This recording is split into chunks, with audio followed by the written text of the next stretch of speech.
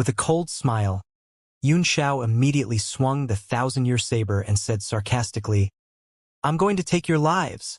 The fish-headed monsters suddenly noticed the third eye on Xianxia's forehead, which was full of mockery. They were shocked and realized that their disguise had been broken.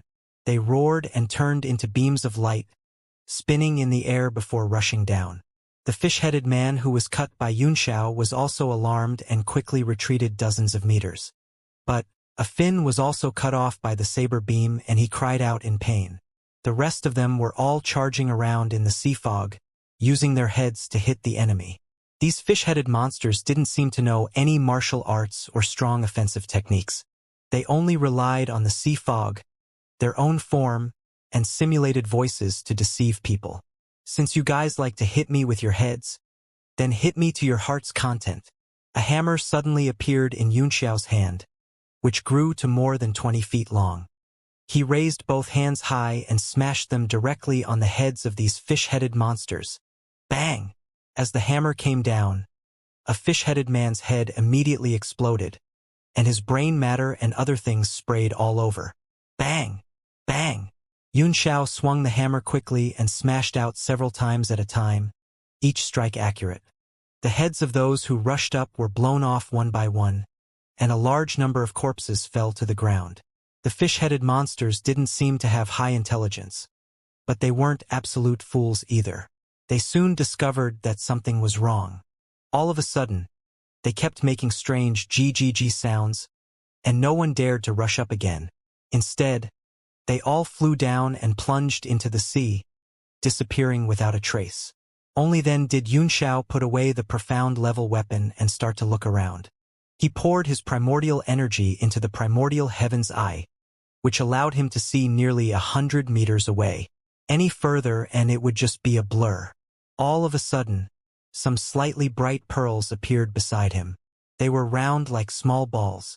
Xianxia looked carefully and found that they were left by the dead fish-headed monsters, which seemed to be their inner cores. The fish-headed monsters' inner cores were all in their brains, and after their heads were blown up by Xianxia, they dropped out. There were more than 10 of them in total, but they did not fall down. Xianxia reached out and grabbed one of them. He found that it was extremely light, like a bubble, but full of spirit chi, no different from ordinary inner cores. With a sweep of his hand, he immediately put all the inner cores into his bag. Which direction is the right one? Xianxia closed his immemorial heavenly eyes, and his pupils shrank slightly, immediately turning into a blood moon. The sea fog in front of him was immediately penetrated by his vision, and he could see a place thousands of meters away. It was a sea that stretched as far as the eye could see. In the middle of the sea there was a towering mountain.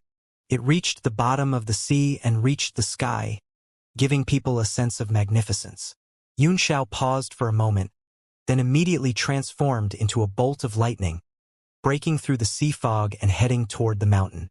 Around the huge mountain, abundant spiritual chi enshrouded the area, separating the sea fog and restoring the mountain in a short time. However, the soul consciousness was still suppressed and couldn't be spread out. The huge mountain was filled with lush trees and blooming flowers, making it look like a spiritual mountain. Xianxia flew down, and suddenly, a beam of green light shot out and shook his body away. Then, an overbearing demonic power spread out, and a shocking roar broke through the sky. Roar! The force of the sound wave turned all the towering trees into wood chips and sent them flying. Even a large part of the sea fog outside the mountain was washed away, and a part of the mountain was directly bald. Xianxia immediately saw a demon ape with a fierce look in its eyes staring at him, and the aura it exuded was suffocating. A mid-9th rank demonic beast. Xianxia's face changed on the spot. An existence of this level was comparable to Iron Tier, and the rabbit he had killed with all his might was only at the initial 9th tier. The ape's aura locked onto Xianxia. It raised its hands high, and a green light formed between them, then threw it out. The green light turned into an arrow as fast as lightning and arrived in front of Xianxia in an instant. The terrifying power suppressed him, leaving him no room to escape. Great Sorrow Sunset Cloud Mirror.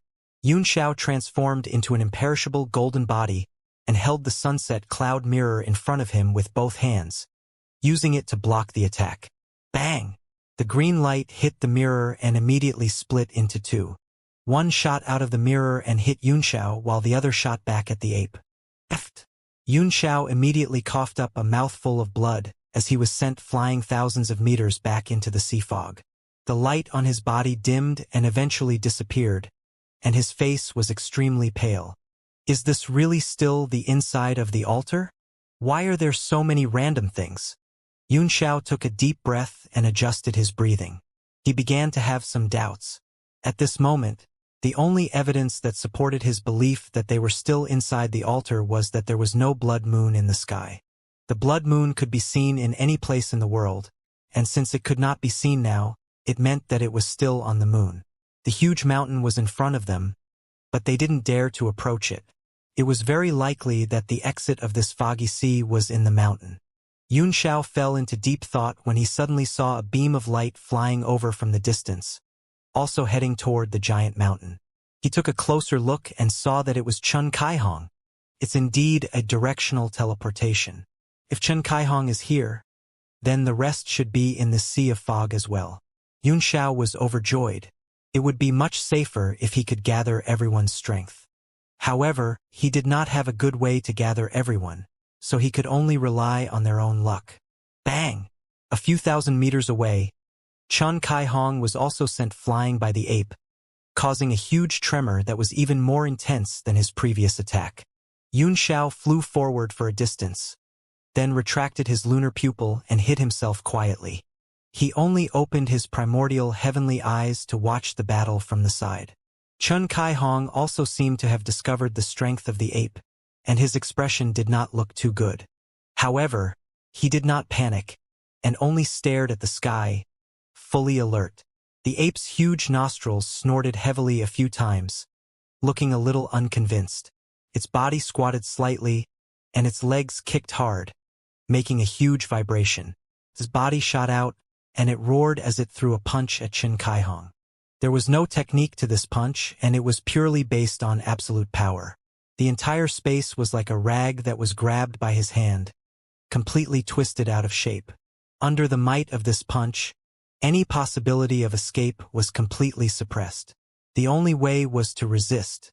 Chen Kaihong's expression turned extremely ugly. He gritted his teeth and unleashed all of his potential.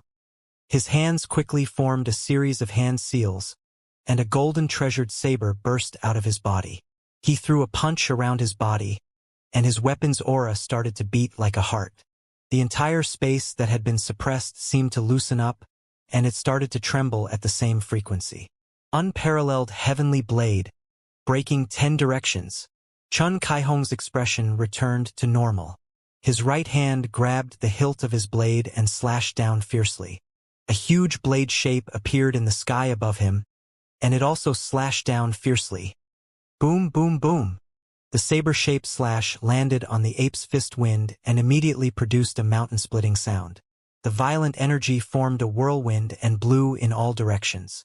Xianxia was also knocked back more than 100 meters by the whirlwind before he could stabilize himself. The power of Chen Kaihong's saber was actually comparable to the ape's. Xianxia secretly cursed him for being an old fox. These people had hidden their true strength very well, and they would not reveal their true strength unless it was a critical moment. Even now, he did not think that Chen Kaihong had used his full strength. If he had, he would have been able to suppress the ape. The ape's punch was not effective, and its entire body was shaken down. It stood in the mountain and roared repeatedly, venting the anger and unwillingness in its heart. Chen Kaihong held his blade in one hand, his expression grave. He stood in the air with an awe-inspiring presence, and walked towards the huge mountain step by step. Roar! The ape roared with all its might, and sound waves rushed out of its mouth. The frequency of each sound wave was different, and they stacked on top of each other, forming a sense of layering. On the other hand, Chen Kaihong's expression changed drastically, and his face turned red in an instant. Although the sound wave could not directly injure him, it caused the qi and blood in his body to surge, and his yuan qi began to show signs of disorder, and it was getting stronger and stronger. Xianxia was deeply affected. He had been injured by the ape's punch, and the indiscriminate attack of the sound wave had worsened the injuries in his internal organs. He was about to show himself and resist the sound wave with the dynasty bell, when he suddenly focused his primordial heavenly eye and saw two other beams of light flying toward him from afar. At last, he held back his urge and did not show himself. Lord Kaihong, this is a swan and I. The two rays of light had just rushed out of the sea fog when they saw Chen Kaihong and the ape. They immediately understood what was going on. Chen Kaihong was also struggling to resist the power of the sound wave. He was also waiting for help. If he used his full strength, he might be able to chase the ape away, but he would definitely end up with serious injuries. In this strange environment, once he was seriously injured, his chances of survival would be greatly reduced. Chen Kaihong also wanted to know if there was anyone else here besides him.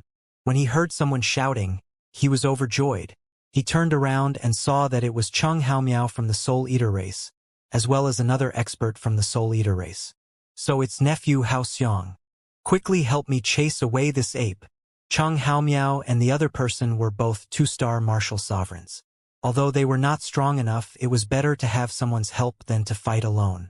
Even if they were to be cannon fodder and absorb some attacks, it would be fine. The qi and blood in Cheng Haomiao's body were also tumbling, and there was a faint taste of blood in his throat. It was extremely uncomfortable, but he did not act rashly. He chuckled and said, "A monster beast that even Sir Kaihong can't defeat. The two of us attacking is just scratching an itch across space. It's of no use." Chen Kaihong's expression changed slightly and he snorted coldly. "Since that's the case, then let's continue to waste time. Let's see if you two juniors can last longer than this old man." He deliberately suppressed the chaotic qi in his body, showing an uncaring look, and even hummed a few lines of song. This time, Hao Miao and the other man's faces finally turned ugly. Although they did not believe that Chen Kaihong would be completely fine under such a sound wave attack, it was certain that he would last longer than them. "I hope that Lord Kaihong will drive this ape away. The two of us will do our best to help." Cheng Haolong smiled bitterly. "Humph." Chen Kaihong snorted heavily, showing his unhappiness. However, he would not really be calculative at this moment. He only wanted the two of them to put in more effort. Thus, he said coldly, "I'll break the sound wave attack.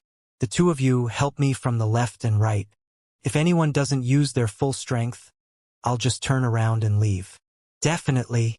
The two of them had cold sweat all over their faces, and they didn't dare to overstep their boundaries. Only then did Chen Kaihong circulate his essence force. The golden saber in his hand let out a clang, and his entire body became one with the saber light. He slashed down from the sky, directly splitting the entire sky into two. The frequency of the sound wave was instantly broken, and it became noisy and ear-piercing. Although it was more unpleasant to hear and hurt one's eardrums, it did not have the effect of shaking one's soul and stimulating one's qi and blood. Cheng Haomiao and the other Soul Eater were overjoyed.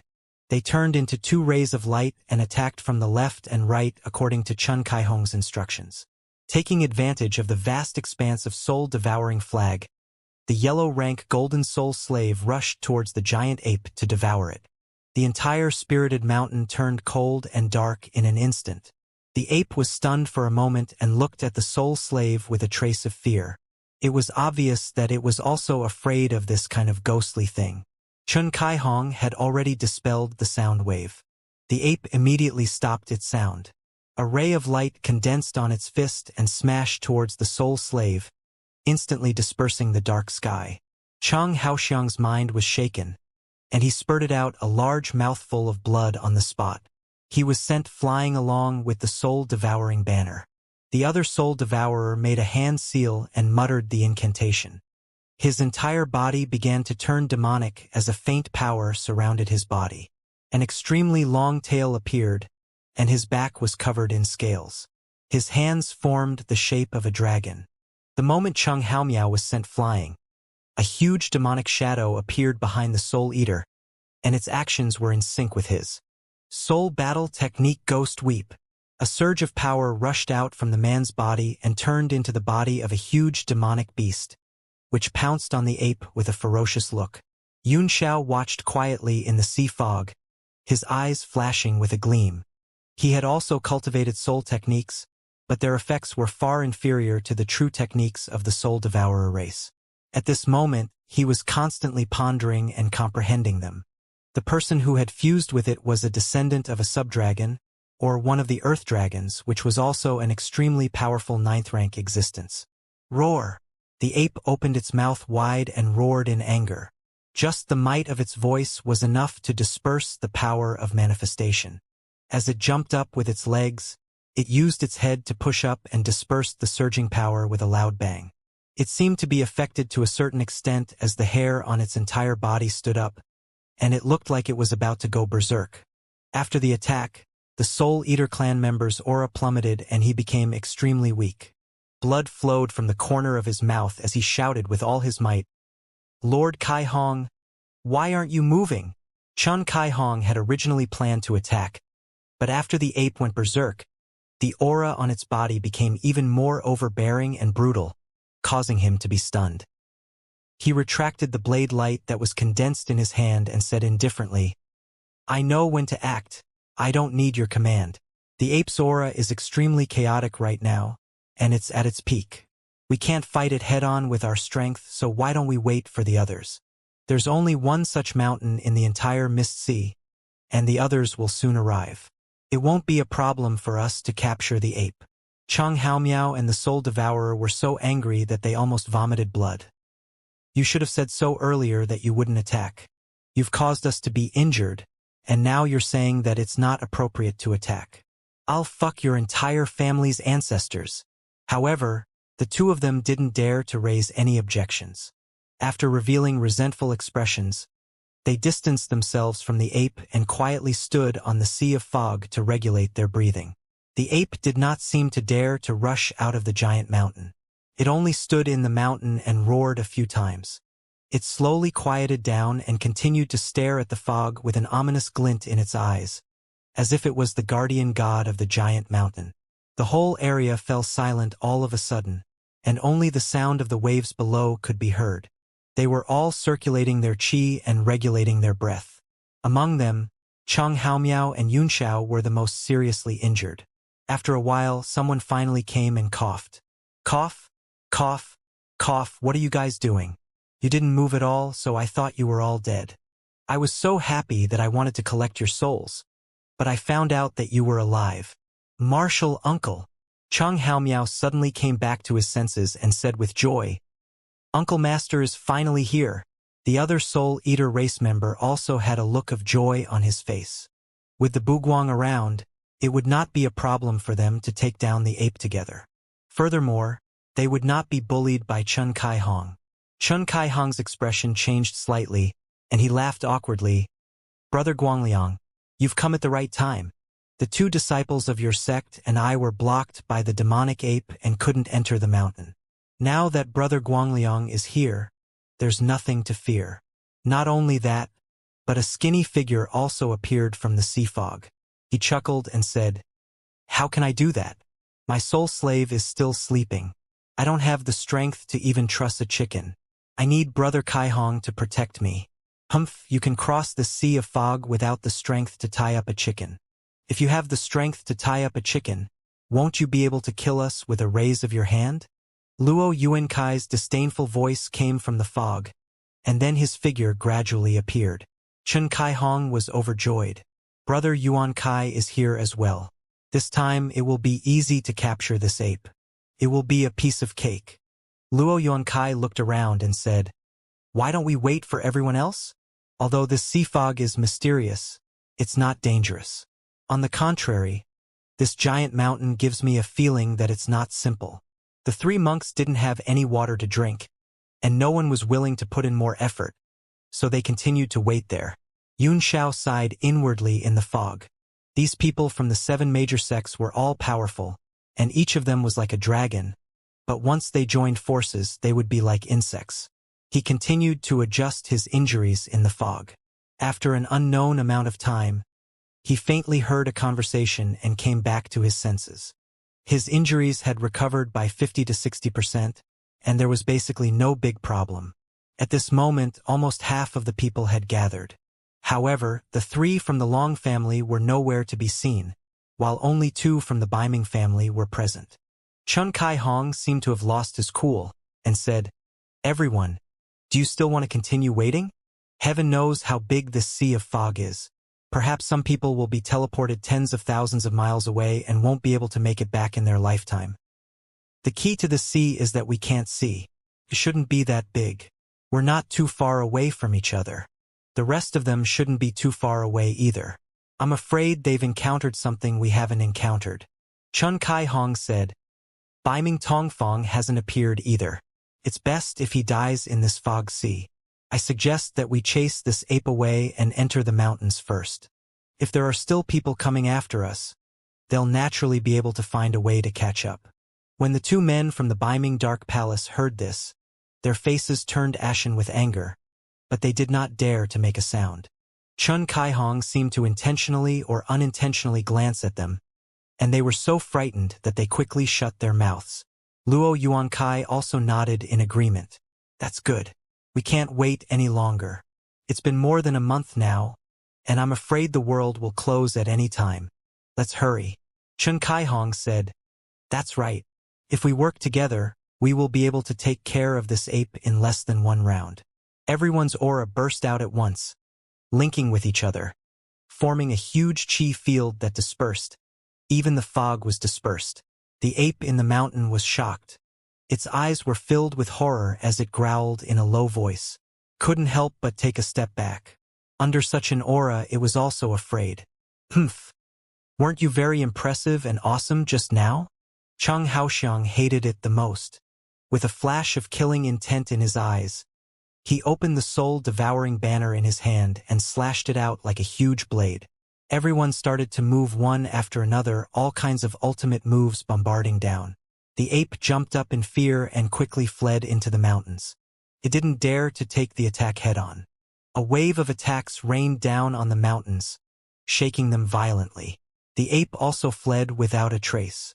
Luo Yuankai looked in the direction that the ape had fled and said, "That ape has been escaping all the way up. The passage to leave this place should be this mountain. Let's go up the mountain and take a look."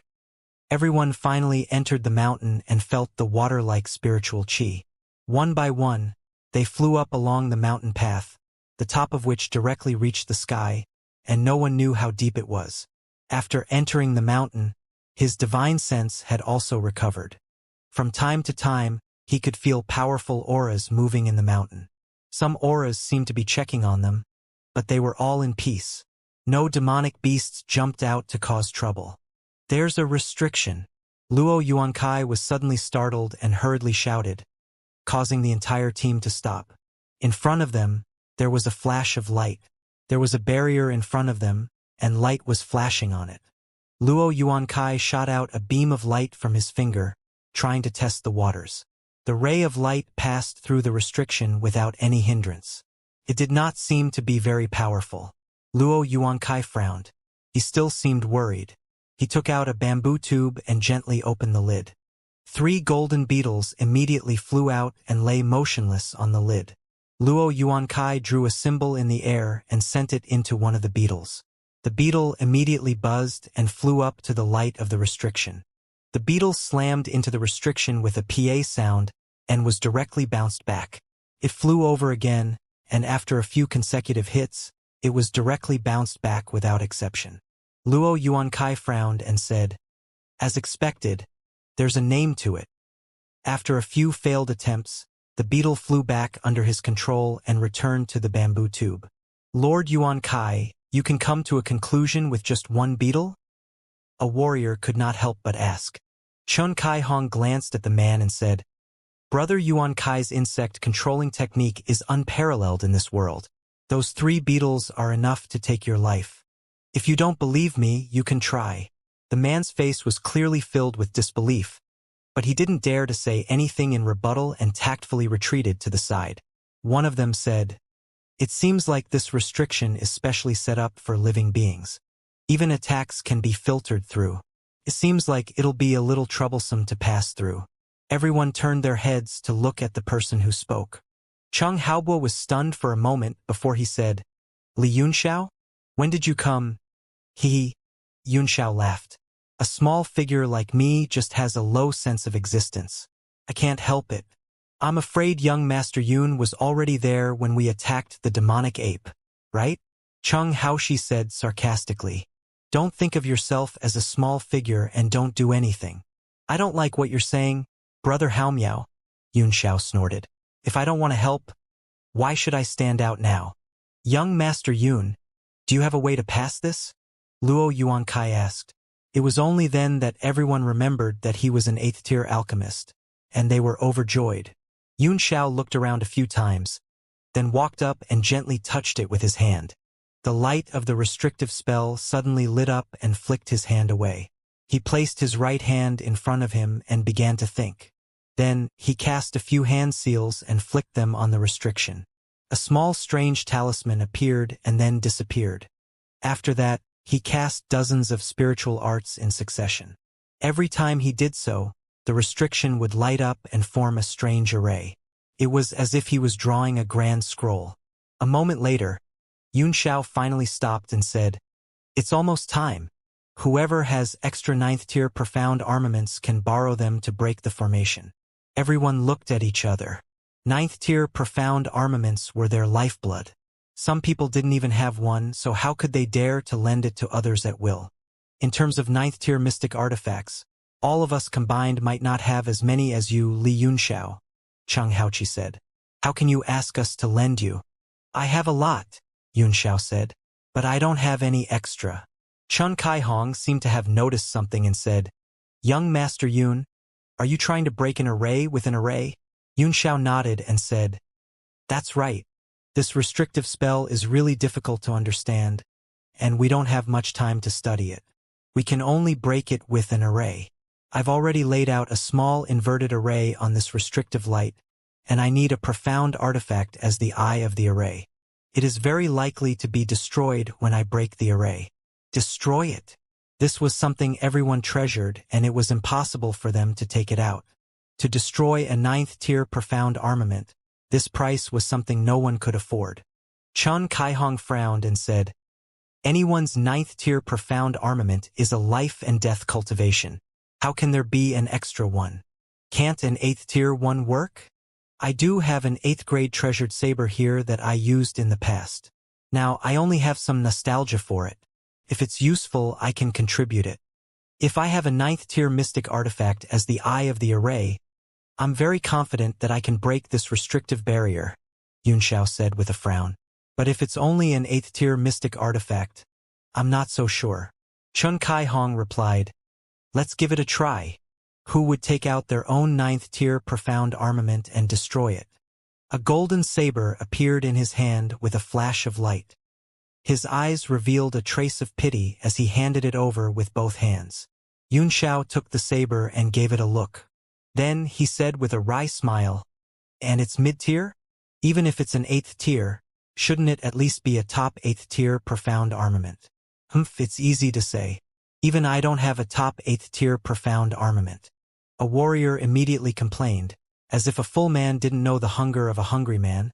I'm a 3-star martial emperor, but I only have one 8th tier medium-grade profound armament. Yunxiao pondered for a moment, then placed the golden saber in the air and sent a stream of flame over to burn the blade. Then, a pile of materials appeared in his hand. He picked a few and threw them over, then began to cast one alchemy spell after another. Before this, no one understood what he was going to do, but now they all reacted, and their faces were all filled with shock. Yunxiao was actually going to refine the grade of the golden saber on the spot. Even Chun Kaihong himself was shocked. He could not believe it. In order to improve the level of this golden saber, he had collected a lot of materials and gone to those proud alchemists. After begging for a lot, those alchemists reluctantly agreed. After paying the sky-high alchemy fee, they failed and returned the saber, all the materials and alchemy fees gone down the drain. From then on, he had completely given up on upgrading his golden saber. He had never thought about it until he became a 4-star martial sovereign and became the absolute mainstay of the Red Moon City. Only then was he able to get a level 9 golden saber from the higher-ups. In other words, he had always been using this mid-tier level 8 golden saber before he became a 4-star martial emperor. How could he not be shocked when Xianxia had upgraded on the spot with nothing? He was not the only one. All the warriors present had been observing the alchemist's expressions all the way here, and they knew the difficulty of refining profound-level weapons. They also knew that it was not an easy task and the failure rate was extremely high. Forging an artifact at such a critical moment? Cheng Haobo could no longer hold back. "Young Master Yun, you're joking." A disciple of Beiming Dark Palace snorted and said, "This person is used to doing whatever he wants. Sooner or later he will cause a great disaster." Hu Guangliang's eyes also revealed a look of shock, but he laughed a few times and said, "It seems like he's very confident in his art cultivation." After Chen Kaihong looked at it for a while, his heart trembled, and he said, "Everyone, please be quiet. It's good to let him try. After all, this is related to everyone's progress. Even if he fails, it doesn't matter." The disciple of Beiming Dark Palace complained, "Humph. It's not that I don't want him to try, but I'm wasting everyone's precious time." Although the crowd was dissatisfied, since Xianxia had already begun, they no longer said anything, so as not to affect the breaking of the seal. Xianxia did not say a word from the beginning to the end. With his current strength, it was not difficult for him to upgrade the golden saber to the advanced 8th tier, and as he kept casting magic arts, the aura of the golden saber began to grow stronger. Everyone present was an expert from the 9 heavens. Naturally, they were sensitive enough to sense golden saber's change. They were all shocked. The golden saber was constantly being refined, and its aura had been raised to the high 8th rank. Then, the weapon accumulation began to vibrate, and the speed became faster and faster. The golden saber shone brightly, and it had undergone a completely different transformation from before. It was as if it was brand new. Chen Kaihong suddenly sucked in a breath of cold air and said in shock, "Ying advanced just like that." Yunxiao's clothes were already soaked, but he kept staring at the blade without blinking and sending incantation gestures into it. "It's already at the high level. I'll try to see if I can refine it directly to the peak of the 8th level. It's a one-time consumable item anyway." The speed of his hands became faster and faster, and soon, he had turned into countless figures, leaving behind afterimages. After the transformation of the weapon accumulation, the aura of the golden saber's saber ray began to rise again. Everyone was completely dumbfounded. It wasn't like they had never seen artifact refining before. It seemed to be an extremely solemn ceremony with a large number of assistants assisting by the side. Furthermore, they had activated array discs or cauldron artifacts. It was like a pilgrimage, and the failure rate was extremely high. Every time they asked for help from alchemists, they would pray, but most of the time, they would be heartbroken. This time, Yunxiao's artifact refining seemed to be as casual as eating, and they were all mocking him from the side. But the result seemed to be the opposite. "It's almost time," Yunxiao suddenly said, his eyes very serious. The golden saber was in an extremely unstable state at the moment. Although it had been forcibly raised to the peak of the 8th tier, he had completely stimulated the saber's potential, and it could break at any time. "Go!" With a light cry, he cast a spell, and the golden saber instantly flew over. As soon as it touched the restrictive light, it was blocked, but with Yunxiao's minor reversal formation on it, it was immediately hindered and suspended in the air. Yunxiao then formed a seal with both hands and pushed it out, hitting the golden saber. An extremely dazzling light bloomed out from the golden saber. Then, all the talismans and arrays he had laid down were activated, releasing endless energy. With the golden saber as the center, the energy started to spin, getting bigger and bigger. The entire sky brightened up in an instant. The terrifying aura emitted from the golden saber spread in all directions, devouring the restrictive light like a flame. Everyone couldn't help but retreat, afraid of being affected. However, the power of the golden saber continued to spread on the restriction and didn't rush out.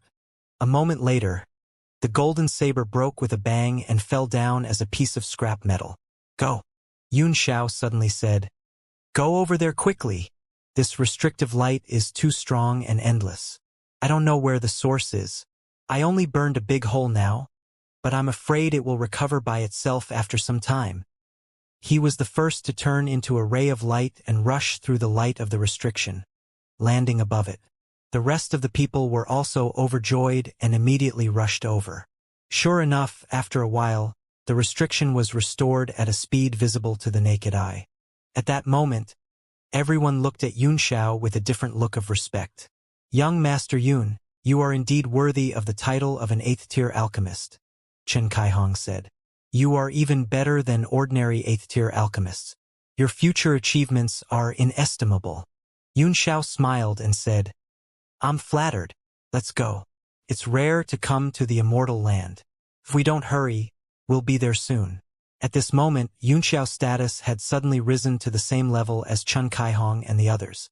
The others all agreed politely and continued to run toward the top of the mountain under the lead of a few people. There were no more obstacles along the way, and even the aura of demonic beasts no longer existed. Soon, Yao Yao saw a grand hall at the top of the mountain. It was shining with light and the clouds in the sky were all dazzled. The power of extreme yang, Luo Yuankai exclaimed. The peak of the mountain was actually the top of the altar. The power of extreme yang hung high above, illuminating the surroundings.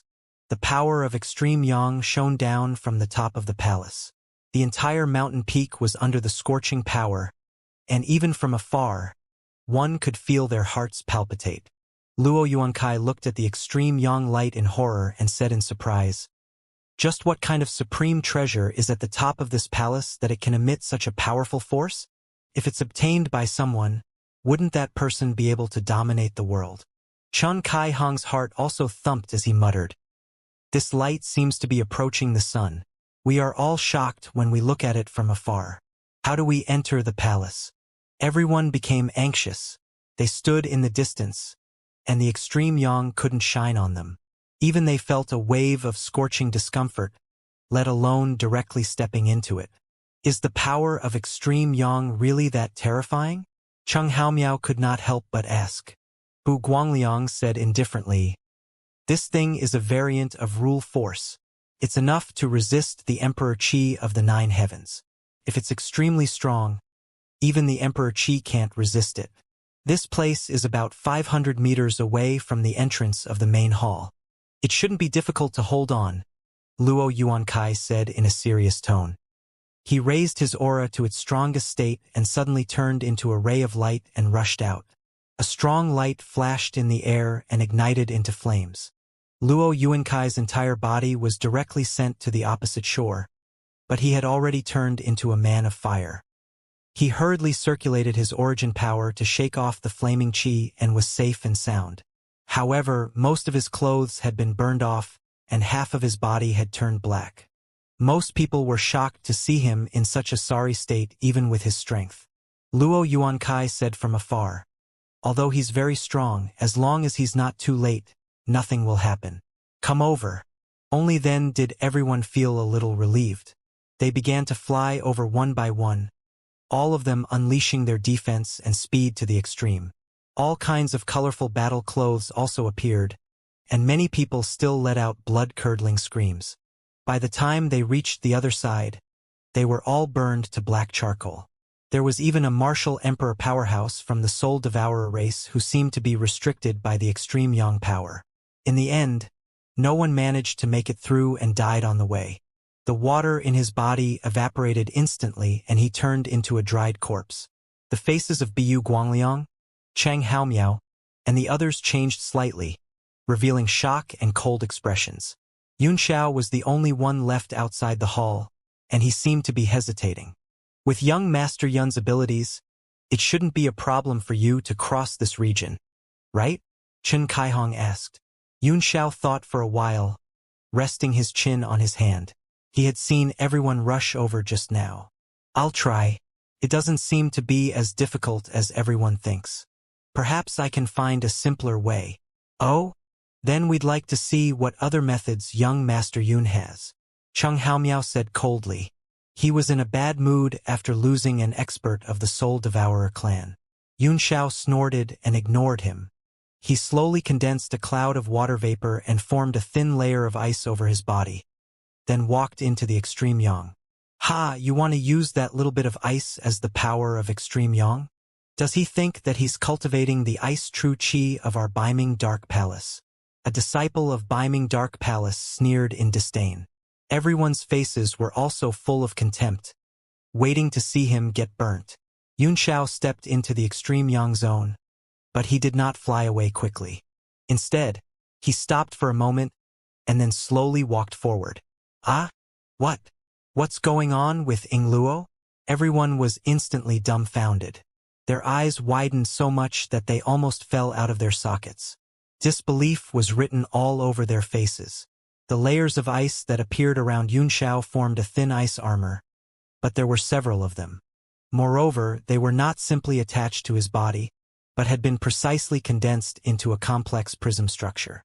Most of the extreme yang light was refracted away, and not a single one fell on him. All he had to do was keep maintaining the ice armor with his primordial energy.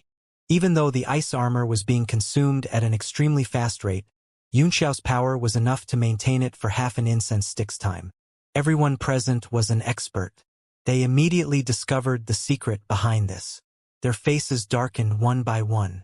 They had been burned into black charcoal, and some people had even died because of this. However, he was still walking leisurely under the extreme yang. His steps were so relaxed that he was even skipping. It was very pleasant. Chang Haomiao's face was ashen, as he gritted his teeth and said, "Li Yunxiao, you came up with such a wonderful idea, but you didn't say a word and killed an expert of my sect. You're really vicious." Yunxiao rolled his eyes at him and said, "I thought of this method when I watched you fly. Besides, there is no precedent. Who would dare to try it? If he dies, he can only blame his cultivation for not being strong enough. Don't you feel bad calling me vicious?" Cheng Haomiao was dumbfounded. He knew that he could not win in an argument against Yunxiao, so he gave him a fierce glare and said nothing more. Luo Yuankai gave Yunxiao a deep look, feeling more and more terrified of him, but he did not show it on his face. "Since everyone is here, let's go in." The main hall was grand and dignified, supported by a row of pillars. There was no door, and it led directly to the inner hall.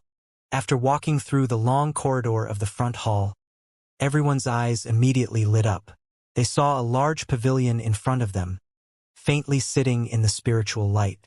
From a distance, it looked like a celestial realm. There was a passageway that led directly to the pavilion. On both sides of the passageway, there were a pair of bronze terracotta soldiers every 10 meters. They seemed to be guarding the front. Chun Kai Hong was overjoyed. "It's such a large area of buildings. I can see that there seems to be a restrictive light on every building. How can the people of Red Moon City obtain all of them? I don't know where that Tian Si is hiding, but it'll all depend on your luck. Members of the Blade Sect, follow me."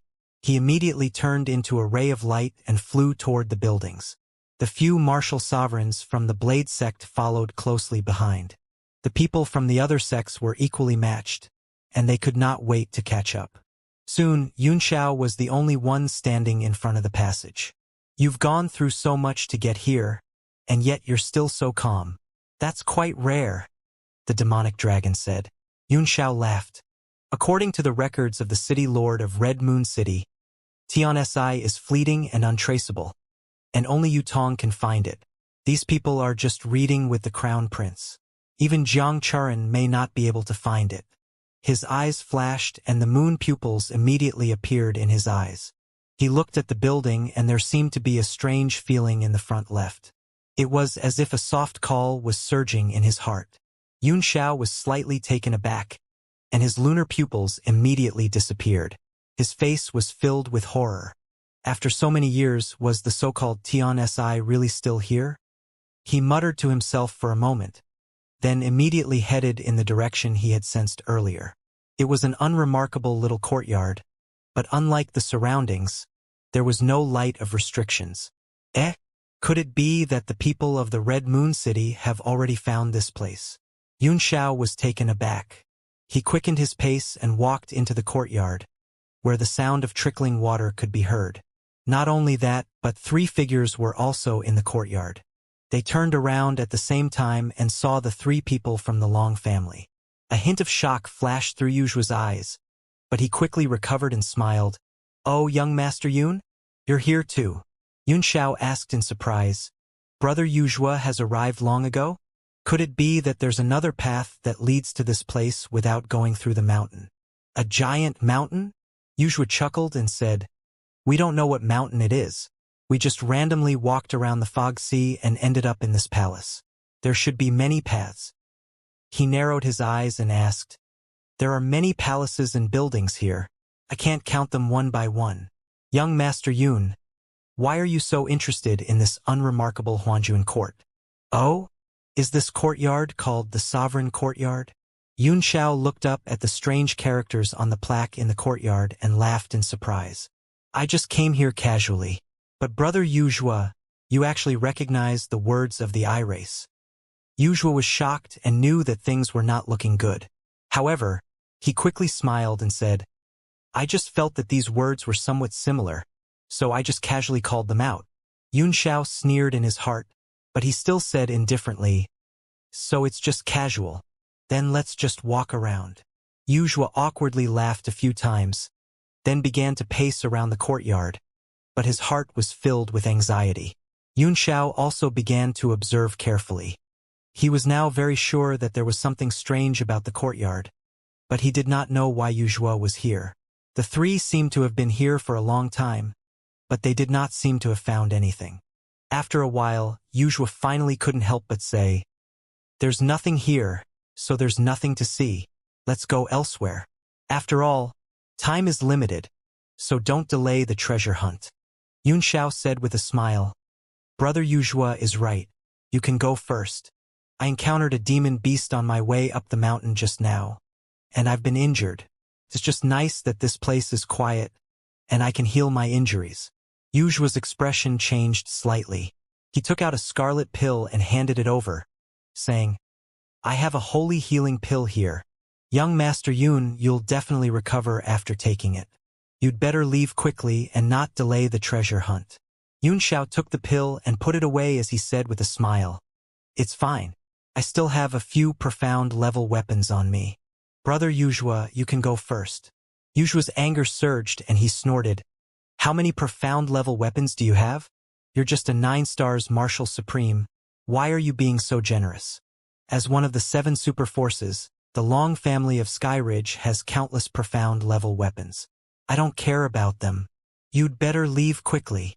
I'm an 8th tier alchemist, Yun Xiao said with a smile. Treasures are not attractive to me. Brother Yujua, you'd better go and do your work. Don't worry about me. The other Long family member finally couldn't take it anymore and said angrily, Li Yun Xiao, what will it take for you to leave? Yujua's aura also became a little violent. He coldly said, Li Yun Xiao, I think you're a rising star, and I want to make friends with you. Since you've already taken my pill, how can you still be so thick-skinned and stay here? If you don't leave now, don't blame the Long family for being unfriendly. The 3 of them immediately surrounded him, releasing their chi slightly. A wild and brutal chi rushed over, and all of them had unfriendly expressions. Yun Xiao chuckled as he took a few steps back and said, I've always thought that Brother Yujua was a straightforward person. How did you become so full of schemes? His smile disappeared, and he said seriously, If I'm not wrong, this Huanjuan courtyard might lead to the place where Xianxia is. Yujua's face flickered, and the other 2 men immediately took a few steps to the left and right, blocking all of Yun Xiao's escape routes. With only one order, they immediately killed him. With a faint smile on his face, Yun Xiao said, Heaven's thoughts can only be obtained by those who are fated to. Brother Yujua has probably been here for a long time, but has not been able to grasp the main point. Why don't you tell us what you know so that we can all study it together? One of them shouted. Even if it's obtained by the fated, it will never fall on you, a mere martial honor. Knowing more will only add to your troubles. Now that you've spied on our secret, it won't be easy for you to leave. This is called, you won't die if you don't seek death. One of his hands had already turned red, as if he was brewing some ultimate skill. Yun Xiao was on full alert. The 3 men were extremely strong, and they had not even used their full strength in the battle with Lu Luan. Brother Wuxia, do you really want to fight me? A battle? TSK. Do you even have the right to do so? The other man shouted coldly with a face full of disdain. In his eyes, the person in front of him was just a piece of cake. Xianxia ignored the two men's sneers and stared coldly at Wuxia. He was the backbone of the Long family. Wuxia pondered for a while, then gritted his teeth and said, "All right, there's no harm in telling you. Lord Wuxia, this by an... What's going on?" One of the Long family members was extremely anxious. This was clearly no small matter. Wuxia's decision had exceeded their expectations. Wuxia also knew the seriousness of the matter, so he interrupted the man with a gesture, then said to Xianxia, "Just as you said, Xianxia was obtained by the fated. Now is not the time to compete in strength. Perhaps with your luck, you might be able to help us find Xianxia." Wuxia waved his hand. Although the other two were extremely unwilling, they still stopped, retracted their energy, and quietly stood to the side. Xianxia breathed a sigh of relief in his heart and said with a smile, "That's a correct decision, but I'm very curious. Where did you all obtain this information about Tionsi? What kind of existence is this Tionsi, and what will you do after obtaining it?" Wuxia frowned. "It's not that I can't tell you, but you have to tell me first. There are so many buildings here, so why are you only interested in this Jun family courtyard?" "Simple." Xianxia smiled. "It's easy." The immemorial heaven's eye on his forehead suddenly opened and he said with a smile, "Because I have this eye in my body, which is also considered an item of the eye race. I felt that there was something strange about this place when I looked around, so I came over." Wuxia was stunned for a moment. Then he hurriedly said, "Can you see anything else?" Xianxia looked around with the immemorial heavenly eyes, but found nothing unusual. He could only shake his head. Wuxia immediately revealed a disappointed expression. After a moment of silence, he slowly said, "This Huanjuan courtyard is the way to where Tionsi is. This is a shortcut. If we don't go from here, there may be other paths, but they are even harder to find. We were one day earlier than you, and we have searched everywhere, but we did not find anything unusual." Xianxia nodded slightly. He had already scanned the whole yard with his divine sense, but he did not find anything strange. His eyes flickered as he said, "Since Brother Wuxia hasn't found anything even though you've been here for an entire day, why don't we just use force and destroy this place? Perhaps we'll find something." "Destroyed? You can't." Wuxia was shocked. He had never thought of this. "We can't find it anyway." Xianxia chuckled. "If we continue to waste time, the time will be up. Do you still want to wait for the next time to study it, Brother Wuxia?" Wuxia was stunned for a moment, then fell into deep thought. It was impossible to wait for the next time. Who knew how long it would take for this place to open? There was no pattern at all. Could be a few years or a few decades. It could even be that it would never open again in this lifetime. "How do you want to destroy it?" he asked after thinking for a while. "The simple," Xianxia said. "Just grind this place flat. If there's really something going on, will be discovered." Wuxia and the other two looked at each other and felt that it was feasible, so they nodded in agreement. Wuxia immediately cast a few spiritual arts to seal off the surrounding space, so as to avoid making too much noise and alerting the others. After making all sorts of preparations, the four of them flew into the air. Wuxia clenched his fist and formed a fist in the air, then smashed it down. The fist landed on the ground like a meteor and the entire courtyard exploded. The impact spread out, but all the sound was sealed inside the restriction. The four of them looked down nervously, afraid that they would miss something or destroy something. After the force of the explosion dissipated, the small courtyard suddenly became dark. Not only could one's vision not enter, but even one's divine sense was completely swallowed. As expected, there's a name to it. The four of them were surprised and happy. Just as they were about to go down and find out what was going on, something faintly emerged from the darkness. It was a sharp eye that was staring at the four of them. This Ingluo, the four of them were so shocked that their bodies turned cold. There was no expression in that eye. It was so cold that it seemed to have been there quietly for countless years. It was not a pair of eyes that a living creature should have. Just as the four of them were in shock, they were shocked to find that they were already in another place. They were standing in a pitch-black hall, and only the cold metal on the pillars around them would reflect some dim light. This swan and I, is this an illusion or reality? Xianxia was horrified. At this moment, even he could not tell whether the situation was real or not. The feeling of the surroundings seemed real and not an illusion. Could this be where the core is, where Tiansi is hiding? Wuxia asked in shock. His voice was filled with joy and excitement as he began to expand his surroundings. Although it was pitch black, his divine sense and vision were not obstructed, and he could explore without any restraint. Xianxia also swept through the hall in an instant, but he found nothing. The only thing that made him feel strange was the material that made up the hall. It was neither gold nor stone, and he had no idea what it was made of, but it seemed to be extremely strong. There's nothing here. How did this happen? After Wuxia carefully scanned through it, his expression became dejected. He cried out in surprise. Could it be that the people of the Red Moon City have already taken it? Xianxia was also full of doubts.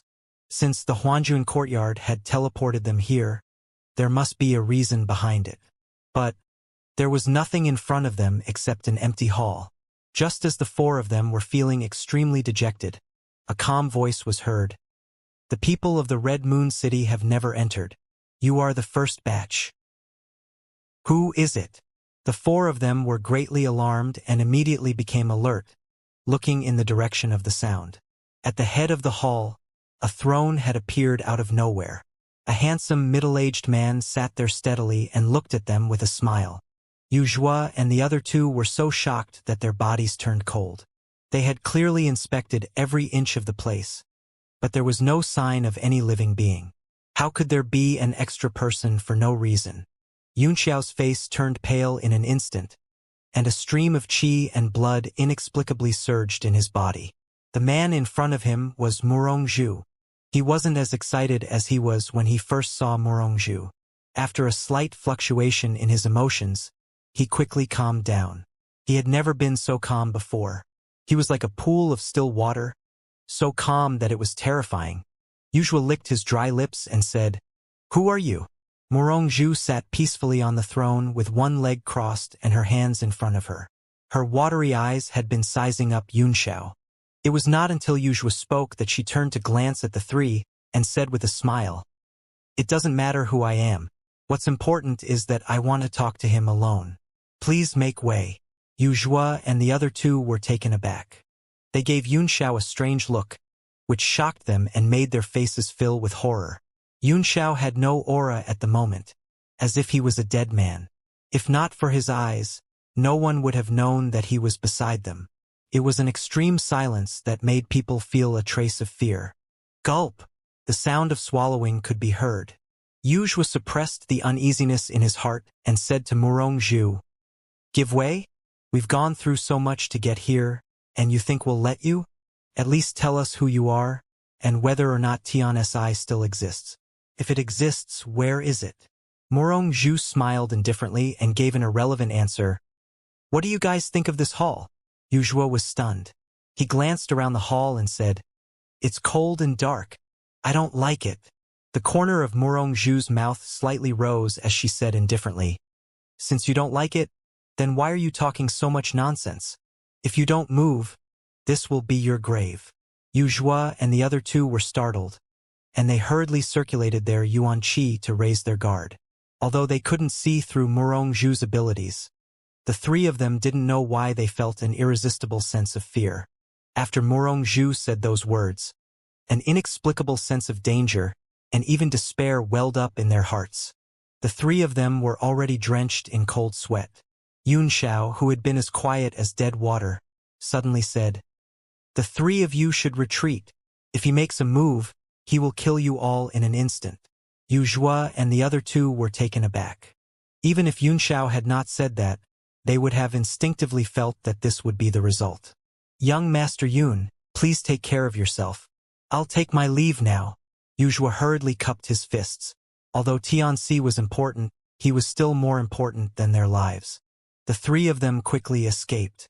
At this moment, the great hall was restored to its quiet and cold state, leaving only Yunxiao and Morongzhu, who were looking at each other with 4 eyes as bright and sharp as stars. After a long time, Morongzhu finally spoke. Yuetong, you're finally here. Moon pupil. Yunxiao's cold expression suddenly melted as he laughed. Laugh? You're smiling. Morongzhu's brows slightly rose as she said, I don't know what's so funny, but it makes me happy. It's been a long time since something fun happened. Yunxiao's smile did not fade, but it was a little painful. Because you're not Morongzhu? I'm happy, but my heart also aches. Who are you? The Morongzhu you mentioned is this body, right? I'm quite satisfied with this body. I can live here for a while, Morongzhu said. Yunxiao's eyes grew colder and colder as he said in a cold voice, Who are you? That familiar face, yet an unfamiliar expression, caused a wave of anger to rush up to his beer, and the blood in his body began to burn. The main hall was instantly filled with a murderous aura and a bone-chilling cold. Morongzhu's expression didn't change. He sneered, Don't you know who I am? Then do you know that the owner of this body died because of you? What? Morongzhu's words struck Yunxiao's head like a thunderbolt, causing him to retreat in horror and lose his balance. He suppressed the emotions that were surging in his heart and said in anger, What nonsense are you talking about? Big brother Morong was killed by the Red Moon City. I saw it with my own eyes. Red Moon City? Hee. Morongzhu chuckled, which made Yunxiao's face turn uglier and uglier, and his heart kept sinking into a bottomless abyss. Scenes of the past flashed through his mind one after another, and some key points seemed to be vaguely emerging. Morongzhu's face was filled with contempt. He snorted, Even though you've changed your appearance, I can still recognize you. You're the man who took away the moon eye in the heaven-desolate land that day. Yunxiao's body trembled, and his heart felt as heavy as lead as he said in a trembling voice, Who the hell are you? What nonsense are you talking about? Tell me clearly. The last few words were shouted out with all his strength, as if he had used up all his strength. Morongzhu looked at him with a mocking expression. She smiled and said, In fact, you already know who I am in your heart, don't you? The owner of this body was a powerhouse at the peak of the 9-star level and before the end of martial arts. It seems that there is no more omnidirectional divine realm under the sky. Who can kill him? Yunxiao's knuckles cracked, and a force came out of nowhere. His aura turned extremely cold as he said in a cold voice, Then how did Big Brother Morong die? Please tell me, Tianxi. Morongzhu laughed and said, You finally dare to admit what you were thinking. As for the owner of this body, although he didn't die directly in my hands, he wouldn't have died without me. Who in the Red Moon City could have hurt him? Yunxiao found it hard to calm down. It was as if the truth of something was slowly being unraveled, and an unbearable answer was waiting for him. At this moment, he began to calm down bit by bit. He said coldly, So you're the real murderer who killed Big Brother Morong? You can put it that way. Tianxi nodded his head without any hesitation. But the person I want is not him, but you. A mocking smile could be seen in Tianxi's eyes as he replied, Knowing that I was going to kill his brother, he, as the big brother, stood in front of me without hesitation. He knew that he was going to die, but he did not turn back. I'm also very touched by this sentiment. Pa! Yunxiao's body trembled violently, and the fingers in both hands were broken by him. The blood in his heart was burning like a volcano, and he tried his best to control his emotions, so much so that his whole body was trembling. Tianxi stared at Yunxiao with a gleam of excitement in her eyes and said, You're probably wondering why I'm looking for you. Because you're the last moon eye in this world, and my existence must rely on the power of the moon eye to live forever, and you're my hope for survival. 30 years ago, I was also looking for this last moon eye. It was hiding from me and let you have it. Otherwise, why do you think the moon eye chose you? The moment you obtained this moon eye, your fate was already decided. As for Morongzhu's fate, it was also decided by you 30 years ago. A cold smile appeared on Tianxi's face. I'm very surprised. In order to protect his brother, He could actually seal me in his body when I broke his martial yuan. The emotions of you humans are sometimes very terrifying. His martial yuan has been broken, and his power is constantly leaking. Even if he can temporarily seal me, he can only seal me for 7 days at most. Although we were once enemies, I still admire him. Tian-Si spoke slowly, as if he was still immersed in that battle 30 years ago. Those misty eyes, that wild laughter, that lifelike martial soul and blood gall, that lifelike person, all of them were once again reflected in his mind. Do you think it's worth it to sacrifice yourself for someone else? It's worth it. Then you only have 7 days left to live. How do you want to live? I want to see the person I want to see again. She must be waiting for me under the peach tree. Tian-Si's expression became slightly reminiscing, but it quickly returned to normal, carrying a hint of coldness, devoid of any human emotion. Yunxiao's body trembled. Some things that he could not understand in the past were finally clear now. Why did Murongzhu die in Red Moon City even though she had strength no weaker than his? He now understood everything. He felt as if his body was about to explode as he roared. Enough! Enough! Damn you, you animal!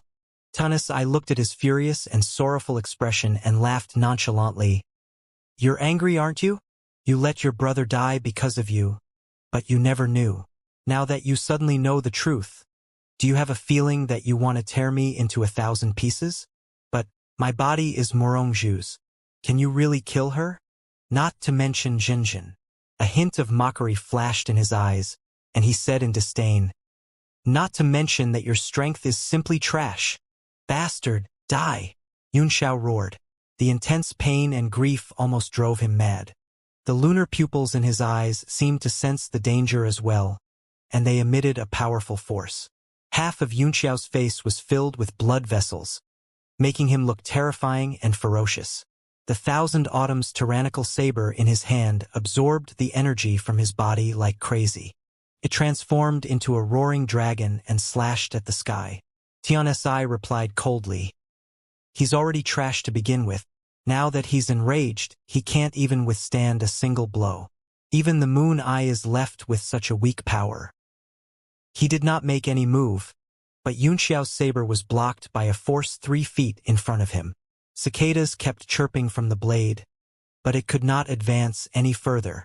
Yunxiao's mind had been overwhelmed by grief and indignation, and he desperately poured his power into the saber. However, the gap between them was too great, like an ant trying to shake a tree. Tian-Si shook her head and sighed. You were one of the strongest of your generation back then. I didn't expect you to become so weak. How sad. However, for you, I have extended my life for almost 30 years. Murongzhu should be able to rest in peace now. He raised his hand and gently pointed with a finger. Bang! The 1,000-year tyrannical saber in Yunxiao's hand was sent flying, and his aura was instantly broken by the force of the finger. He coughed up blood in grief and indignation and fell to the ground far away. His heart was filled with endless sorrow. When had he ever thought that he would be so helpless? He laughed bitterly. Yunxiao looked up, his eyes filled with bitterness. Tian-Si rose from his throne and came to Yunxiao's side with a single step. He reached out his hand and grabbed Yunxiao's head as he said coldly, You're not even a martial sovereign of the 9th heaven. No wonder the moon pupil has become so weak. I'll take it after I've enlightened you to the martial sovereign realm. A strange force came out of Tian-Si's 5 fingers and poured directly into Yunxiao's body from the spiritual altar, forcibly raising his cultivation base. In horror, Yunxiao activated his imperishable golden body, trying to shake the force out of his body. But, as soon as a golden light emerged, it disintegrated in an instant.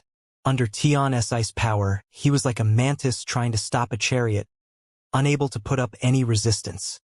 A strange force rushed into his body, forcibly opening his meridians and pouring into his dantian. The moon-like pupils in her eyes also flickered with struggle, but it was to no avail, and she gradually yielded to that power. Yunxiao was in despair. Looking at the familiar and cold face, a stream of tears flowed down his face.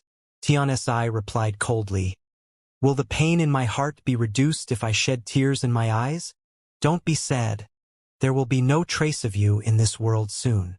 Yunxiao's face was full of pain, and his trembling body seemed to be reluctant to yield to the warmth in his memory. Do you think it's worth it to sacrifice yourself for others? It was worth it. Tianxi's face was cold, and the power in his hands grew stronger. Struggling will only make your pain worse and make your death more miserable. The outcome can't be changed, so why do you want to go against fate and refuse to accept your death? Because if I close my eyes, I can't avenge him anymore, Yunxiao said miserably. Tianxi's expression did not change. He replied indifferently. To know after death is a bitter thought, and to be ignorant after death is even more bitter.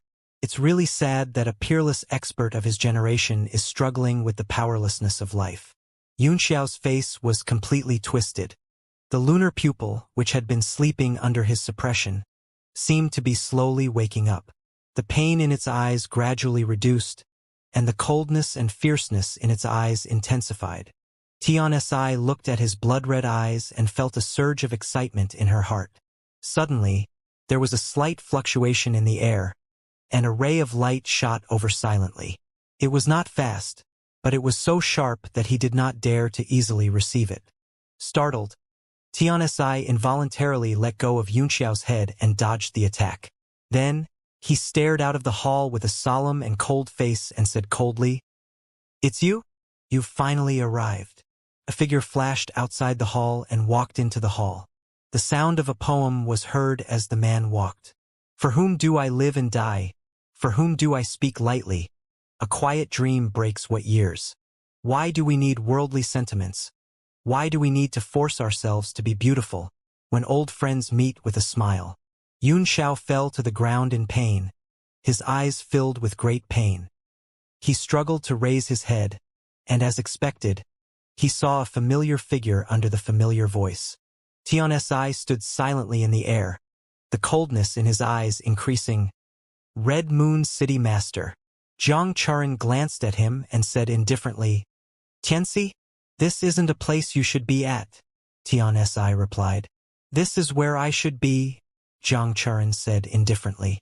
Tianxi's brows furrowed, and his face darkened as a cold glint flickered in his eyes.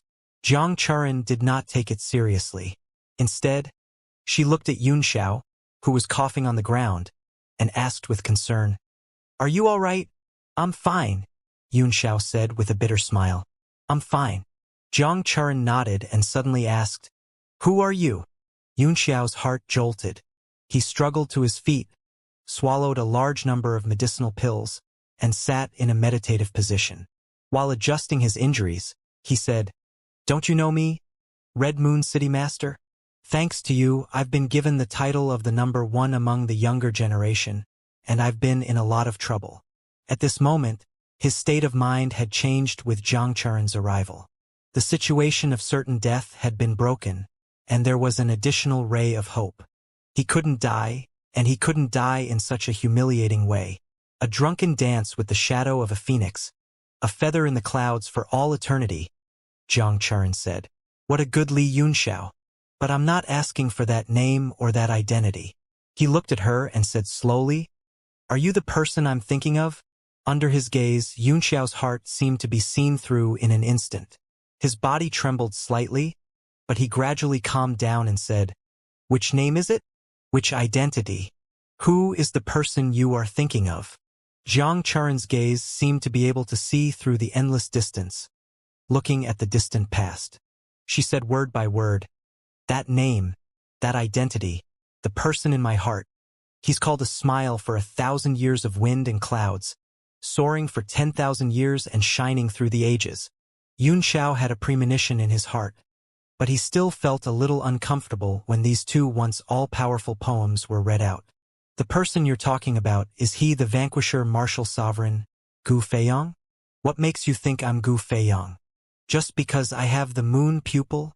At this moment, his eyes were still blood-red, and the upper half of his face had completely taken on a demonic form, looking ferocious and terrifying. Zhang Churen stared at him and said, "That's just one of the reasons. The most important thing is the feeling. The feeling you give me is too similar to him. For people at my level, their feelings are usually more accurate than their cognition. Xiao also understood this. The peak of martial arts almost mastered the laws of heaven and earth, so it was impossible for them to sense it for no reason. If there was, it must be a response. Xiao remained silent, neither admitting nor denying it, and the entire hall fell silent. I glared at the two of them coldly and mocked. Are you done reminiscing? If it's over, you can leave, Zhang Churen. Zhang Churen nodded and agreed. He took a step forward and was about to help Xiao up and leave with him. He can't leave. Tian's face turned cold. I won't leave if he doesn't, Zhang Churen replied. A look of anger appeared on Tian's face, and he sneered coldly. Another stupid human. Do you want to follow in Murongzhu's footsteps and die for him? Zhang Churen looked surprised and said, So Murongzhu died to save him. Xianxia, you've made the Red Moon City take the blame for you. You're the ones who are stupid. Who can you blame?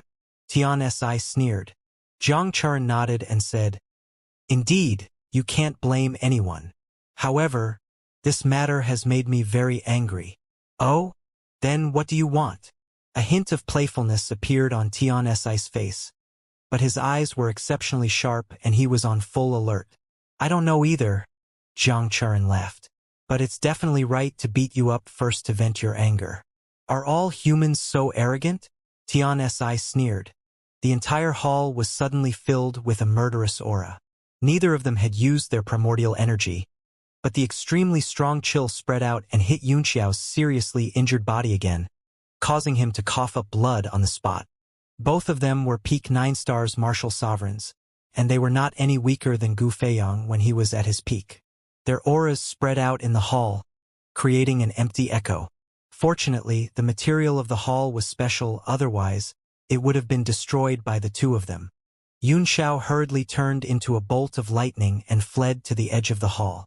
At the same time, he took out a large number of supreme-grade primordial stones and began to absorb them together with the spirit chi that filled the sky. In the face of the two, he was just an ant in a storm, but even if he was an ant, he had to grab every chance he could to survive. Tian's expression was extremely unsightly. He was in a hurry to obtain the moon pupil, and Zhang Churen's strength made him realize that he would not be able to defeat her easily. It would definitely be an extremely brutal battle. Red Moon City Master. This battle will be pushed back, Tian's said. Sure. I'll bring him along, Zhang Churen replied. No, Tian's replied. Then there's no other way, Zhang Churen said. A few simple sentences had already declared that negotiations could not proceed and that a battle was necessary. You're very unwise, Tian Ximiao said angrily. I don't like wise, Zhang Churen said. Killing intent was evident on Tian's face as he said coldly, As you wish. He didn't waste any more words. The battle intent in his body continued to rise like a fully strung bow. Without moving his body, his protective dipper energy directly condensed into many blades. They took shape in the air and slashed at Zhang Churen. Zhang Churen stretched out her hand and conjured a water sword that was 2 fingers wide. She waved it in front of her. The sharp sword turned into a few afterimages, swallowing and spitting out a few feet of cold light, blocking all the body-breaking blades. Tian's raised his hand, and a ray of light condensed at the tip of his finger. 9 Dragon's Sword. The shape of a sword appeared on his right arm and split into 9 sword shadows. Then, the 9 sword shadows turned into a golden dragon and circled around the sword shape, ready to roar and attack at any time. Murongzhu's sword art? Zhang Churen asked. He didn't dare to be careless. He held his sword horizontally in front of him and immediately created 7 clones. Each clone had a kind of sword aura and contained some kind of sword intent. Then, with a sword spell on his body, the 7 clones immediately returned to his body. The sword aura was all gathered in the sword in front of him and condensed into an extremely powerful sword that slashed across the sky.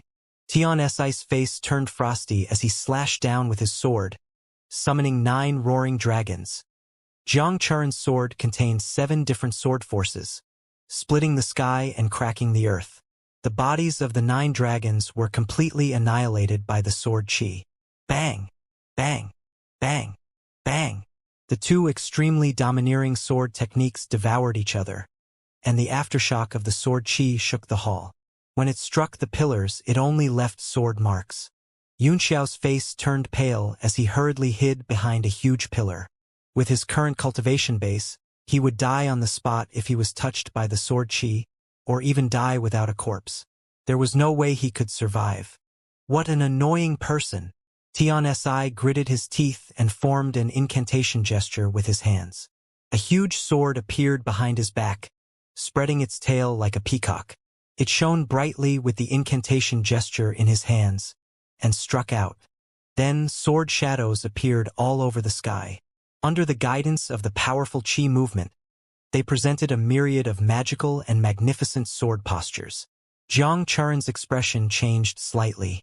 She held the hilt of the sword and stabbed it into the ground in front of her. Then, she performed a sword technique with both hands and sent it into the sword. She shouted, "Endless sword intent!" The sharp sword seemed to have blossomed on the ground, instantly turning into tens of thousands of sword shadows. They spread out on the ground like wild flowers in the mountains, extending to the sky. All of the sword auras were moving unhindered, killing and devouring each other in the entire hall. It was dazzling and boundless, and there were only endless sounds of astonishment in their ears. The 2 of them stood in the sea of swords, allowing the sword chi to pass by them as they stared at each other coldly. The strongest powerhouses of the human race, the 7 sect masters and the 10 martial sovereigns, they have not disappointed me, Si replied coldly. As a person who is on par with Yuetong, is this all Tianxi has? Jiang Charen replied coldly. There's no need to rush. I'll make you understand the consequences of your foolishness. Even if you're a powerhouse who has glimpsed the end of the martial Dao, you'll still die in front of me. Tianxi sneered. Tianxi's hands were clasped in front of him, and a golden light appeared. It grew larger and larger, and actually let out the sound of a tool. It buzzed endlessly, and the sound waves rippled out in rings, containing boundless spiritual sense, directly shaking one's soul. Xiao, who was hiding behind a pillar, coughed out a mouthful of blood on the spot. He hurriedly circulated the Great Expansion Divine Technique to suppress the spiritual attack. Fortunately, he was a peak 8-star alchemist, and with the help of the Great Expansion Divine Technique, he could basically stabilize his mind. However, his eardrums were directly broken, and 2 streams of blood flowed out of his ears. At this moment, his heart was extremely bitter. Under the confrontation of 2 experts, let alone watching the battle, even staying alive had become difficult. Every time his internal injuries recovered a little, there would immediately be shockwaves, adding to his injuries. He didn't care about hiding it anymore. He immediately summoned the inextinguishable golden body and absorbed a small amount of the sound wave power into his body. After nourishing it, his injuries were slightly stabilized. And the bigger hidden danger was not the outside, but the pair of lunar pupils in his eyes. Previously, when the heavenly thoughts were activated, the lunar pupils that he had been suppressing all this time seemed to show signs of awakening. If this was really the case, it would be no different from a house of annihilation for him. Back then, even with the strength of a 9-star martial emperor, he couldn't suppress the moon eye. He had to constantly cultivate and use the secret eye technique to completely suppress it. He fell into an endless deep sleep. If he woke up, his consciousness would be destroyed in an instant and he would become an existence like Morongzhu. Xiao spread out his divine sense and began to search for the exit of the hall. He and Yuzhua had been directly teleported here. At first, they weren't sure if this place was real or an illusion, but now, they were certain that it was real. Although Jiang Charen came in from the outside, there seemed to be an extremely strong restriction at the entrance of the hall. The aftershock of the battle between the 2 experts could not rush out of the hall. He had no hope and seemed to be trapped in a situation where he could not escape. Do we have to wait until the time is up? Xiao's heart was filled with bitterness. The time in this world was always uncertain, but it was normal to delay it for a few days. If the two fought for a few days, the hall would be destroyed no matter how strong it was, and he would have no choice but to hide in the Divine Realm tablet. However, for an expert of this level, even the Divine Realm tablet, which was almost a life-saving weapon, couldn't resist it. The golden light in Xianxia's hands grew stronger and stronger, and the sound waves also became extremely ear-piercing. Rings of weapon accumulations jolted out, appearing to be extremely extraordinary. Zhang Churen's expression was also extremely serious. The sharp sword in his hand turned into a blue sword light under his sword art and condensed into a circular sword ring around his body. As Zhang Churen's sword art entered it, its aura kept rising. The two masters were gathering their power crazily. One was as tall as a mountain, while the other was as deep as a cold abyss. The whole space was distorted, and the hall became unstable. Zhang Churen's battle intent was even higher. Both of them were peerless experts. This was a rare encounter, and he could fight to his heart's content. As the Red Moon City Master, there were too many heavy responsibilities on his shoulders. Many times he could not help himself. But at this moment, he had completely forgotten his own identity. The person standing in front of Xianxia was not the Red Moon City Master Zhang Churen, but the peak 9-star martial artist Zhang Churen. The golden light in Xianxia's hand gradually took form, and it was a golden spear. It hung in front of him, and a terrifying aura mixed with the sound of the weapon essence was shaken off from the profound level weapon. Xianxia pointed a finger at the spear, and it immediately spun and slashed out in the air. The sword ring beside Zhang Churen gave birth to endless sword intent. Tiny sword shapes appeared around the ring, interlocking with each other and forming countless sword shadows. 3,000 rays of sword chi, soaring the void. The incantation gesture in Zhang Churen's hand condensed into a pair of wings, which lightly hit the sword ring. Immediately, the countless sword shadows spread their wings at the same time, turning into flying swords that filled the sky, resisting Xianxia's fierce and unparalleled dagger axe. Bang! Bang! Bang! Bang! Bang! Bang! The sound of countless swords shattering rang out, and the 3 flying feather swords were completely shattered under Xianxia's halberd. The entire sword ring could no longer withstand the pressure and let out a heart-shaking, creaking sound. Bang! The boundless sword will in front of Zhang Churen was broken and she was forced to retreat. The sword ring that was unsealed flew into the air and landed on the ground. Then, it broke with a bang, leaving only half of the blade. Zhang Churen furrowed her brows. Although this sharp blade of his was only an ordinary 9th-tier profound armament, it had been by his side for many years. Their minds were already connected, and he could use it to perfection. He didn't expect it to be destroyed here. Having succeeded in his move, Xianxia immediately grabbed the dagger axe back into his hand and placed it behind him.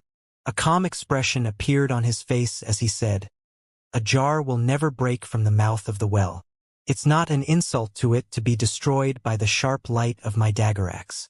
Red Moon City Master, my condolences." Zhang Churen nodded slightly and took out a hollow ball. She held it in her hand and said, "Let's continue." Xianxia's sword-like eyebrows raised and she said coldly, "Red Moon City Master, do you really intend to fight to the end? If we continue to fight, there will be no turning back."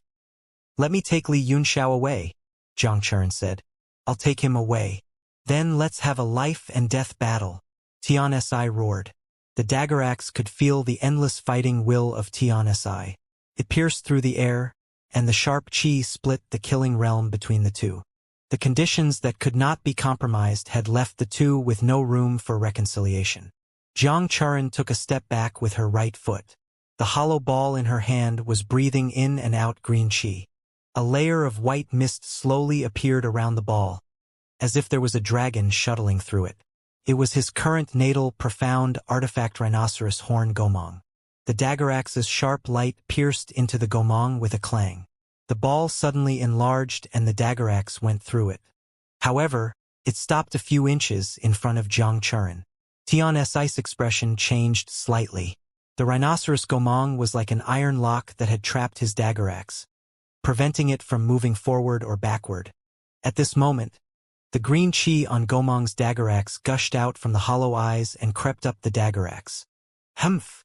Tian Si snorted coldly and pointed a finger at the battle spear. Rays of golden light began to spread forward from his finger gesture. Every few inches, a golden Maha ancient character would pop up and appear in the air, forming a string of incomprehensible words. Bang! There was a shock from Gomong. After the line of Maha ancient characters appeared on the spear, it changed greatly again. It broke through Gomong's blockade and continued to stab forward. Jiang Churen's expression changed drastically. She also changed her palm into a seal and instantly slapped on that Gomong. She shouted, "Arrogance in the wind. 10,000 streams returned to one." The rhinoceros Gomong's form changed. Like the head of a strange beast, it bit the sharp light halberd tightly. Rays of green chi shot out from it, illuminating the entire hall in a dazzling and magnificent way. The terrifying power was released bit by bit, gradually forcing out the sharp light. Xianxia was hiding behind a pillar, but he could see the other side directly with the power of his lunar pupils. He was shocked. That Gomong ball was indeed forged from a rhinoceros horn, and it was actually able to contend against a Maha ancient weapon. Moreover, ordinary Maha ancient weapons usually only had a single tadpole-like character, but Tian Si's dagger axe had a complete string of ancient characters on it. That rhinoceros horn was definitely a true spirit-level existence, and the Red Moon City's foundation was very deep. At this moment, Xianxia was more concerned about the final outcome. He could not help at all with his ability, so he could only wait for the judgment of fate. What surprised him was that the sacred healing pill that Wuxia had given him was extremely effective.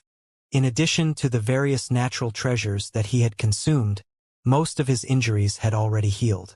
Furthermore, he had also been enlightened by Tian Si. At this moment, his realm had also risen to the peak of the 9-star realm, and he was only one step away from becoming a martial supreme.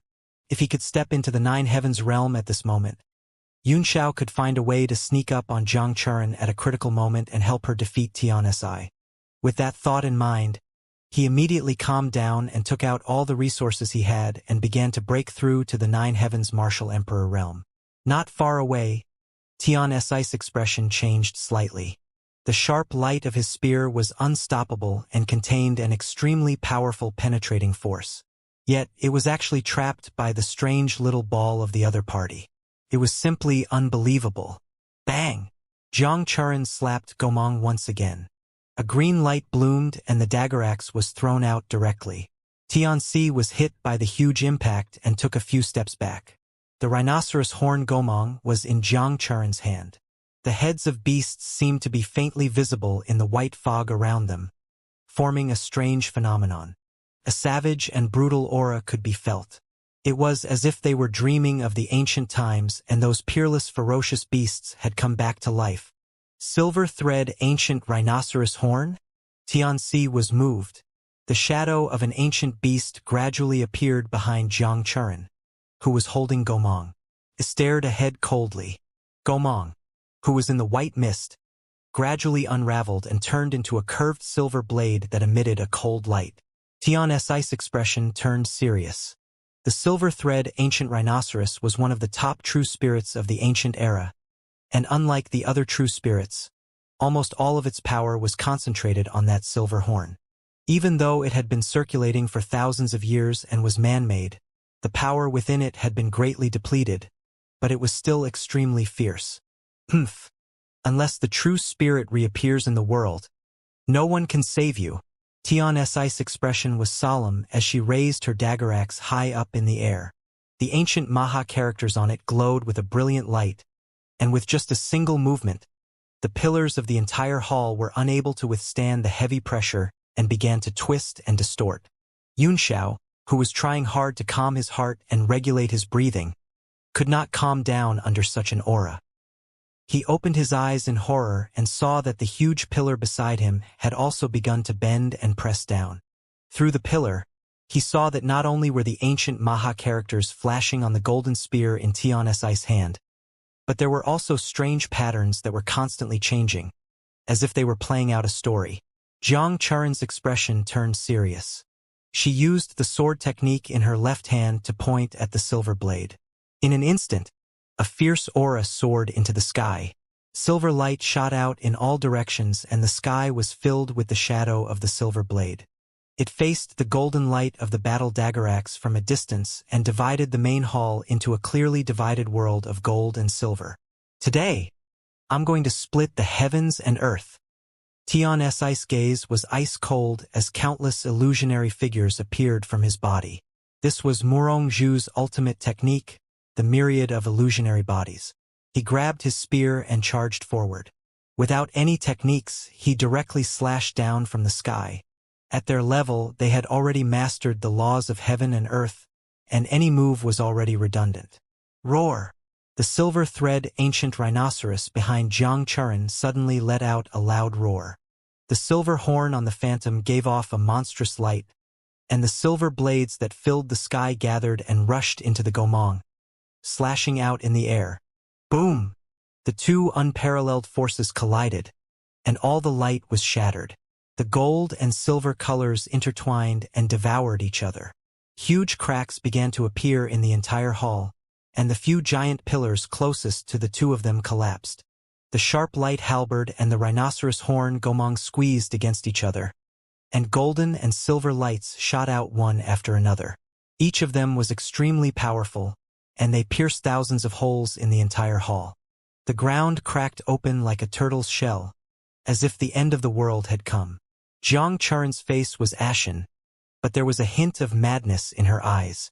Her battle intent grew stronger and stronger as she laughed wildly. Haha! This feels great. For many years, he had never released all his power like today and fought without any fear. No matter how exhilarating a duel is, there will always be an end to it. Since I've had my fun, I can die without any regrets. Tiansi replied coldly. Clang!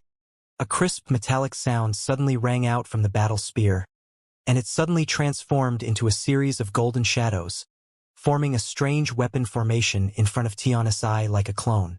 Golden spear flowing shadows, clear the clouds and reveal the sun. Tiansi replied coldly. The weapon array spread out and pressed down on Xianxia. Xianxia was shocked. Gomong turned into thousands of silver lights and shook off the sharp light. The giant ancient rhinoceros shadow behind him rushed into the silver blades and slashed at the weapon array. Bang! The artifact array formed by sharp light's clone suddenly spread out into tens of thousands of golden beams that shot in all directions, turning the entire hall into ruins. One of the golden beams was shooting in Yunxiao's direction, and it arrived in front of him in an instant. It would be a waste if I don't vote now, and it would be cleared out next month. Yunxiao was taken aback. When the golden light came, it had already pierced through two towering pillars, but its power was still not reduced. It even pierced through the pillar in front of him and shot out. Although it was only the power of the aftermath, it was not something he could block. Moreover, this golden light contained endless nomological intent, sealing off all possibilities of escape. A cold light flashed in his eyes, and a demonic power shot out from his eyes. He said softly, "I technique buried sun." The scene around him changed slightly. The sharp golden light gradually dimmed and disappeared in front of his eyes. He could change heaven and earth and reverse time and space. Yunxiao snorted in a muffled voice. A mouthful of hot blood welled up in his throat, but he quickly suppressed it. He had forcefully raised the power of the moon pupil and changed the world, wiping the golden light from reality. However, he had also suffered a backlash from the power and injured his internal organs. At this moment, his mind trembled and he closed his eyes. He covered his eyes with his hands and a terrifying aura spread out from the depths of his soul. He was not unfamiliar with this aura. It was the moon eye that had been sleeping for a long time. It seemed to be waking up. The demonic dragon was also startled, and a chill ran down their spines. Li Yunxiao, this power is very strong. Can you suppress it? I have to suppress it even if I have to burn the power of my soul, Yunxiao said bitterly. Otherwise, you and I will both be wiped out by it. Horrified, the dragon hurriedly performed a hand seal, and his entire body began to merge with Yunxiao's soul. It was the soul battle technique of the Soul Devourer clan, and they joined forces to suppress the moon eye that was about to wake up. Yunxiao had never felt so powerless before. There were strong enemies on the outside and troubles on the inside, and they were all so powerful that they made him tremble. After merging with the demon dragon, Yunxiao's body began to show signs of demonization. At the same time, he began to circulate the Great Expansion divine technique, and the terrifying aura in the depths of his soul began to gradually subside.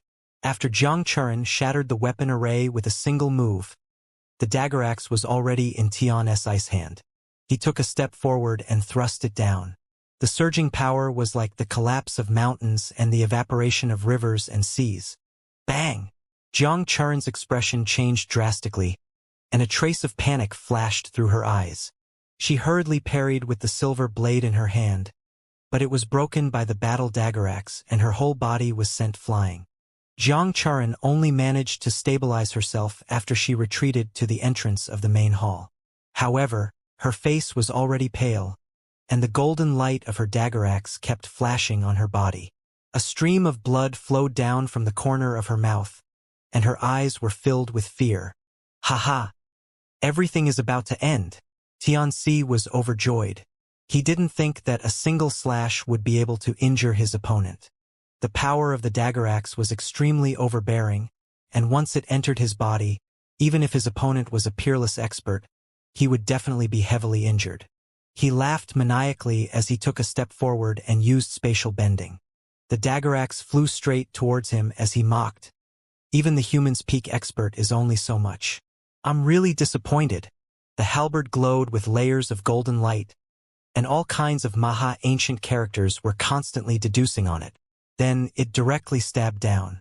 Oh? Are you disappointed? Jiang Churen's mouth suddenly revealed a trace of a smile. The golden light of the dagger axe on her body suddenly disappeared. The silver blade turned into a symbol and stood upright in front of her. The fear in her eyes was swept away, replaced by a look of ridicule. What? Tian Si's heart instantly sank as he exclaimed in shock and anger. You're not injured? Are you lying to me?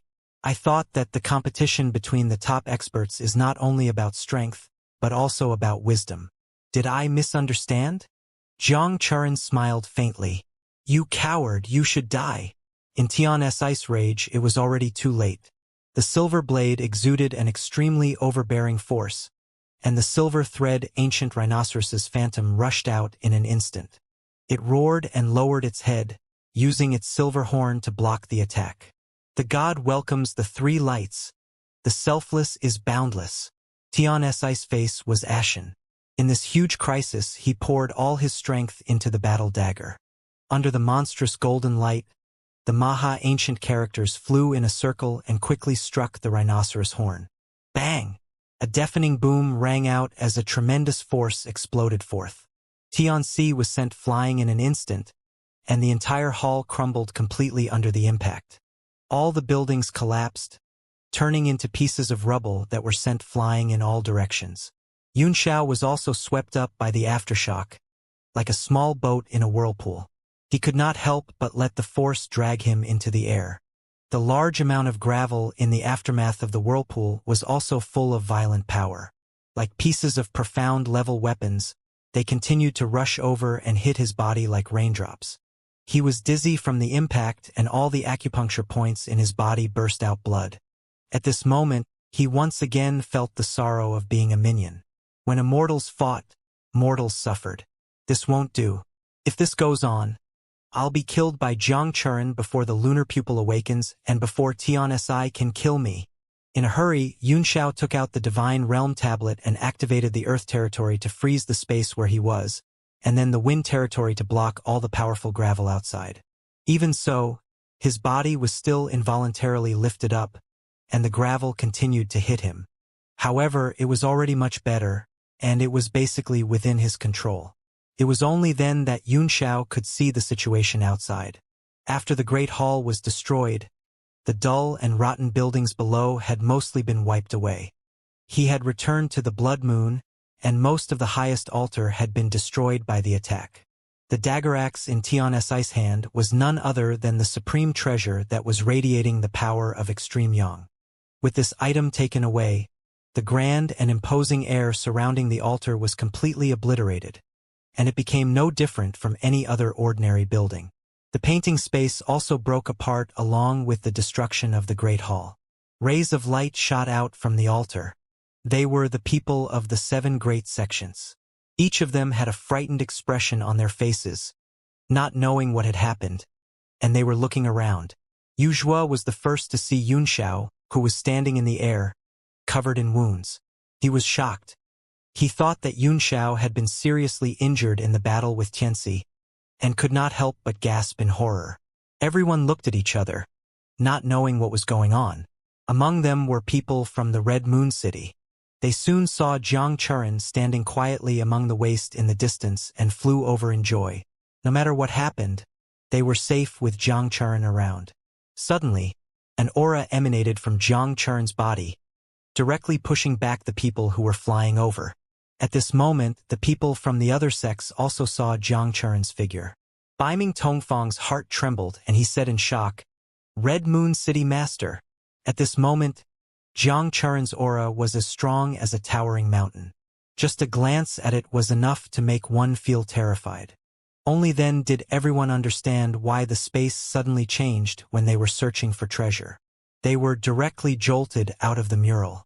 It turned out that a shocking battle had destroyed the mural and twisted time and space. Jiang Churen's expression did not relax at all after she sent Xianxia flying. She said in a serious tone, "Everyone, leave immediately." Everyone's heart trembled. That sentence was like an order that could not be disobeyed, making it impossible for anyone to resist. At the same time, they were shocked. Who was fighting with the Red Moon City Master? It was only then that Wuxia and the other two realized that it was the City Lord of Red Moon City who was fighting Xianxia, not Xianxia. They were almost scared to death. At this moment, Xianxia was nowhere to be seen. In addition to the astonishing aura of Red Moon City, Xianxia, who was high in the sky and covered in wounds, was there as well. The rest of the people had strange looks on their faces, wondering if they were fighting with Xianxia. As soon as the thought flashed through their minds, they immediately rejected it. They would rather believe that Xianxia was a woman than believe that he could fight the City Lord of Red Moon City. "Let's go!" Jiang Churen shouted again, as if she was very dissatisfied with the group's continued stay. Everyone's heart thumped wildly. They did not dare to stay any longer. They hurriedly flew up into the sky and headed in the direction they came from. As long as they stepped into that space, they would immediately be transported to the desert. After stabilizing his injuries, Xianxia hurriedly transformed into a thunderbolt and tried to escape with the others. Suddenly, an ice-cold voice rang out, "You can't leave!" Just as he transformed into a bolt of lightning, he was immediately locked down by a force and was unable to move. Jiang Churen snorted and slashed out her silver blade in the air. It was like a silver dragon soaring into the sky and instantly cut through the sealing force. It exploded in the air and turned into countless silver rays again, shooting into the void. Whoosh! Whoosh! Whoosh! Whoosh! The sky was filled with terrifying silver light. The martial emperor powerhouses' faces turned pale. Although they did not know who was in the void, they at least knew that it was an existence that they could not afford to offend. All of them quickly ran back the way they came. Xianxia felt his body lighten, and the sealing force disappeared completely. He hurriedly turned into a thunderbolt and fled. "Humph! I said you can't leave. No one can save you." Xianxia's voice rang out once more, and the silver light in the sky disappeared in an instant, as if it had never appeared in the first place. It was as if it had been wiped away by some kind of power. Xianxia trembled and cried out in horror. Change heaven and earth. Twist time and space. This was also a divine ability that only his moon pupil possessed, and since Xianxia was on par with the moon pupil, it was not surprising that he knew the moon pupil's moves. An unparalleled force came down from the sky, and his state of thunder and lightning was broken again. It was as if someone had kicked his chest in the air, and he flew out directly and was blasted into the altar. Tian Si did not seem to care about the lives of the others at all. All the martial sovereigns had run away without a trace, and he did not even make a move. Jiang Churen's expression grew more and more solemn. He had also sensed the extremely strong spiritual fluctuation in the sky, especially the words Yunxiao said. It made him tremble and put him on full alert. The sky was as dark as ink, as if it had devoured all the light, as if it was facing an abyss. Suddenly, a firefly-like blue light lit up in the sky and gradually became the size of a fist. It was like a blue flower in full bloom. It was crystal clear and emitted a crystal-like light. It was so beautiful that it couldn't be compared to anything else. It was as if it had come from another world and slowly descended. The entire world was silent, and only the blue crystal flower was free of dust as it quietly fell. The darkness in the sky gradually dispersed under the light of this flower. Morong Zhu's figure was also revealed. It turned out to be a blue light on his forehead. When he focused his eyes, he couldn't see the shape of this blue light. He only felt that it was extremely beautiful and spiritual, as if it had a very high level of intelligence. Jiang Churen's silver blade Gomong was in front of her, gradually recovering its spirit qi. The earth-shattering blow just now had also consumed a lot of Gomong's spirit qi. This kind of divine weapon had its own spirit qi and could absorb the energy between heaven and earth to recover itself, just like a martial artist breathing and cultivating. Tian Si lowered his head, his eyes devoid of any expression. However, Jiang Churen could feel a pair of bright eyes staring at him, and this feeling came from the blue flower of light. The I clan's totem, Tian Si, descended to the mortal world in such a form? Jiang Churen asked. Humph. Tian Si snorted coldly and replied, I am an invisible existence. As for the totems, Yutong and I are merely using each other. That's all. Oh, that's a fresh theory. I'm all ears, Jiang Churen said in surprise. There's no need for that. Tian Si laughed coldly. The Red Moon City Lord has raised the level of a duel to the level of intelligence. Now I believe it. You're just trying to stall for time so that your silver thread ancient rhinoceros horn can recover as much power as possible. I can't rule out that possibility, but I'm really curious, Jiang Churen said with a smile. Then, bring your curiosity to the grave, Tian Si replied coldly. Tian Si stood silently in the air. All of a sudden, the ground began to tremble, as if 10,000 horses were galloping. The ancient, decaying buildings in the surroundings crumbled one by one, and one after another, gigantic figures walked out from them. It was as if they had come from a country of death, and were resurrected. Jiang Churen's expression changed drastically. The hundreds and thousands of huge figures were of different shapes and races, but the only thing they had in common was that each of them had a pair of blood-red moon eyes. Moreover, the strong aura on their bodies indicated that they were all martial sovereigns of the 9 heavens. An illusion. Jiang Churen's expression turned serious. The illusion in front of her was completely real. The aura of each lunar pupil was different. Even if she knew it was fake, she couldn't treat it as a non-existent existence. A ray of golden light shot down, shining upon all of the moon eyes. Tian Si raised her spear high, and the blue light was filled with a holy aura. After Morong Zhu's physical body was injured, Tian Si understood that it was impossible to defeat Jiang Churen with just the strength of his physical body. He could only use his own strength. He opened his mouth slightly and softly said, Kill!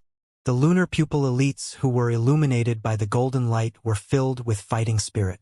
They roared and charged forward, wanting to tear Jiang Churen into pieces. Cold sweat trickled down Jiang Churen's forehead. This scene was too realistic. If he did not face the enemy and was killed, he would definitely die. If he faced the enemy and was caught in this endless battle, he would only die. In his desperation, he calmed down. The silver blade Gomong in his hand turned back into a hollow ball, and he held it in his palm. His eyes were slightly closed as if he was in deep thought. The blue light on Morong Zhu's forehead flickered imperceptibly. She seemed to be very confused about Jiang Churen's actions. Swish! Shwa shwa! Jiang Churen's left hand suddenly patted Gomong. making a chi-chi sound. Every time she patted Gomong, the shadow of the ancient rhinoceros would appear. Woof! Buzz! Whoosh! The speed of his smacking began to increase, containing a certain rhythm. At this moment, the battle roars of the countless moon pupil powerhouses seemed to have disappeared. Only the dull schwa-schwa sound was left between the heaven and earth, knocking on everyone's heart. Tion's ice face fell, and the blue light on his forehead flickered unstably like a flame, as if in disbelief. At the same time, the countless powerful warriors also stopped in their tracks. You? Tion's ice struggled to open her mouth. You can actually break my illusion? Jiang Churan smiled bitterly and said, "Dash back then.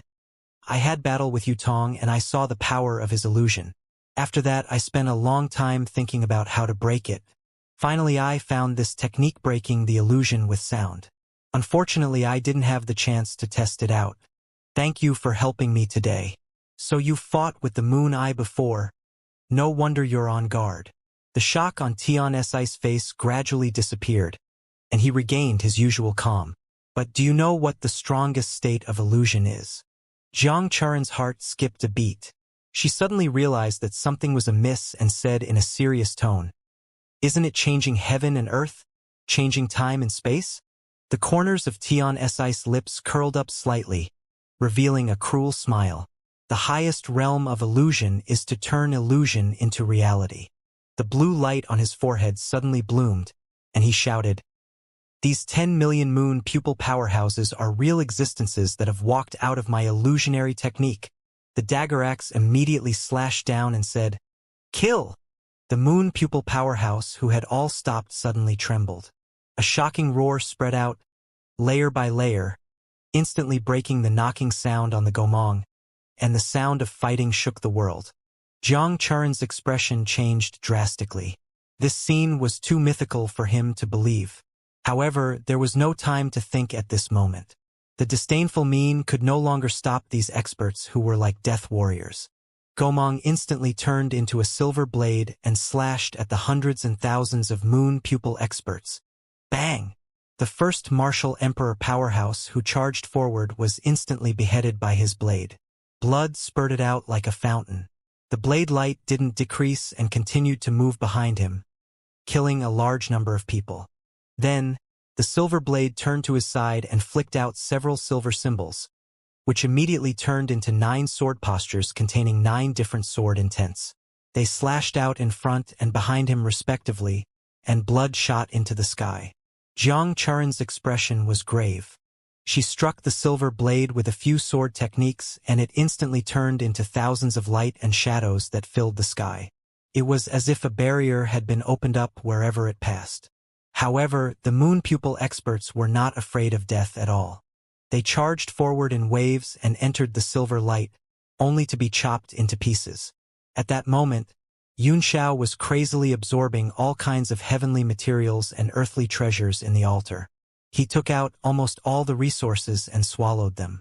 The demon dragon was shocked. "If you break through to the martial supreme realm by force, the heaven-earth law will gather and you'll explode." Unlike the surging primordial energy in his body, Xianxia's face was unusually calm, as if he had entered a meditative state.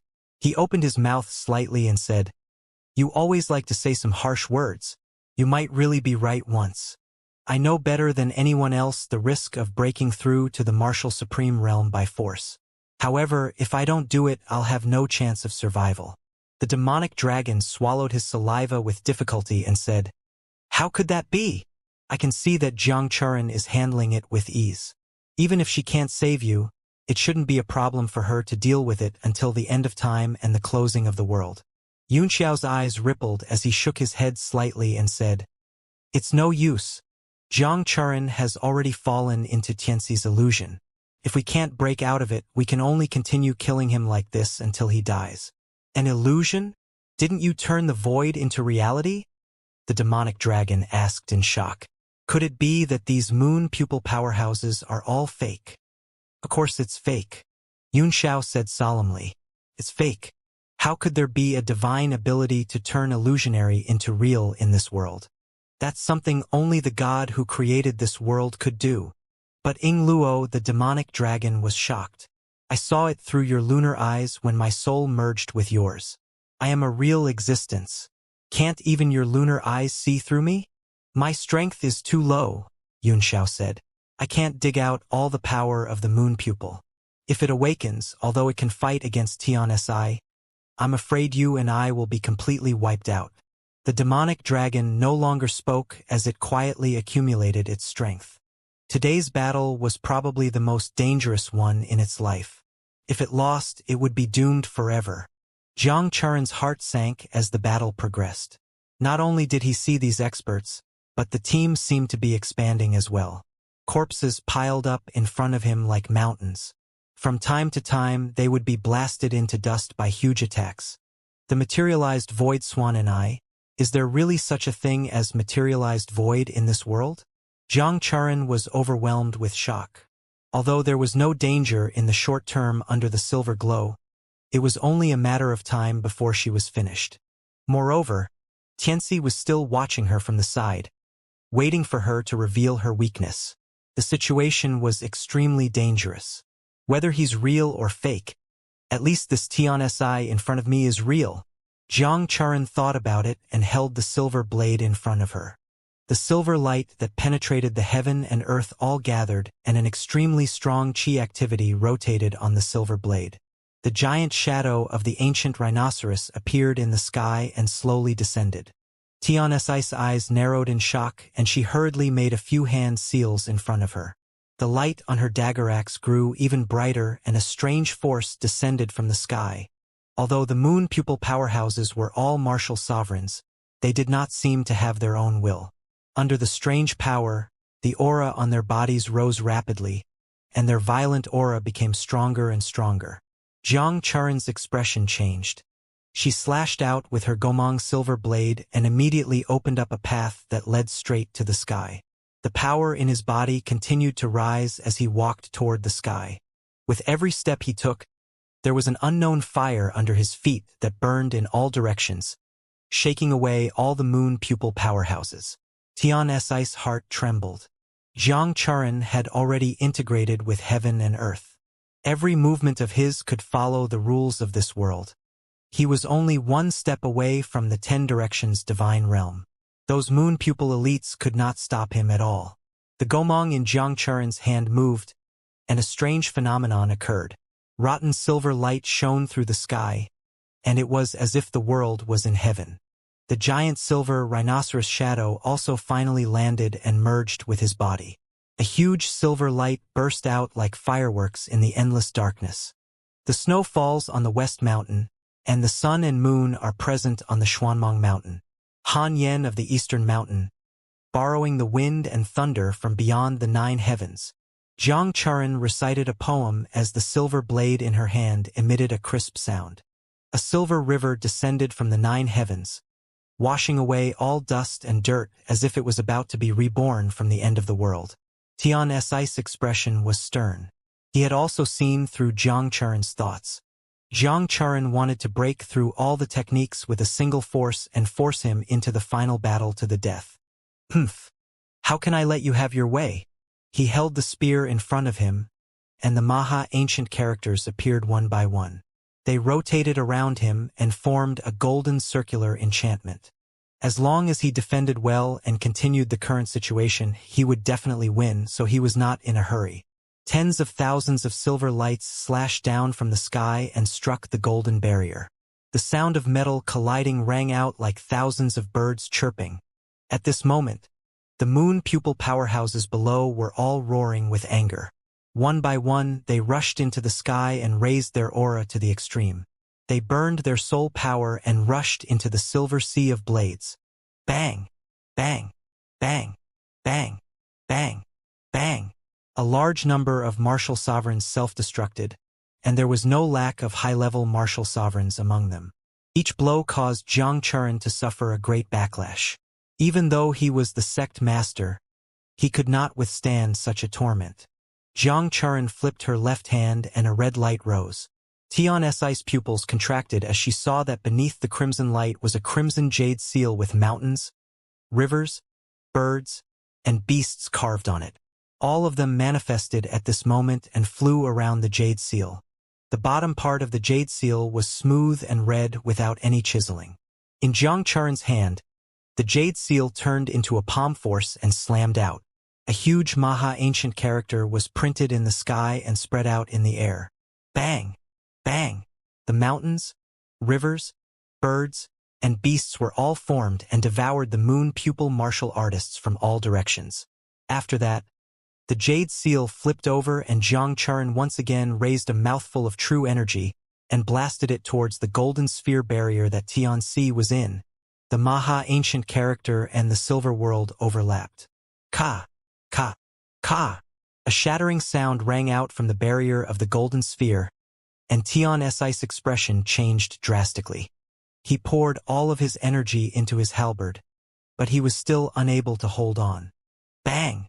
With the crisp sound of glass shattering, the golden barrier around Tianxi shattered, turning into thousands of specks of light that slowly glowed in the night sky.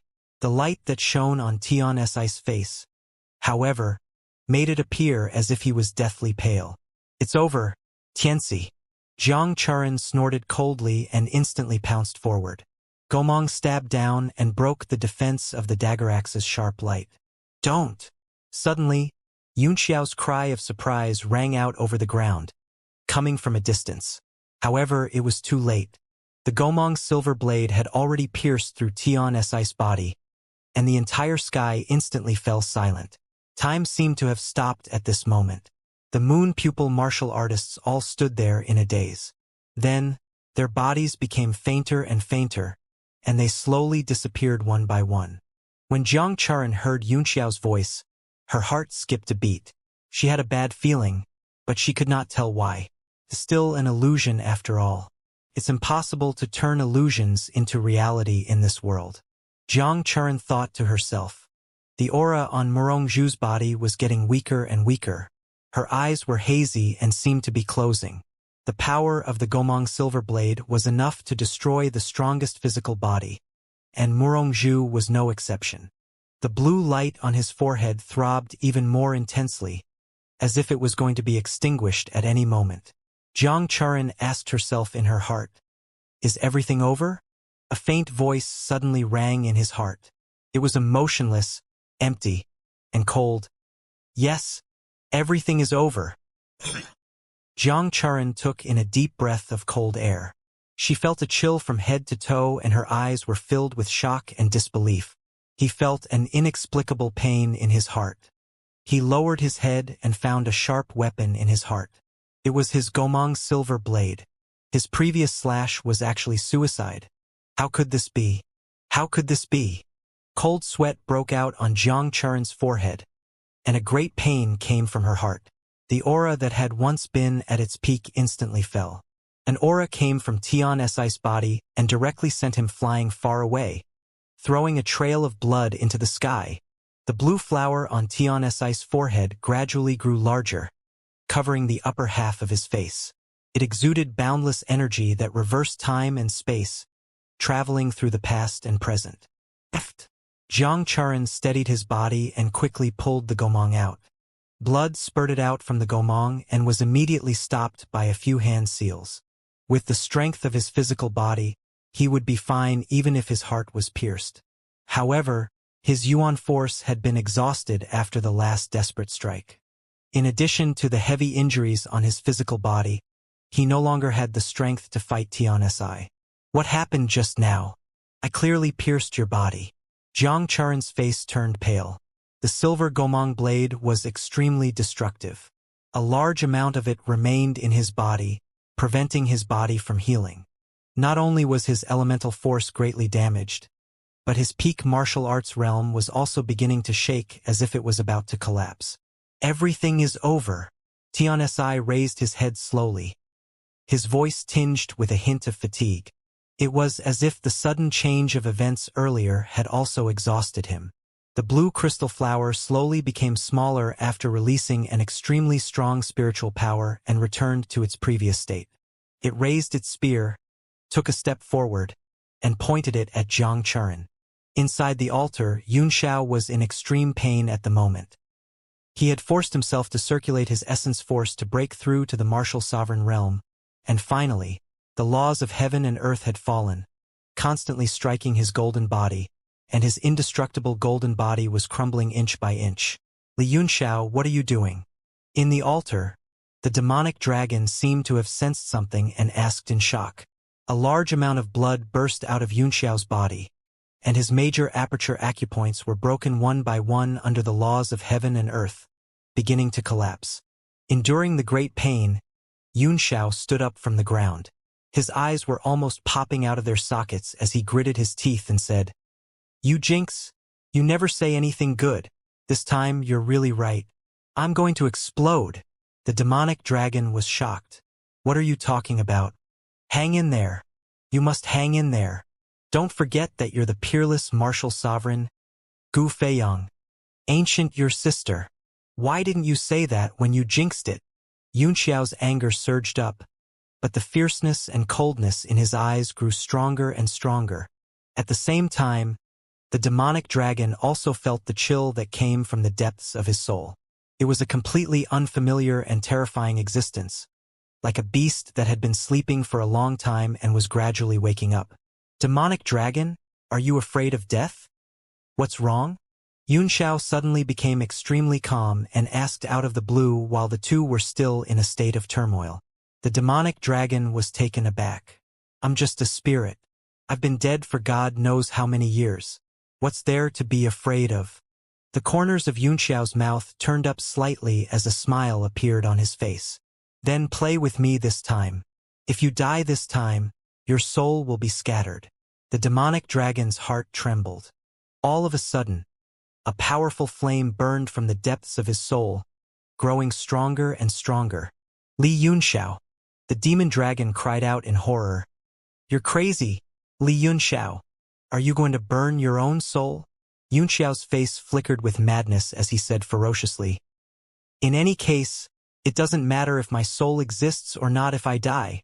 You've cultivated the great expansion divine technique. So perhaps you'll have a chance to reincarnate again." The demon dragon's body trembled violently.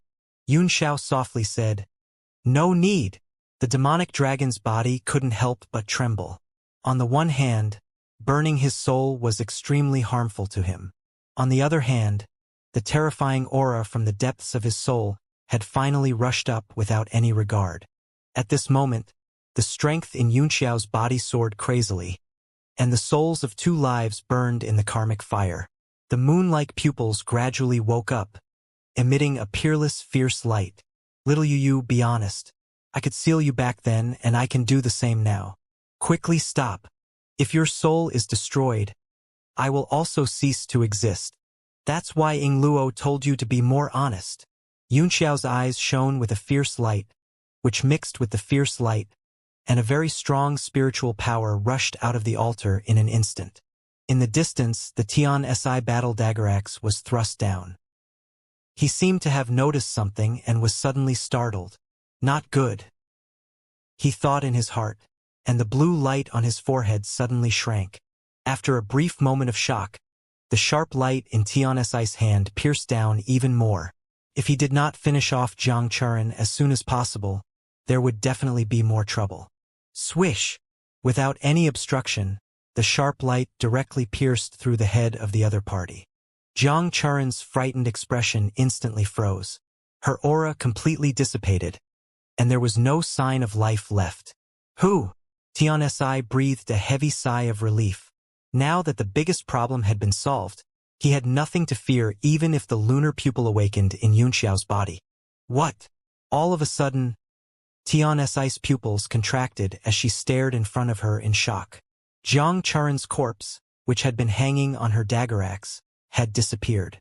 There was not a single drop of blood on the sharp light. How was that possible? His illusion can actually fool me? Tian Si's face contorted in shock, and he raised his halberd in front of him, looking around vigilantly.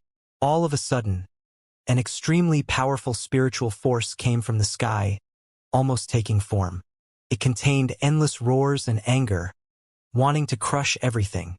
Tian Si's heart trembled, but he did not panic. With a wave of his spear, the ancient Maha characters flew out and formed a golden barrier once more, blocking the mental energy. However, to his shock, the golden barrier was actually twisted by the other party's mental force. Are you Li Yunxiao or Yutong? Tianxi was shocked and bewildered. The spiritual power was as strong as the moon eye, but it did not have the familiar aura of the moon eye. It seemed to belong to Yunxiao. In the sky above the altar in the distance, a figure gradually condensed.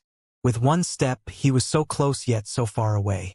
Along with the figure, a poetic voice slowly descended.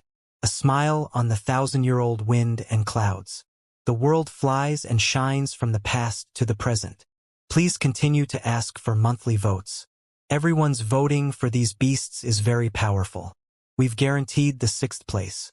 In the future, our goal is to be first. We'll always look towards being first. On the altar, Zhang Churan stared at the figure with a complicated look in her eyes.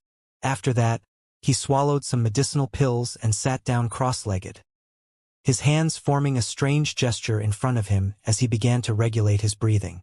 The Gomang silver blade was almost the same as the power of the true spirit, and it was wreaking havoc in his body. Not only was his heart on the verge of death, but he was also being protected by a spiritual pill, and his cultivation at the peak of martial arts was also starting to collapse. Even if he could survive today, it would be difficult for him to return to the end of the martial Tao. In the distant sky, Tianxi was overwhelmed with shock and exclaimed, Li Yunxiao, with your current power, how can you suppress the moon eye's will? There's no need to know about someone who's about to die.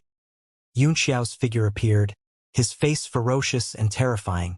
He had come with the determination to die, and his 2 demonic eyes seemed to cross through time and space, staring at his old enemy. 2 completely different expressions and gazes met in the sky. Tianxi's face turned even colder, and he said coldly, Even if the moon eye awakens, how can you fight me with your current power? A mantis trying to block a chariot, an ant trying to shake a tree. He pointed his finger forward, and the golden barrier was instantly broken. The halberd turned into a sharp light and slashed down from the sky.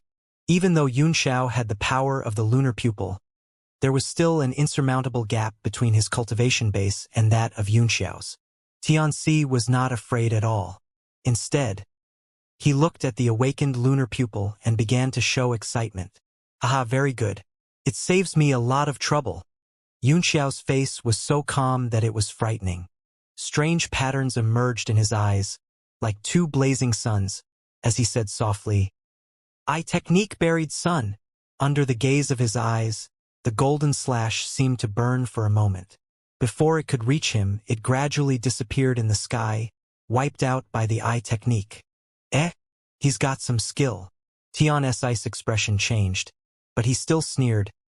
You're too naive if you think you can kill me with just a little eye bloodline technique without reaching the end of the martial Tao. The dagger axe was raised high up in the air as the Maha ancient character spun around. The blue light on Tianxi's forehead bloomed, and the entire world began to spin under the control of his mental energy. The blue light on his forehead flickered like an eye, and the spinning force of heaven and earth changed as well. It was as if 2 giants had stepped into it and began to grab Yunxiao's body, trying to tear him into pieces. At the same time, the dagger axe also emitted a terrifying golden light.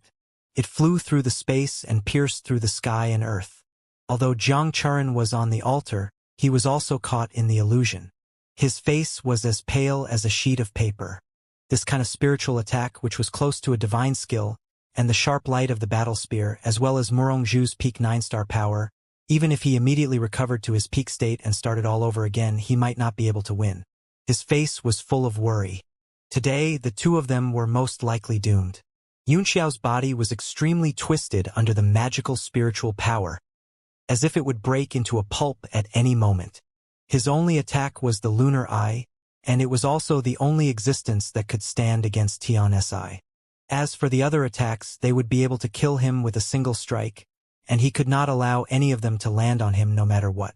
Yunxiao performed an incantation gesture with one hand, and the pupils in his eyes turned into several hexagons, overlapping one by one. The surrounding space also turned into the same shape with the changes in his pupils, like doors that opened in the twisting world. Pupillary abilities divine nothingness. Yunxiao's body immediately became faintly discernible behind the door, as if he was no longer under the sky. Tian's face flickered. He had spun the heaven and earth with his mental power in order to lock Yunxiao's lunar pupil power, so that he could not use his pupil technique to dodge his attack. But he did not expect that Yunxiao could still open a space under his mental power. He had already lost to the Moon Eye in this battle. Damn it! How did this happen? Yutong's spiritual power is above mine. This was a reality that Tian's found hard to accept, and his expression turned extremely unsightly. Although he needed the moon pupil to recover its power for his use, he could not surpass him. Little did he know that it was all because Yunxiao had burned his soul. His soul, which had lived 2 lives, was once at the peak of the 9th tier, was burning slowly under the power of the hellfire, and with the full cooperation of the lunar eye, and after the battle between Tian's and Jiang Churen, his essence force and mental power had been greatly depleted. As a result, he was no longer as good as Yunxiao in terms of illusion. Boom! The sharp light of the spear cut through the door, and the golden light pierced through the power of the illusion and knocked Yunxiao out. Eft! Yunxiao coughed up a mouthful of blood on the spot. In terms of illusions alone, he could suppress Tian's, but the sharp light of the opponent's dagger axe and the fact that he had reached the end of the martial Dao realm were almost invincible in this world. Tian's unsightly face finally eased after Yunxiao was shaken out of the sharp light. Although I don't know how you managed to subdue the Moon Eye, it seems like you have no chance of winning. Yunxiao could not help but feel a little anxious. Ever since his soul began to burn, his body had been enduring great pain, and he did not know how long it would last. He had to use the technique as soon as possible. He immediately calmed his mind and got rid of all distracting thoughts. His hands quickly formed a seal in front of him and raised it high. His eyes glowed with a strange light, which reflected the seal in his hand. Strange scenes began to appear in the sky. All kinds of strange things started to change around him like clouds. The clouds in the sky were like white clothes, and Sisu was like a dog. Is this the power of the world? The white cloud dog. Tian's jumped in shock. To be able to use illusionary arts to manifest the power of the world, that was absolutely something that only immortal state cultivators could do. His face was almost completely twisted together as he hissed, "No, impossible. This must be an illusion. You can deceive my eyes with the fake power of the world, but you can't deceive the power before the end of the martial Dao." The dagger axe was raised once again, and Tian's poured all of his power into it. The Maha ancient characters continued to form on the dagger axe, pushing it open in circles. At this moment, Yunxiao finally understood that the throne's inheritance he had obtained in the Wind and Moon Tower was not a method to subdue Tian's, but a method to kill him. From all the signs, it seemed that the city master of that generation had died long ago, and the Moon Eye had always been in control of his body, so he had left behind this divine skill in order for the Moon Eye to appear in the future and be used to kill Tian's. After making up his mind, Yunxiao let out a soft cry. I peeked at the birds outside the bamboo, the water outside the tree, and the clouds outside the peak. Did I do it intentionally or unintentionally? With the sound of the poem, a divine light suddenly appeared. Immediately after, the world was filled with flying clouds, and a colorful sea of multicolored light began to appear. Peaks gathered within, and strange rocks were craggy. The whole scene was dazzling and dazzling. Tianxi was horrified. Under the vision of the world, his body was unable to move. Even the sharp light of the battle spear in his hand was affected. The golden light was constantly fading and was pressed back into the spear. The ancient characters of Maha also became unstable. To be able to suppress his extreme power at the peak of the martial path, this celestial-like world in front of him, even if it was not the real power of the god realm, it was probably not far from it. A sense of unwillingness and despair surged in his heart. In the countless years of entanglement with Yutong, in the end, he had actually lost. I'm not willing. You're not worthy. Tionsi let out a furious roar, and the blue light on his forehead grew even brighter, turning into a crystal that spread out in all directions. A malevolent voice rang out within the blue light. Both Yuetong and Li Yunxiao, you really know how to surprise me. Even if it really is the power of the world, can you control it? The flower made of blue crystal suddenly bloomed and spread the sky and the earth. The sharp light of the dagger axe danced again, and ancient Maha characters popped out. Each of them turned into a golden dagger axe that condensed into an array around him. The god welcomes the three lights. The selfless is boundless. Tionsi's face was cold. Under his extremely strong spiritual attack, the power of the dagger axe cut open a path between heaven and earth. Before the power of the world condensed by Yunxiao could take shape, it was cut by the ultimate power of martial arts and began to melt. On the other hand, on Tionsi's side, the blue light grew stronger and stronger, as if ice lotuses were blooming one after another, forming a small world as well. Haha! This is a Kasaya. Tionsi's excited voice rang out, trembling with excitement. This is the swan and I, this is the swan and I, is this the power of the 10 worlds? I've actually profited from this misfortune and can evolve a world. Yunxiao's face flickered. The pain of his soul burning made it difficult for him to remain calm. A fierce light shone in his moon-like eyes, as if he wanted to escape from his body.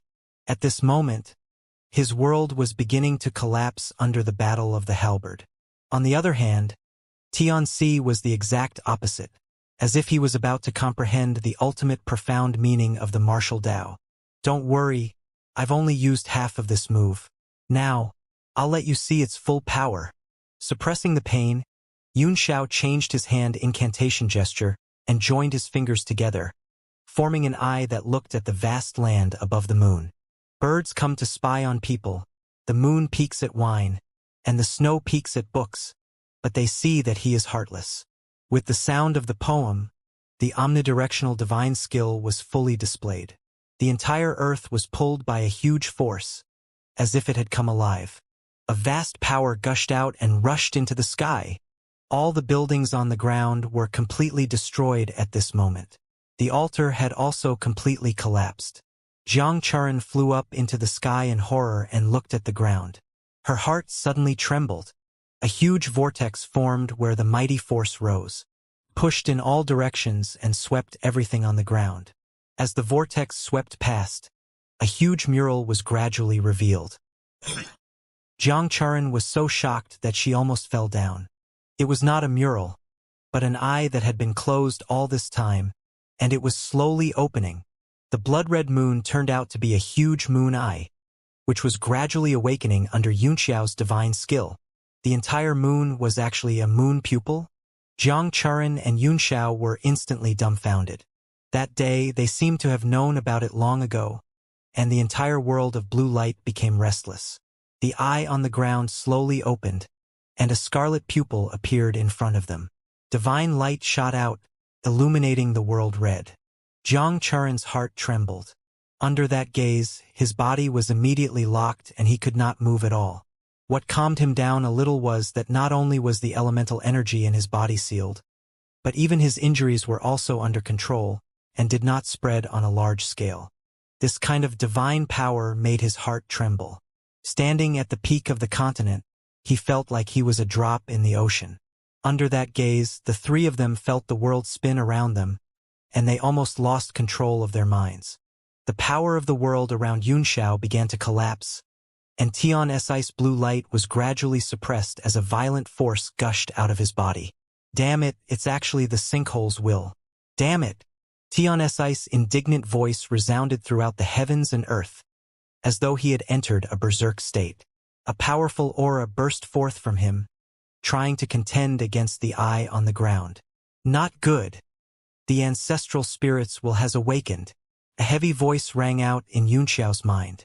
It was the voice of the moon pupil which showed its anxiety. Don't be restless, Yunxiao said in shock. I can't hold on any longer. What is the will of the ancestral spirits?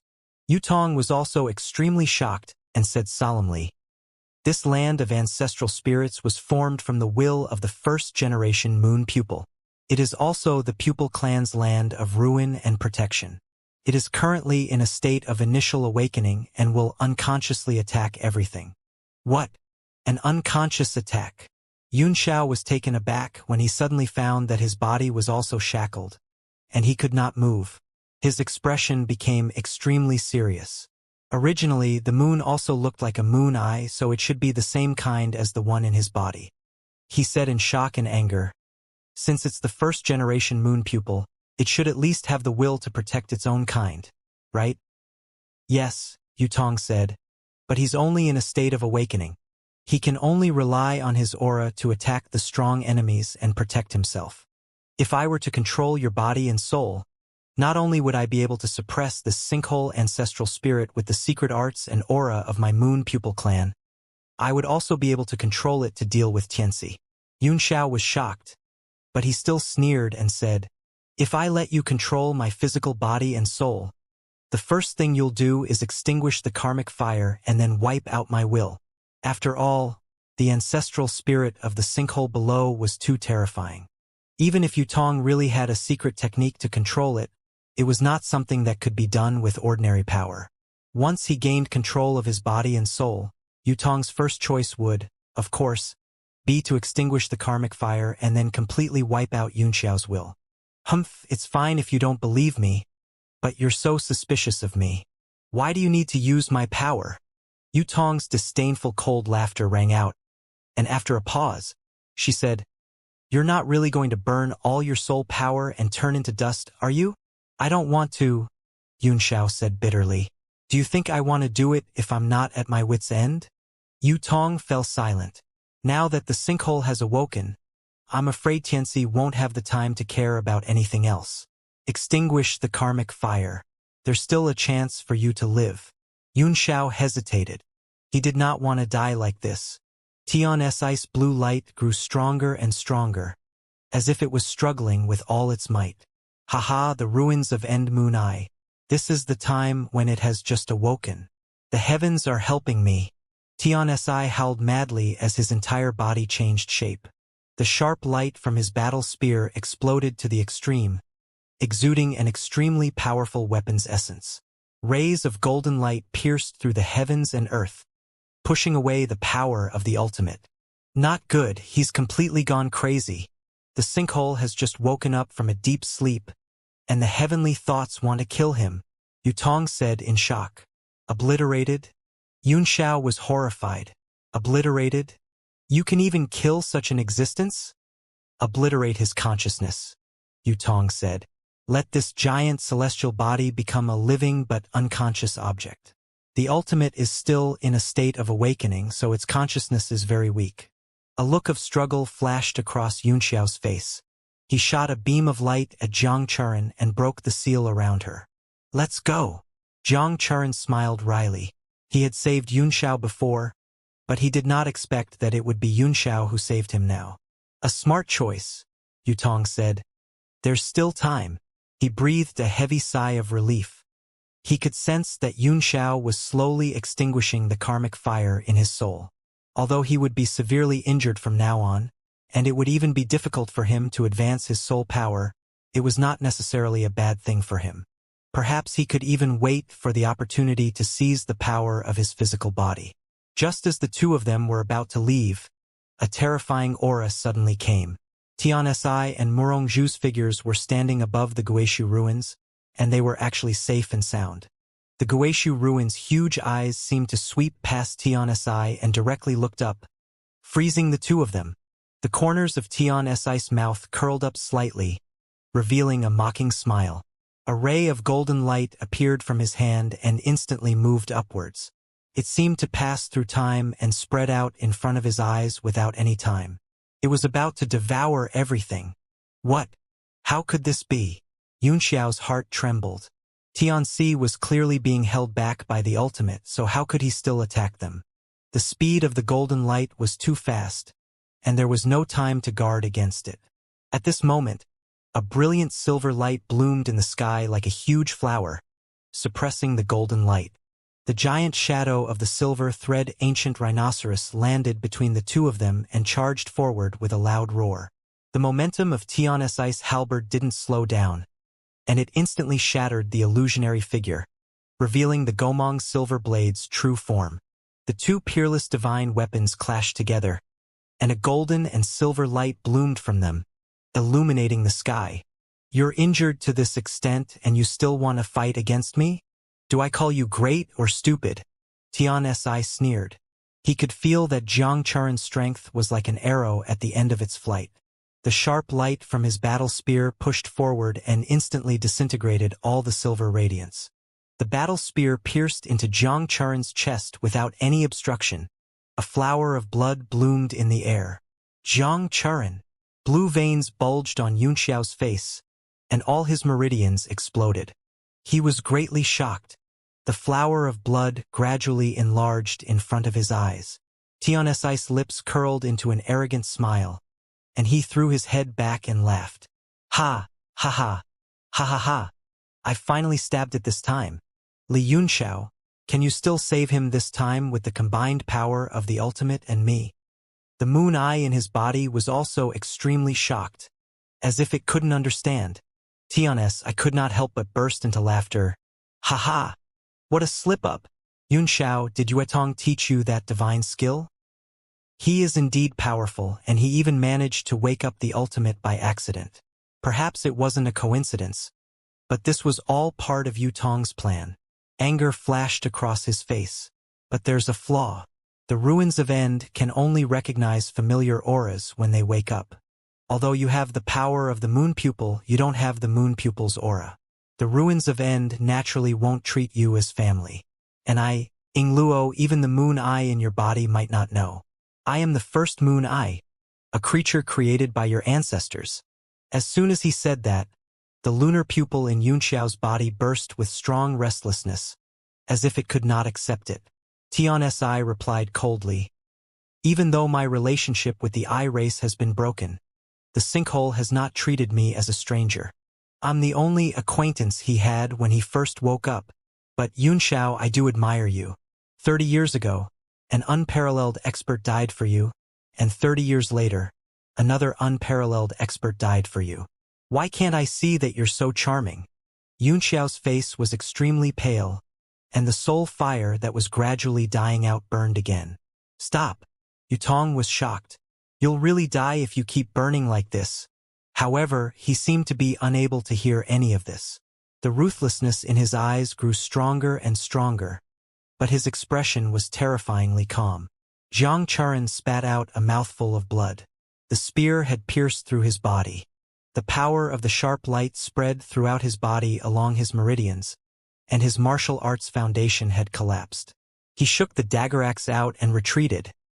Xianxia wasn't in a hurry either. He kept his halberd and stood in the air, watching quietly. Although he was an enemy, he respected the other. Zhang Charin coughed violently and said with a bitter smile, You spared my life back then, and I'm returning it to you now. Yunxiao's face was frighteningly dark, and no expression could be seen. It was like a black hole that could devour light, and no one could see it clearly. I didn't ask you to return it. I don't feel good if I don't return the things I owe. Are you comfortable now? It's comfortable now. Zhang Charin smiled indifferently. A string of blood beads dripped down from Yunxiao's fist as he said, I don't want you to feel comfortable. If you feel comfortable, it will make me very uncomfortable. He lifted his head.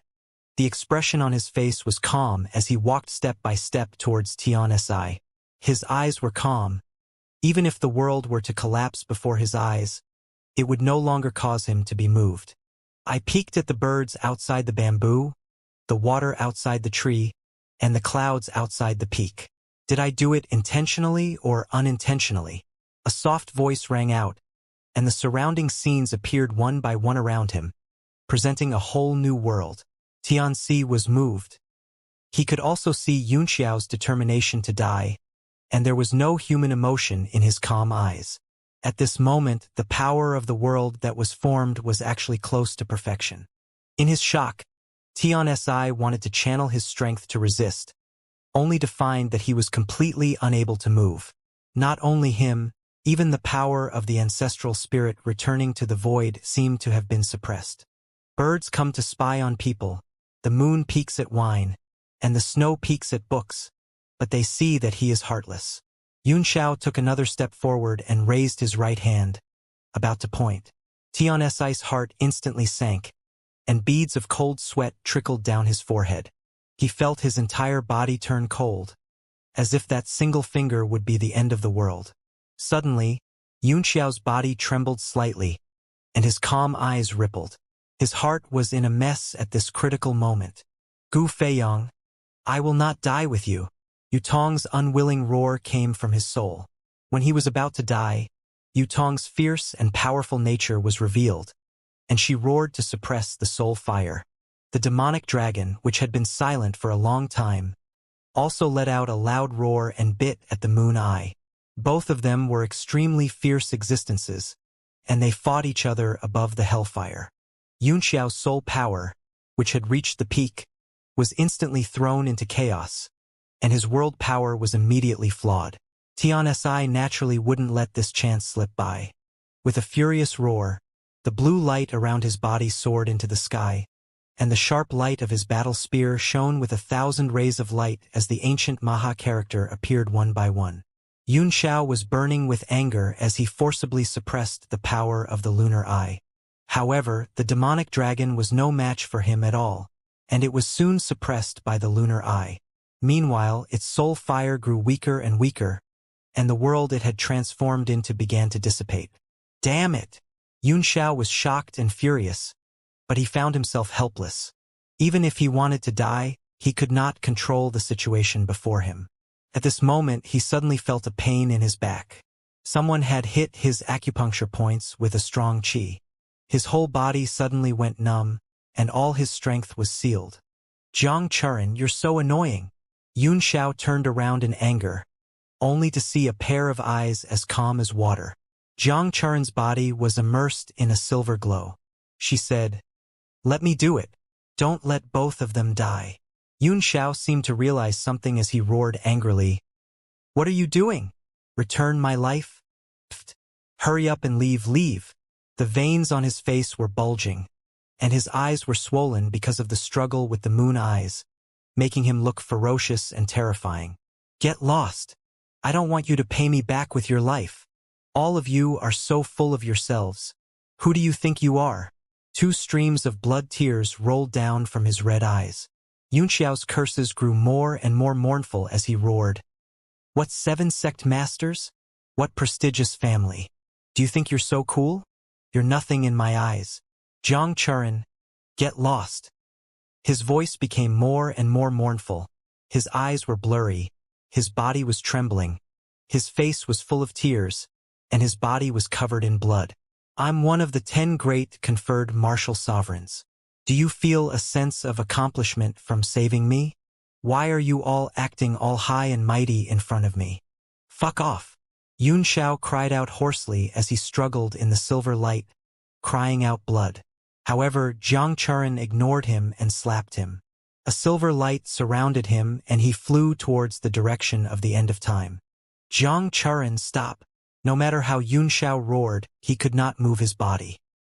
He watched as the battlefield grew further and further away from his eyes, and the lunar eye in the depths of his soul suppressed the hellfire, drying up the source of his power in an instant. Tian's pupils constricted. She wanted to chase after Yunxiao, but she suddenly found that Jiang Churin's aura was extremely dangerous at the moment. Not only had it returned to its peak, but it was also rising. And the consciousness of the ancestral spirit's ultimate below was also constantly gathering. If the ultimate was allowed to fully recover, he would probably be devoured as well. After weighing the pros and cons, Tian's face darkened, and he finally watched Yunxiao leave. "Our battle isn't over yet, Tianxi," Jiang Churin said indifferently.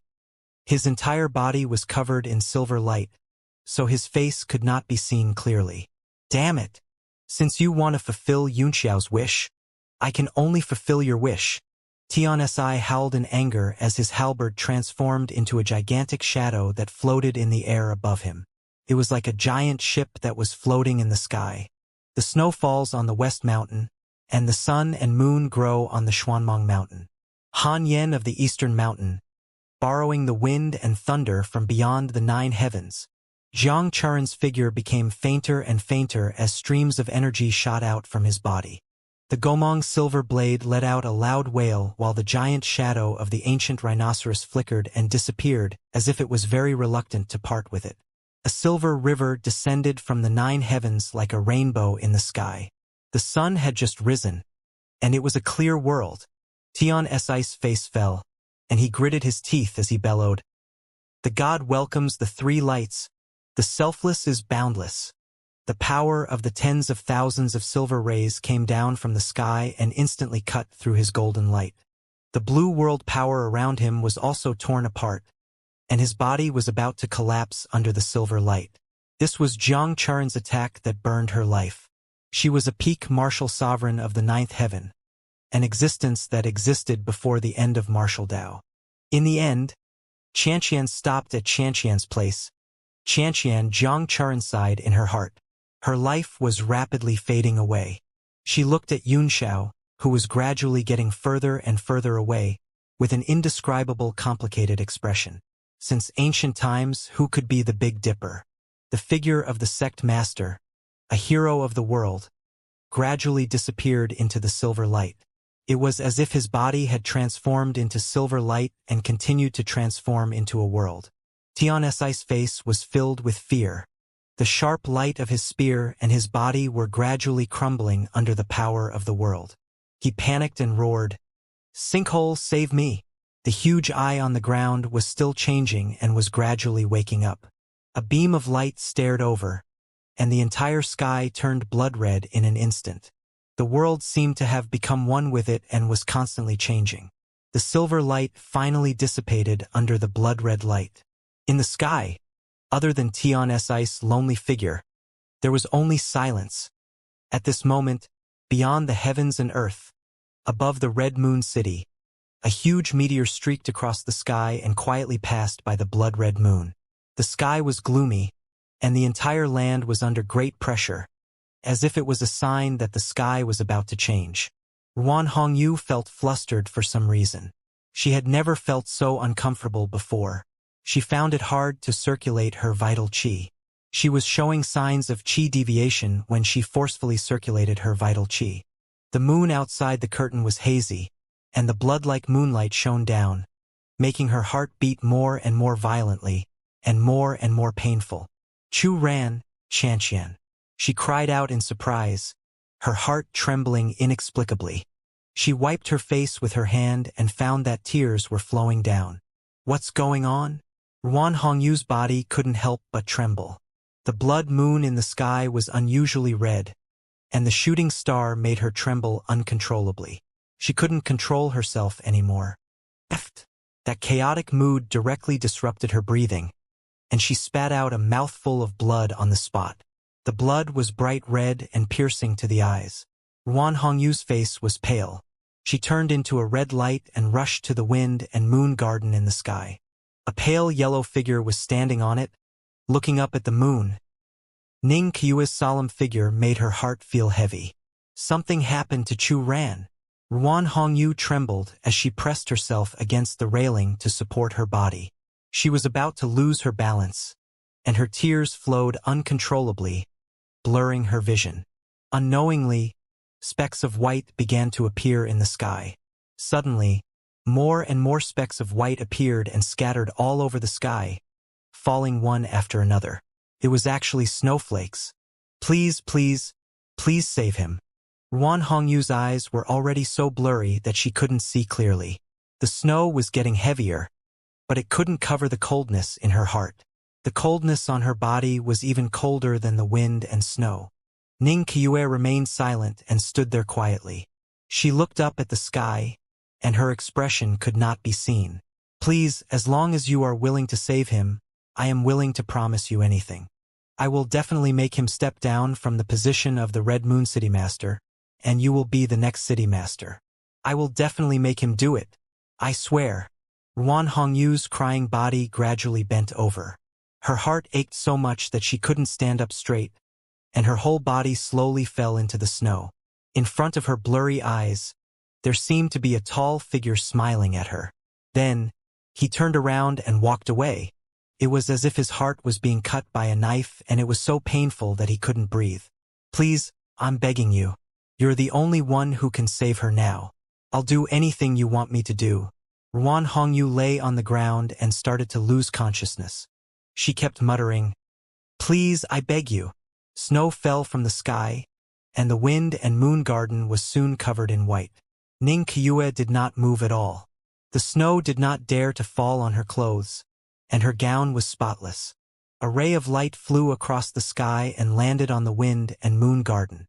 His face was so heavy that it seemed to be covered in a layer of frost. And the heavy snow in the sky made his mood as heavy as lead. The snow was getting heavier and heavier, dancing slowly in the sky. The shooting star was moving very slowly, and the light of its tail could still be seen flashing in the dark night for a long time. Ning Hongfeng's heart skipped a beat. In the blizzard, Ning Qiue's figure was like a lonely plum blossom, unspeakably lonely. At the same time, he saw Ruan Hongyu's face full of desolation and tears. She was lying in the snow, trembling as if she would be blown away by the wind at any moment. He was shocked, and he seemed to realize something. He felt as if someone had punched him in the chest. Lord Hongyu. After a brief moment of shock, Ning Hangfeng quickly reported, "Second sister, bad news. The Purple Cloud Peak has been sealed by someone, and the entrance to the peak seems to have been sealed by some force." When this news came out, he couldn't believe it himself. Who would dare to do such a big thing? The entire Red Moon City seemed to be in a great crisis. Ning Hangfeng waited for a while, but Ning Qiue did not move. He said anxiously, "Second sister, what do we do now?" He was panicking inside as he knew that something big was about to happen. The two people in charge that Jiang Charan left behind were both here. One of them was lying on the ground, sobbing. It seemed like he couldn't come up with any plans at all. The other one was standing like a statue, not saying a word. No one knew what he was thinking.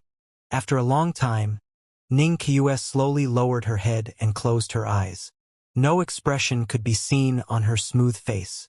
Ring the illusory world bell and activate the city's defensive formation. Tell Ruan Yuanxi that from now on until I return, he will be in charge of everything in the city. Ning Qiue's voice was unusually calm and emotionless, but Ning Hangfeng was shocked. He could tell that there was something unusual about it. When he wanted to ask again, Ning Qiue had already turned into a long rainbow and disappeared from the sky above the Red Moon City. She was heading towards the Purple Cloud Peak. Ning Hongfeng's heart trembled. He looked over. Not far from the blood moon, the shadow of the shooting star seemed to still leave a faint glow, shimmering in the endless night. He glanced at Ruan Hongyu and hurried out of the Wind and Moon Hotel, heading for the city lord's mansion. Not long after, a clear and melodious bell rang in the sky above the Red Moon City. The sound reached 100 miles and directly touched the hearts of everyone. Everyone knew that the sky was about to change. Ning Hangfeng followed Ning Qiue's instructions and went to the city lord's mansion to ring the bell of illusion. The whole city was shocked. Soon, powerful auras rushed up from all directions and flew toward the city lord's mansion. They were all martial supreme powerhouses of the Red Moon City. The bell of illusion was the highest level of warning in the Red Moon City. Once the bell rang, all the powerhouses above the rank of martial supreme had to put down everything they were doing and gather at the city lord's mansion as soon as possible. In just a moment, dozens of experts had landed in the Manor Master's hall, each of them with a grave expression. It was a strange phenomenon. Meteors fell, and snow flew in the middle of the night. As experts of the Nine Heavens realm who could communicate with the heaven and earth, they could also vaguely sense that something big was happening. As for the bell of illusion, it had never rung again since Gu Feiyong wreaked havoc in Red Moon City. When the bell rang, it made most people feel as if a lifetime had passed, as if they had returned to that miserable scene in the past. Most of the people here had experienced the battle back then and knew the severity of the ringing of the illusory world bell. They were all nervous and did not know the exact cause of the incident. Suddenly, 3 terrifying auras appeared. They were the red, yellow, and blue lights. They were spinning around each other. The three lights just hovered above the city lord's mansion and did not land. It seemed that they did not want to participate in the meeting and were just waiting quietly. The strength of this aura shocked all the cultivators in the hall, and even these three were alarmed. This caused all the experts in the hall to become even more restless as they whispered to each other. Only a middle-aged man in white had an indifferent expression, giving off an extremely quiet feeling. The middle-aged man opposite the white-robed man glanced at him and finally couldn't help but say, "Ruan Yuanci, you look so calm. You seem to know something. Why did the bell of the illusory world ring?" The middle-aged man's words immediately caused everyone to fall silent. All of them focused on Ruan Yuanci.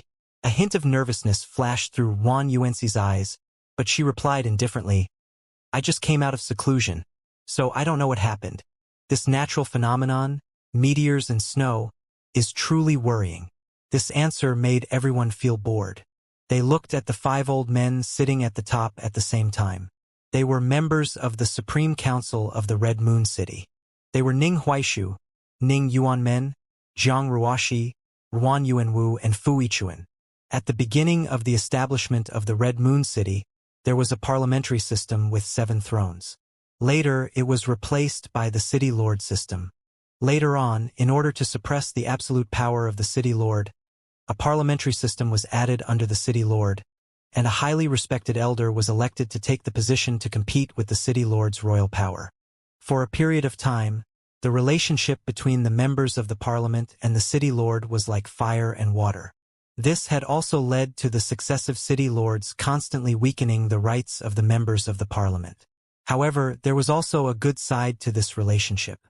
That was, when something happened to the Red Moon City Master, the members of the parliament could jointly discuss the matters of the city, big and small, so that there would not be chaos. In the past hundreds of years, the strength of the city masters of several generations had been unusually strong, causing the power of the council members to be extremely weak. However, this also made the relationship between the two sides quite harmonious. Moreover, Jiang Churan had always been a prudent person. Although she didn't go in often, she was still very cautious. Nothing major had happened all these years. The 5 members of the parliament also rarely showed themselves. They were all focused on their cultivation, and it was rare to see them on normal days. Ning Huaishu frowned. The bell has already rung. Even the 3 old men have been alarmed. Why hasn't the person who rang the bell appeared yet? A martial artist below frowned and said, "Could it be related to the end of time? It's been more than a month, but the immortal land still hasn't closed. Could the so-called strange occurrence be a change in the immortal land? It would be great if it was that simple," Ruan Yuanci said, her heart throbbing. Ning Yuanmen snorted coldly and said, "What a joke! The illusion world bell can only be rung when the Red Moon City is in a life and death situation. Once the bell rings, any expert of the 9 heavens realm must rush to the City Lord's mansion to gather at the first moment. How can such a serious matter be related to the end of time?" Ning Huaishu's face was also dark as he said, "If the ringing of the bell was because of such a small matter, then the person who rang the bell should be executed." As soon as he finished speaking, a figure flew into the hall. It was Ning Hangfeng. He came in with a heavy and oppressive aura. "Ning Hangfeng? Why are you here? Could it be that you were the one who struck the illusion bell?" Ning Huaishu frowned. A dark expression appeared on his face, and everyone in the hall was taken aback, their expressions strange. It was obvious that Ning Hangfeng did not have the right. "It's an emergency," Ning Hangfeng said in a deep voice. "My second sister has already gone to the Purple Cloud Peak. Before she left, she asked me to ring the fantasy bell. She also has a few words for everyone." The Purple Cloud Peak? Everyone was shocked.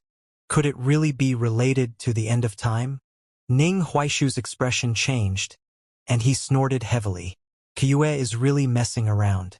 The moment Jiang Churan gave her power, she actually ordered someone to ring the fantasy world bell. What nonsense! This is a serious matter, Ning Hangfeng said anxiously. It might even affect the life and death of the Red Moon City. My second sister only made her decision after thinking it through. Oh? What kind of life and death?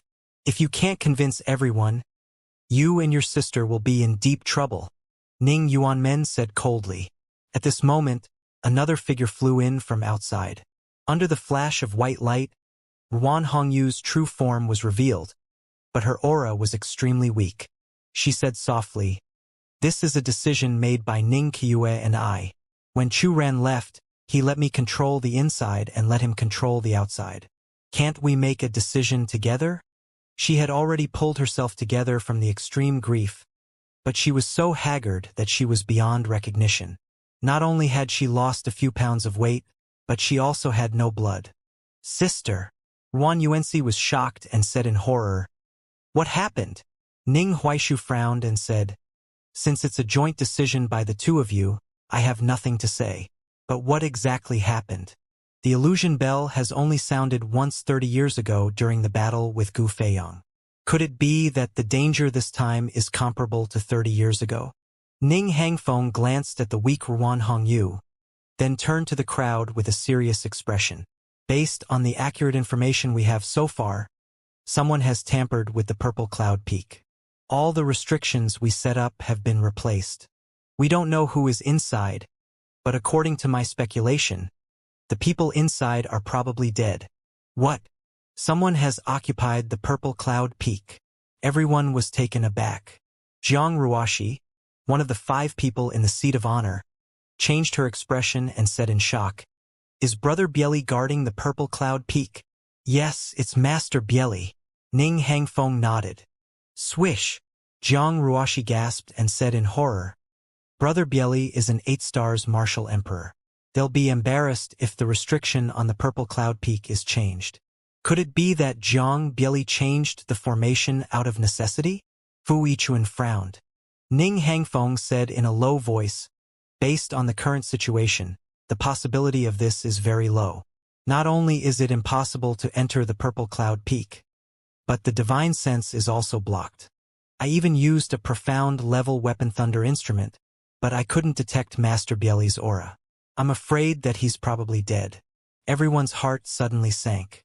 The profound level weapon thunder instrument was an extremely precise detection profound level weapon. It could play a miraculous role in some places where divine sense was suppressed. A martial artist stood up from his seat in anger and said, "There's actually someone who dares to touch the ground on top of the Red Moon City." Everyone was furious, only the 5 council members were calm. Ning Huaishu frowned and said, "Even so, it's not worth it for you to ring the illusion bell.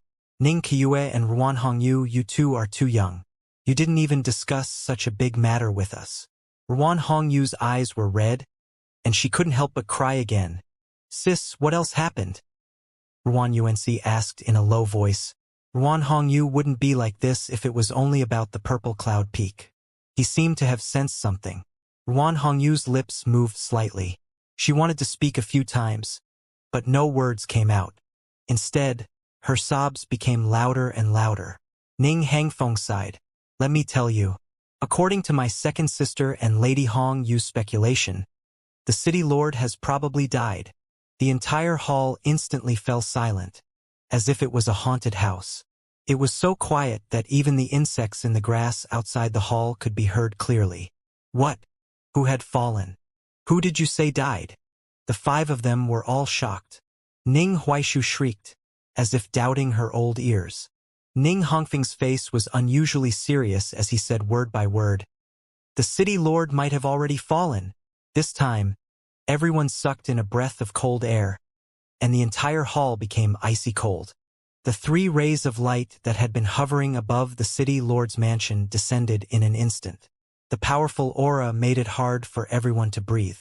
They all hurriedly stood up and walked out of the hall to welcome him. "We welcome the 3 great elders." The 3 old men were dressed in red, yellow, and blue. The one in the lead, Elder Hong, had a torch-like gaze as he stared straight at Ning Hangfeng and said coldly, "What do you mean he might have fallen?" This news was so shocking that even the 3 old men, who never interfered in business, could not bear it and appeared. Under Elder Hong's gaze, Ning Hangfeng did not back down or avoid it. He said, "Elder Hong, it's the reaction of Lady Ruan Hongyu and my second sister, as well as the strange phenomenon of the shooting star and snow. The three old men looked at each other, all of them shocked. As 9-stars martial emperor powerhouses, they were naturally aware of such an unusual phenomenon. They had been feeling uneasy all along, but they did not expect it to be such a big matter. Although he did not witness Jiang Churen's death with his own eyes, he was sure that she was dead. Ruan Hongyu couldn't help but sob. She had run out of tears, but she still couldn't help it. The shock in Ruan Yuanxi's heart was indescribable. She hurriedly went forward to support her falling sister. Did Ning Qiue say anything else before she left? Elder Hong asked seriously. Open the city's defensive formation and raise the alert to the highest level, Ning Hangfeng quickly said. Elder Hong nodded. Qiue's instructions are very good. Before things are clear, we're to maintain the highest level of vigilance. Kill anyone who makes any movements. Tai wanted to say a few words about the death of the Red Moon City Master. Many people were sad about the death of the Red Moon City Master. They sent me messages saying that I shouldn't be so cruel. Some people said that a good person had finally appeared since ancient times, but he had died just like that. I've thought about it. In fact, there's no good or bad among the people in the ancient times. Everyone has their own path, their own choices, and their own destiny. Li Yunxiao is like this, Li Yi is like this, the Emperor is like this, Shang is like this, Yu is like this, and the City Master of Red Moon City is also like this. He was a qualified overlord of the world, but he might not like this identity. He was also a peerless master. The identity of the Red Moon City Master, husband, and father had all restricted him. The battle with Tianxi was perhaps the happiest thing that had happened to him since the battle with Gu Feiyang 30 years ago. If a jar broke from the mouth of the well, the general would inevitably die in front of the battle. He had displayed his full strength in the martial arts competition. At the very least, he would definitely be happy in this battle. If he could go back in time to the moment he entered the world of desolation, he would definitely go in without hesitation because he was the Red Moon City Master and a peerless expert. In addition, at the moment when the ancestral spirits returned to the ruins and woke up, Jiang Churen and Yunxiao could no longer retreat safely. One's body had collapsed, and the other's soul had collapsed. Yunxiao's identity as the protagonist had determined that he would not die, so the one who died was Jiang Churen. Do you still remember Jiang Churen's appearance in the last battle? For whom I live and die, for whom I speak lightly, a quiet dream breaks which year. Why do we need worldly sentiments? Why do we need to strengthen our looks? When old friends meet, we smile. Thank you for your support as always. I love you all. Everyone in the Water Alliance. Elder Hong nodded. Qiue's instructions are very good. Before things are clear, we're to maintain the highest level of vigilance. Kill anyone who makes any movements. Behind him, Elder Huang sighed. It's only been 20 years since the Red Moon City has had 2 new city lords. This is definitely not a good sign. Chu Ran has a calm temperament and does things properly. He's a rare overlord talent. If something happens to him, who can take over the leadership of the Red Moon City? Everyone fell silent. Although there were all sorts of internal struggles in the Red Moon City, and there were many people who were not convinced by Jiang Churen, now that Jiang Churen was dead, everyone suddenly felt that they had lost their backbone. No one would be suitable to lead the Red Moon City. At this time, everyone was shocked to find that although Jiang Churen was usually gentle and quiet, did not have an overbearing aura, and was looked down upon by many people, Red Moon City really could not do without him. Reporting to the 3 elders, Ning Hangfeng said, "Before my second sister left, she said that before she returned, all matters in the city will be handed over to Ruan Yuanxi to manage." Ruan Yuanxi's body trembled slightly, and his eyes were full of confusion. He obviously did not expect Ning Qiue to call him. Ning Huaishu's face was filled with anger, and he said, "Humph. Ning Qiue is really troublesome. Does she have the final say in who can be the master of Red Moon City?" "Not bad." "That's right." Zhang Ruoshi nodded. "When you're not around, it should be the 5 of us, the members of the parliament, who discuss and decide." Ning Hangfeng frowned. "When City Lord Jiang left, he appointed my second sister and Lord Hongyu to temporarily take over. Now, my second sister and Lord Hongyu are giving temporary power to Ruan Yuanxi. This is understandable. Fu Yichuan scoffed. Hangfeng, it's not that we're fighting for anything with Ruan Yuanxi. When Jiang Charan was around, did you ever see us interfere in any internal or external affairs? It's just that this is a very important time, and the 5 of us have to take up this responsibility. Ning Hangfeng resisted. I can empathize with the 5 lords' worries. However, the 5 lords have been away from politics for a long time and are not familiar with the affairs of the Red Moon City. Ruan Yuanxi has always been by City Lord Zhang's side. I also secretly think that Ruan Yuanxi is the best candidate to temporarily take over. Ning Hangfeng, who do you think you are? Ning Yuanmen shouted angrily. Do you have the right to speak here? Now was the best time for the 5 of them to take control of the Red Moon City, so they naturally wouldn't give it to Ruan Yuanxi. With Jiang Charan's death, there was really no one who could match up to the 5 of them in terms of seniority. Did I have the right to speak when Charan passed the authority to me before he left? Ruan Hongyu asked coldly. Ning Yuanmen glanced at her and said indifferently, Of course, Hongyu has the right to speak. However, when Jiang Charan left, she handed over the internal and external power to you and Ning Kiyue, which was against the rules of the Red Moon City. Now that Jiang Charan has met with a mishap, the 5 of us can't just focus on Xianxia every day. We have to take up this responsibility. Many people in the hall also agreed, but at the same time, many people expressed their opposition.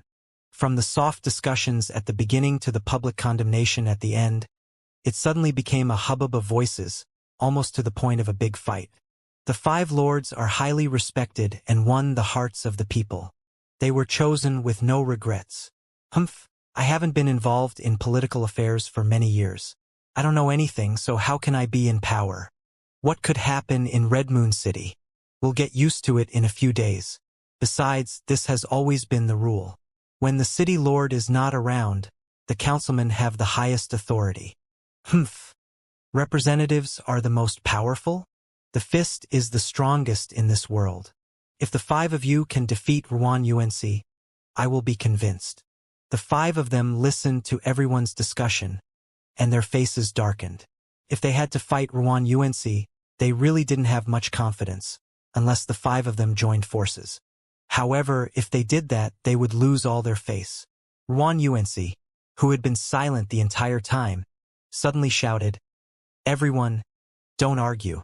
Red Moon City is now in a critical period, and we can't tolerate internal strife. I'm very much in favor of letting the 5 Darren be in charge.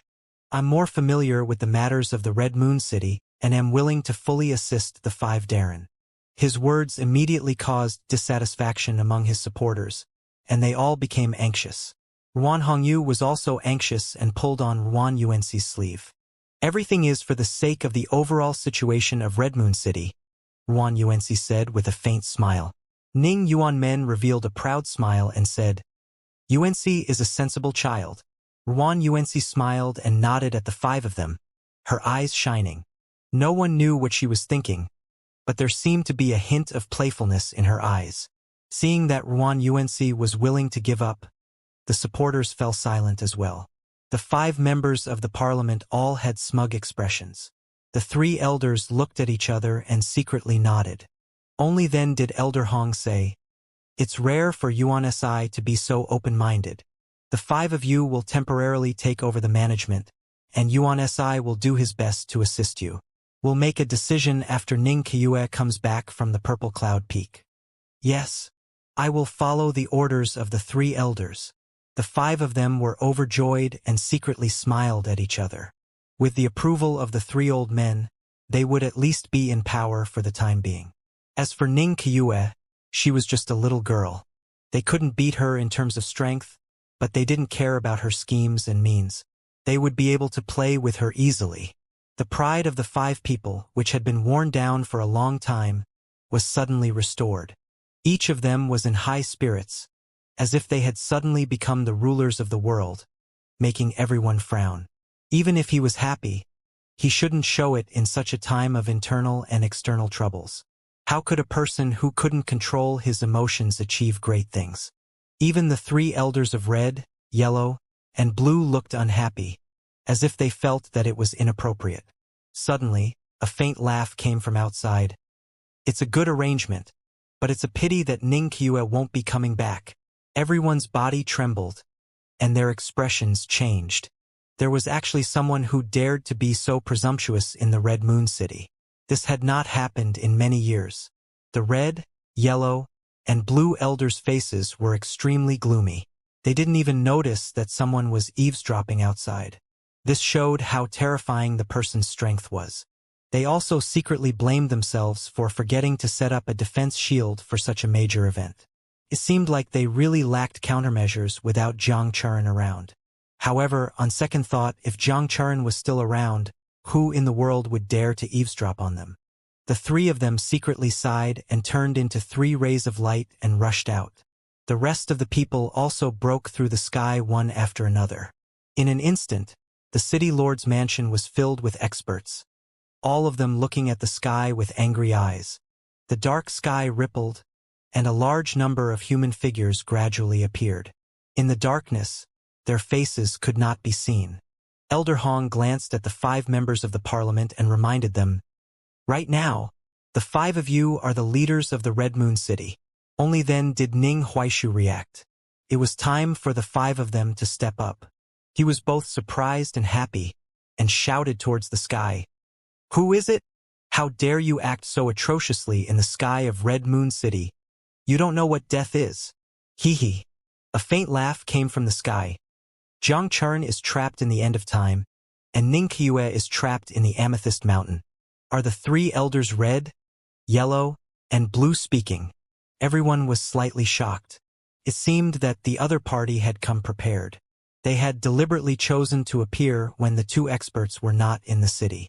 Ning Huaishu shouted, "I am Ning Huaishu, a member of the Red Moon City Council.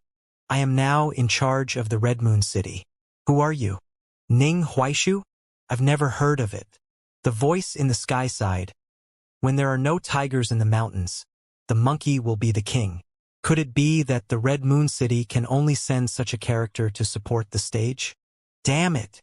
Ning Huaishu was furious. He had just come to power and needed prestige. How could he tolerate being looked down on like this? With a roar, he rushed into the sky. A giant blade appeared in his hand, and he suddenly slashed at the source of the sound. In an instant, a bright light shone, illuminating the entire sky. The 5 members of the parliament had been cultivating every day. Although they were a little stupid, their strength was indeed not ordinary. The space where the sound came from twisted violently and was torn apart by the light blade. The figure appeared. The corner of the man's mouth rose, and he raised his hand slightly. The tip of the finger on his index finger glowed with a red light, shooting out thousands of red lights that pierced through the dark night sky and shot down. The shadow of the light blade was suppressed in an instant. It trembled in the countless red lights and then disintegrated. The figure sneered contemptuously. He took a step forward and pointed his finger at the air again. Ning Huaishu was shocked. The aura on the other party's finger caught was abnormally terrifying, like a poisonous scorpion staring at you. He couldn't help but feel cold all over. In a moment of desperation, he once again brandished his giant blade, pouring all his strength into it, and slashed it without any explanation.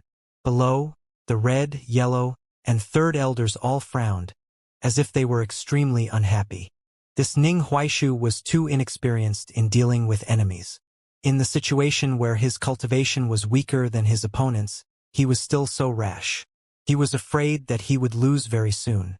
Sure enough, the figure took a step forward, and his figure directly passed through the giant blade, like an illusion, but the red light in his hand was real, and he directly pointed it down.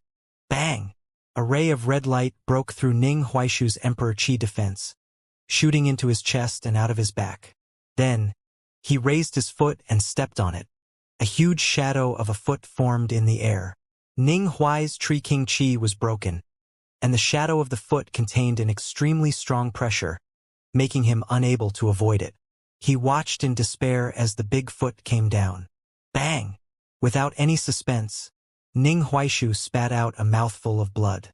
He was stomped down from the sky and jolted into the ground.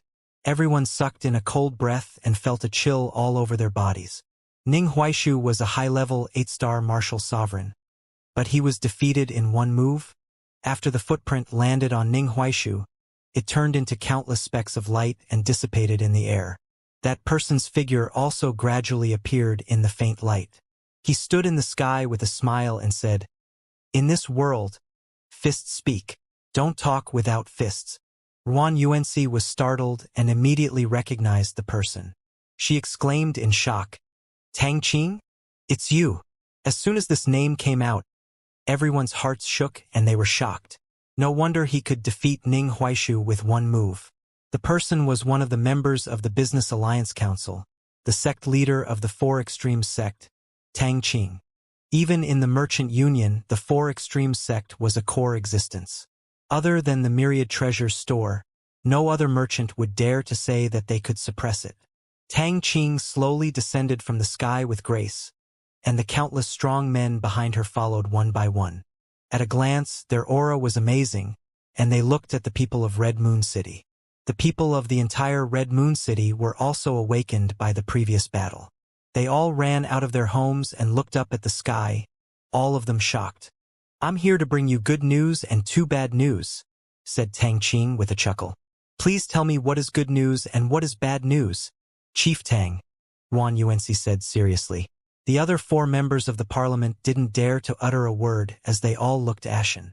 They weren't afraid to go up and fight. Even if they died in battle, there was nothing to be afraid of. But Ning Huaishu had just been stepped on by the other party, and they couldn't afford to lose face. Tang Qing glanced at Ruan Yuanxi and smiled indifferently.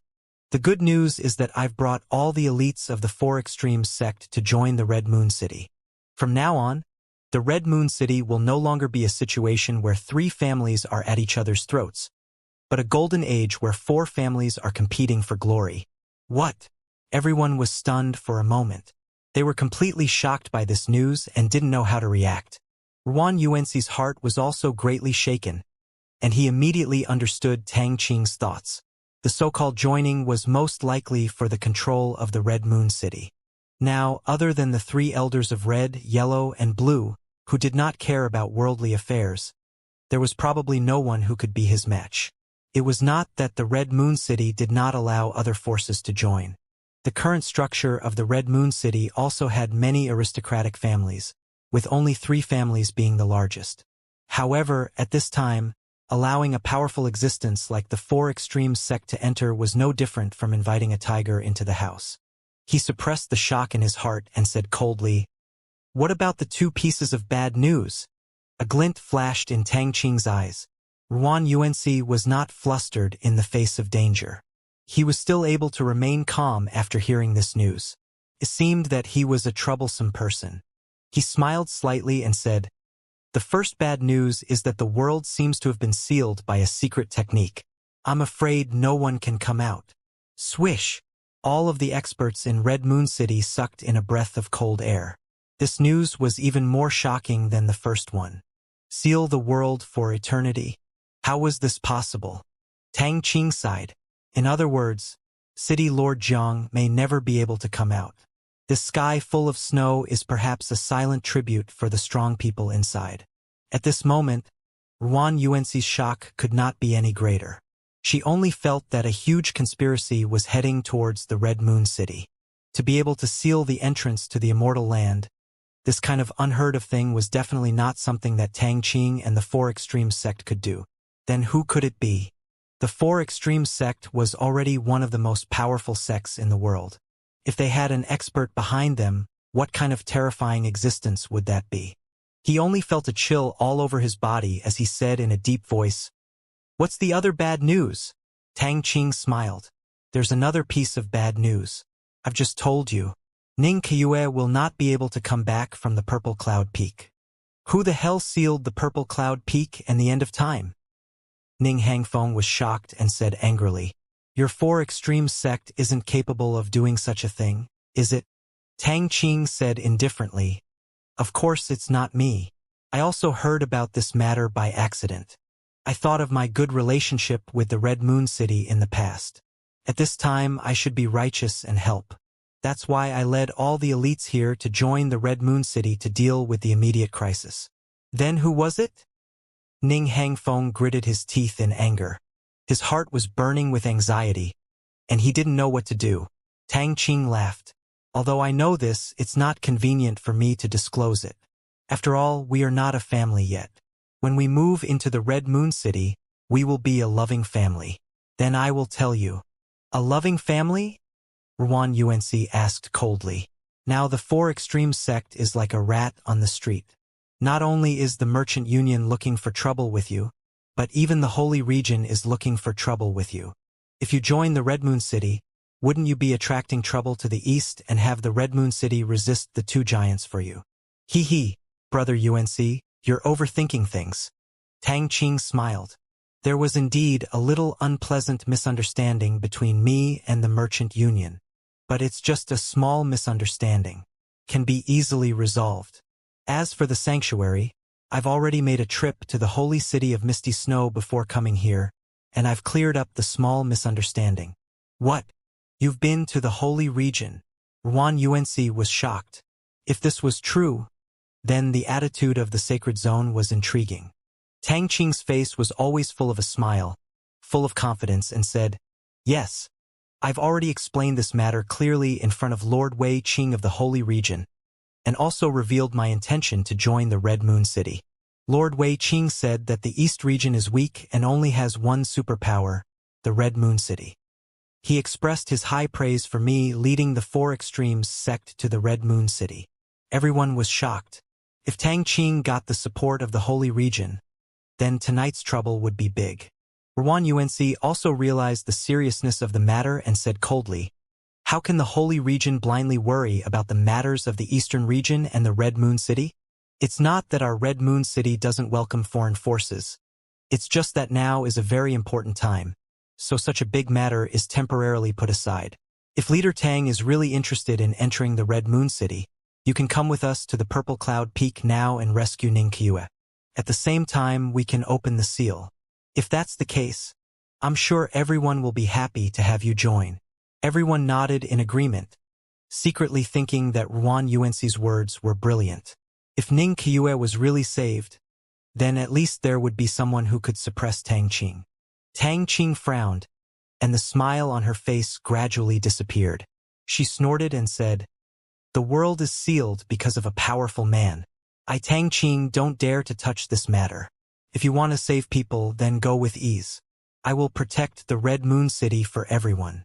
It is a small token of my appreciation as a new member. Ruan Yuanci flicked his sleeves and said, There's no need for Leader Tang to worry about the matters of Red Moon City. Please leave immediately. Otherwise, if we can't persuade you again and again, we'll suspect that Leader Tang has ulterior motives and is deliberately looking for trouble. In that case, Red Moon City will do its best to solve the problem at hand. As soon as he said that, the atmosphere became tense. The snow froze, not daring to fall in this area. Tang Qing's face immediately turned cold, and she said, Brother Yuan's stubbornness will bring harm to the Red Moon City. Ruan Yuanci did not back down and said coldly, I, Ruan Yuanci, can't decide whether I'll harm the Red Moon City or not. Even if I do, the people of the Red Moon City will naturally oppose me. Brother Tang Qing, you're worrying for nothing. Tang Qing's face was slightly cold, and the elemental energy fluctuations on his body spread out faintly, as if his heart was burning with anger. The red, yellow, and blue elders immediately stepped forward and blocked Ruan Yuanci's path. The three of them had devoted themselves to cultivation and paid no attention to the affairs of the world. They were not clear about the various disputes on the continent, but they still carried out the decisions of the Red Moon City 100%. Tang Qing's strength was only an elementary 9 stars martial sovereign. Any one of the three of them could easily take her down. Therefore, they did not take her seriously at all. Tang Qing's face changed a few times, but she suppressed her anger and said coldly, The three elders have long heard of your great name. You are the pillars of the Red Moon City. If the three of you want to make a move, please consider the consequences first. He raised his hand, and a red light shot into the sky. Suddenly, the dark night seemed to be pushed open by the red light. The sky rippled faintly, giving off an extremely oppressive feeling. All the people of the Red Moon City below looked on in horror. Many of them had already sensed that something big was about to happen. Elder Hong's expression changed. He was the first to see the object that was slowly approaching. He said in shock, "A ninth-grade warship." Everyone's heart trembled as they looked at the void in horror. A ninth-grade battleship was almost like a moving fortress. Although it had a large tail and could not be removed, and its movement was slow, its destructive power was extremely terrifying. He did not expect the Four Extremes sect to have such a terrifying item. Tang Qing's face flashed with excitement as she laughed and said, "Are you all still thinking the same thing?" Yuan Yuanci was shocked and angrily said, "Even if it's a ninth-grade warship, Brother Tang Qing, you seem to have forgotten that this is Red Moon City."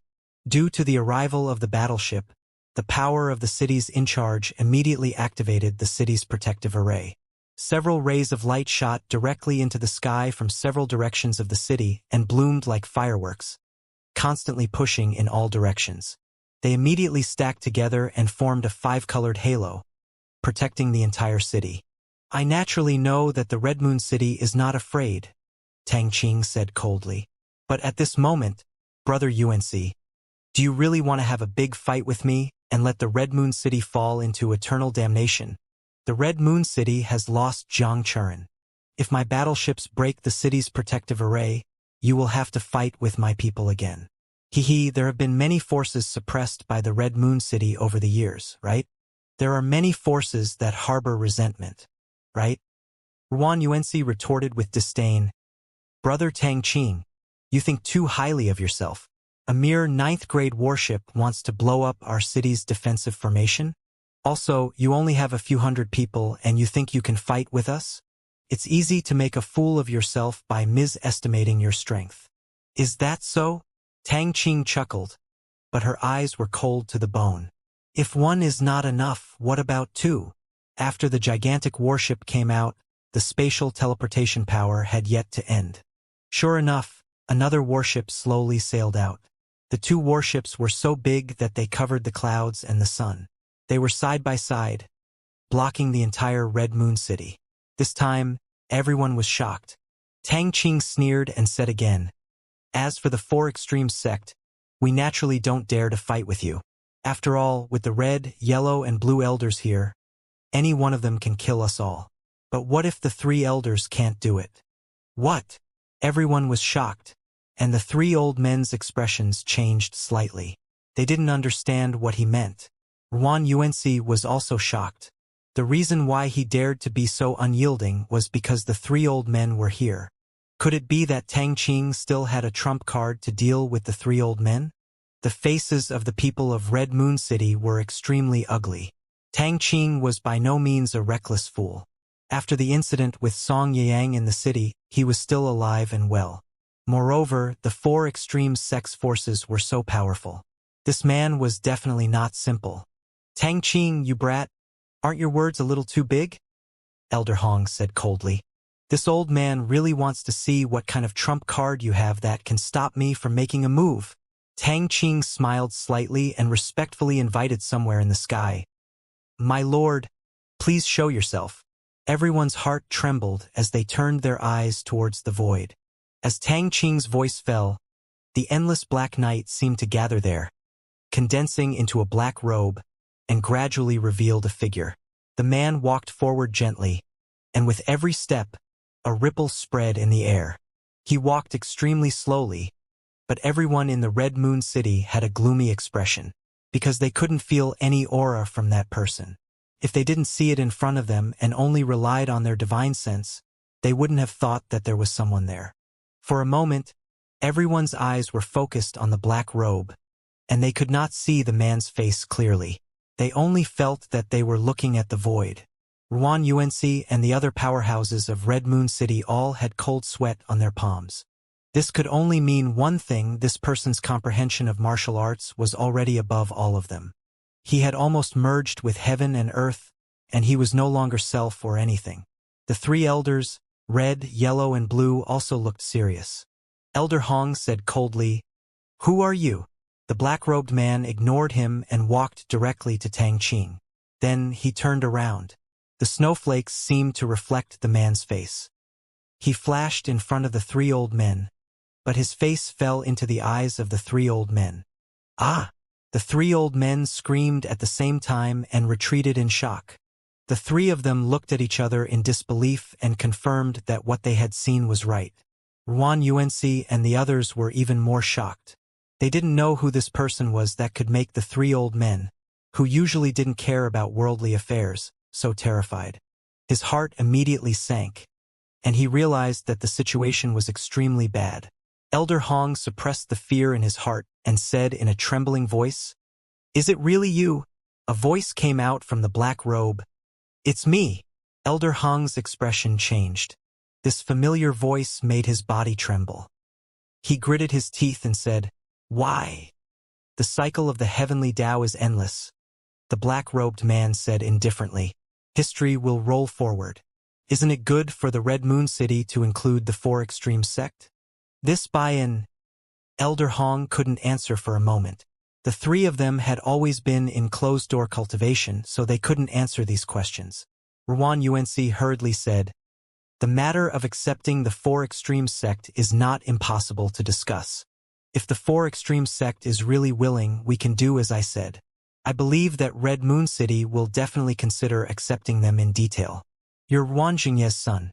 "Not bad," the black-robed man said. Yuanxi's heart trembled. This black-robed man gave him an extremely familiar feeling. Furthermore, he seemed to contain an infinite amount of majesty that made him not dare to offend him. "Who are you?" Zhang Ruoshi couldn't help but cry out. The black-robed man slowly raised his head. In the endless void, there seemed to be a ray of light flashing through the sky, which was shocking. Swish! Zhang Ruoshi was instantly dazed and retreated in shock. She looked as if she had seen a ghost and said in horror, "Yuing Luo." The rest of the words seemed to be stuck in his throat. His face was red, but he could not say it no matter what. Yuanxi was suddenly startled, and finally remembered who the person in front of him was. His eyes were filled with shock as he said, "Why wait? Are you really my lord?" The black-robed man nodded slightly and said, "You remember me too." Yuanxi felt as if her heart had fallen into a deep abyss. Today's matter would not end well. If the person in front of her was really this person, then Red Moon City would no longer be able to stop the wheels of change. "What if we refuse?" He gritted his teeth and asked, "Do you want to attack me?" The black-robed man asked slowly. Yuanxi suddenly shut her mouth, her face deathly pale. Even the red, yellow, and blue elders' faces were ashen, as if they had no idea what to do. Hongyu's heart skipped a beat as she recalled the owner of the voice. "So it's you." Her eyes were filled with shock as she said anxiously, "If it's really you, why didn't you save Ningqiu, who is now trapped on the Purple Cloud Peak?" The black-robed man seemed to be slightly moved, but he quickly regained his calm and said, "Because in my heart, the matter of the Red Moon City is far more important than my daughter." Swish! Cold air was drawn in the air, and everyone was shocked to the extreme. Everyone immediately understood the identity of the black-robed man. He was Ningqiu's father, the previous lord of the Red Moon City Ningqiu. Didn't the previous city lord go missing for many years? Why was he with the people from the Four Extremes sect? Moreover, at this crucial moment of life and death, he was actually helping an outsider? Everyone revealed a shocked and strange expression, unable to understand. Hongyu sneered, "The matter of the Red Moon City is more important than your daughter? You're definitely not the previous city lord, Ningqiu. No father would watch his daughter die without saving her.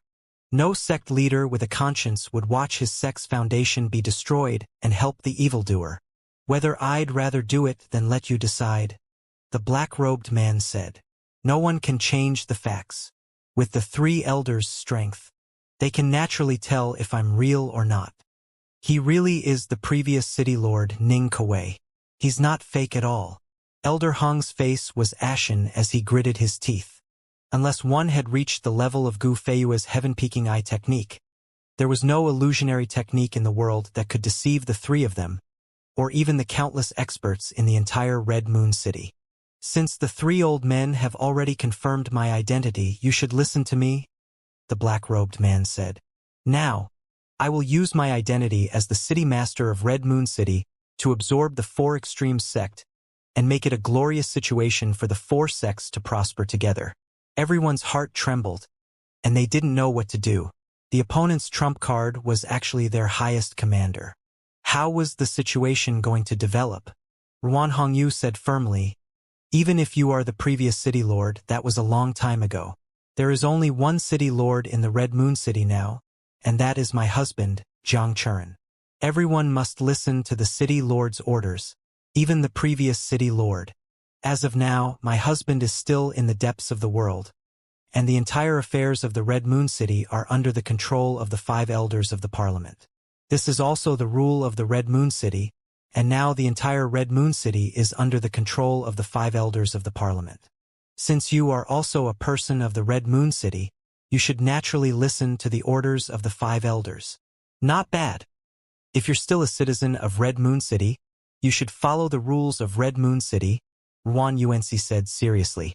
"If you're no longer a citizen of Red Moon City, then you naturally don't have the identity of the previous city lord." "Oh?"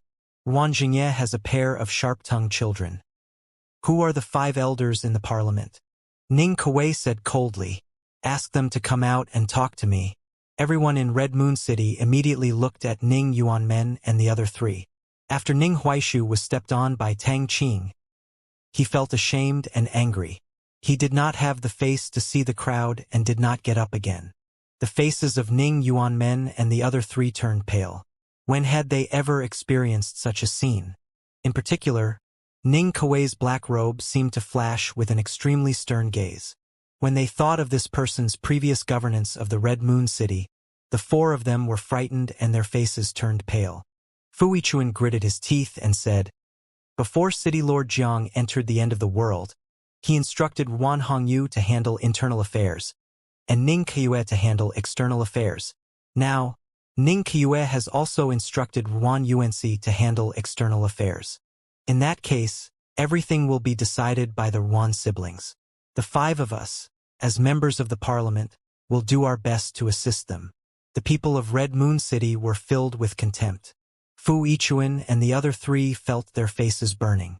They could feel the contempt and disdain from the crowd, but compared to facing Ning Kuei's pressure, they would rather bow their heads. "Humph! You 5 were trash before, and you're still trash now." Ning Kuei snorted contemptuously and disdainfully, as if he was angry. Tang Qing, who had been watching coldly from the side and did not say a word, frowned slightly when she heard this, but she quickly regained her calm. Fu Yichuan and the other 3's faces were so red that blood was about to drip out. They wished that they were the ones who were stepped on by Tang Qing earlier, so that they could hide below and not come up. Ning Kuei looked at Ruan Hongyu and the other woman and said indifferently, "Since the entire Red Moon City is now listening to the 2 of you, then the direction of the Red Moon City will be on the shoulders of the 2 of you." The 2 of them were shocked, as if they had heard something unusual. They looked at each other in horror, only to feel that their palms were covered in cold sweat. The 2 of them felt a little breathless with such a huge burden on their shoulders. Ning Kuei said, "If you resist, not only will you have to face me tonight, but you will also have to face the entire 4 Extremes sect. Even if you are lucky enough to survive tonight, when the sun rises tomorrow, you might have to face all the sects in the eastern region that are suppressed by the Red Moon City. Are you too confident?"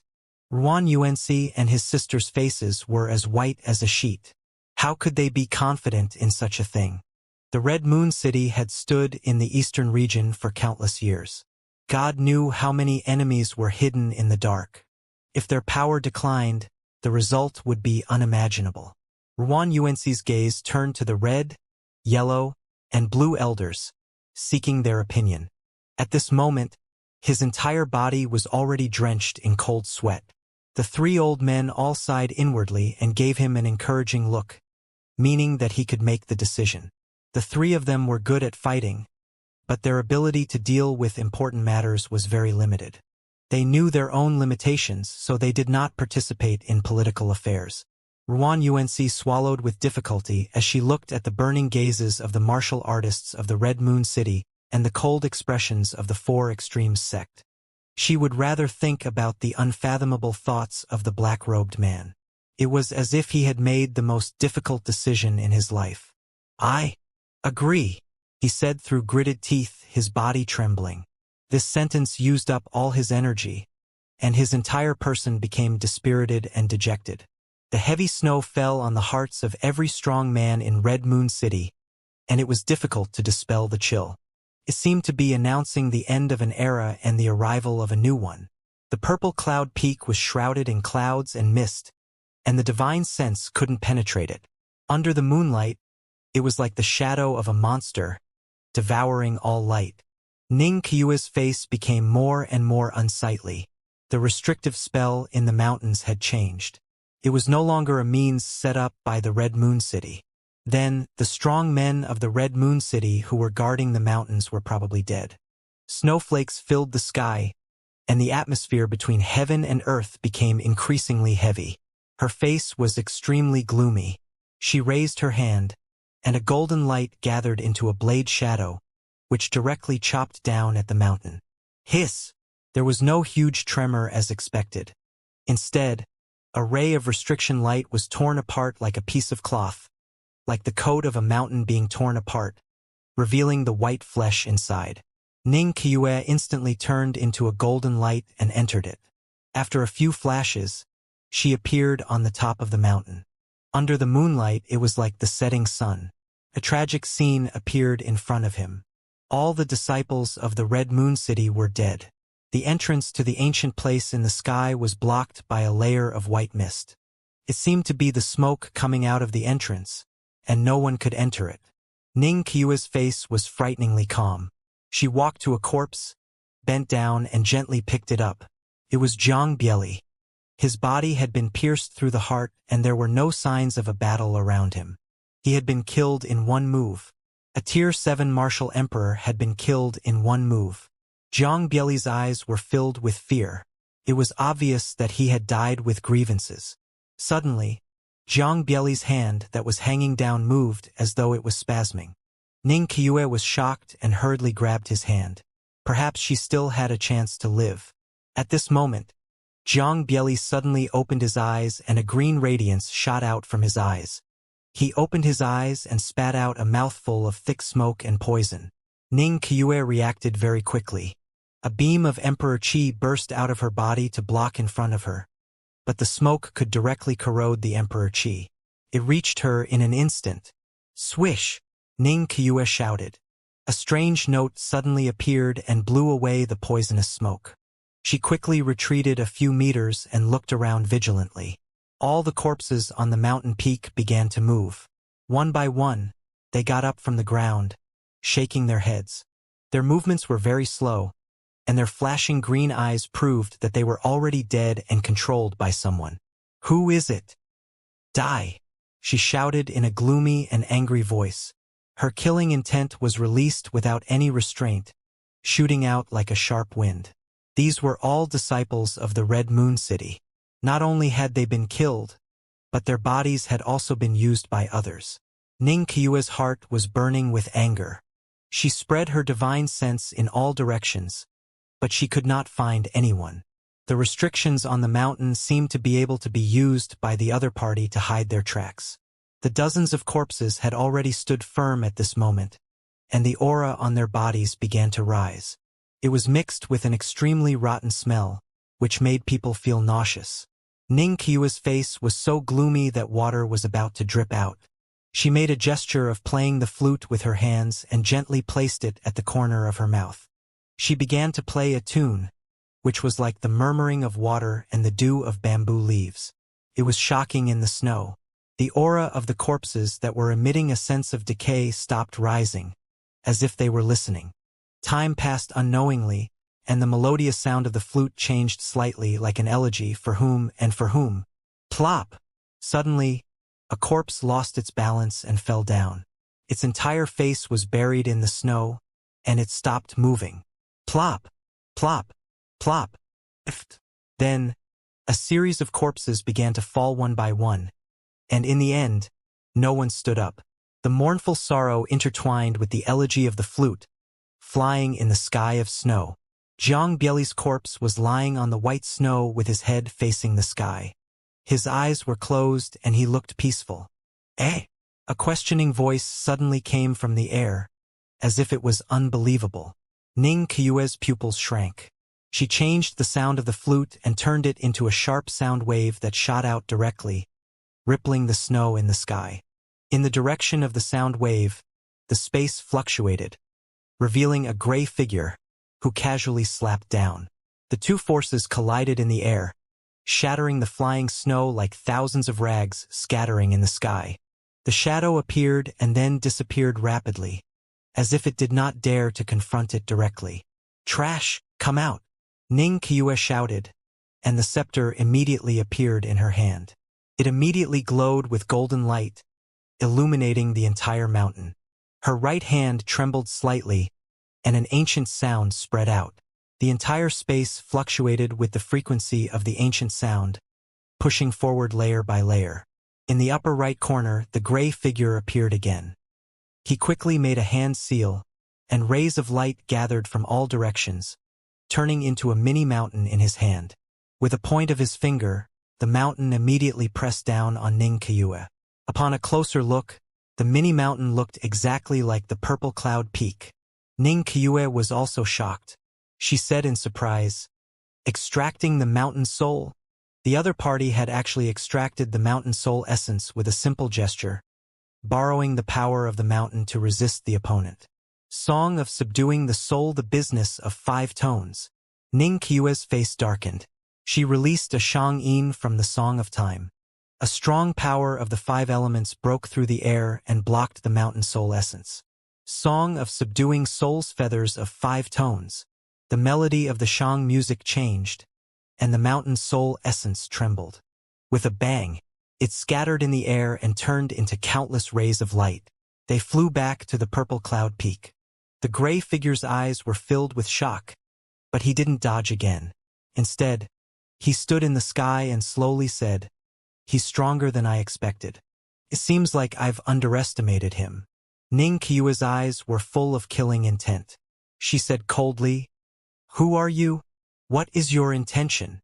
The man flew down from the sky and stepped on the snow, saying, "You can call me Yang Yuanshu." Yang Yuanshu?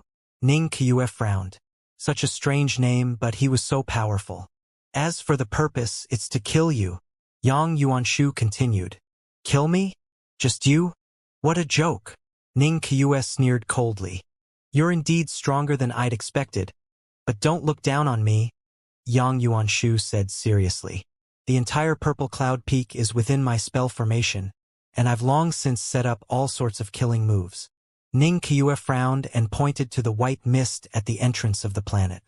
"You made that thing too?" Yang Yuanshu said, "It's an item developed according to an ancient alchemy recipe. It can be used to seal the entrance to a space. This is also the first time it's being used. However, I'm just a support. I'm not strong enough to seal the immortal realm." Ning Qiue's heart trembled.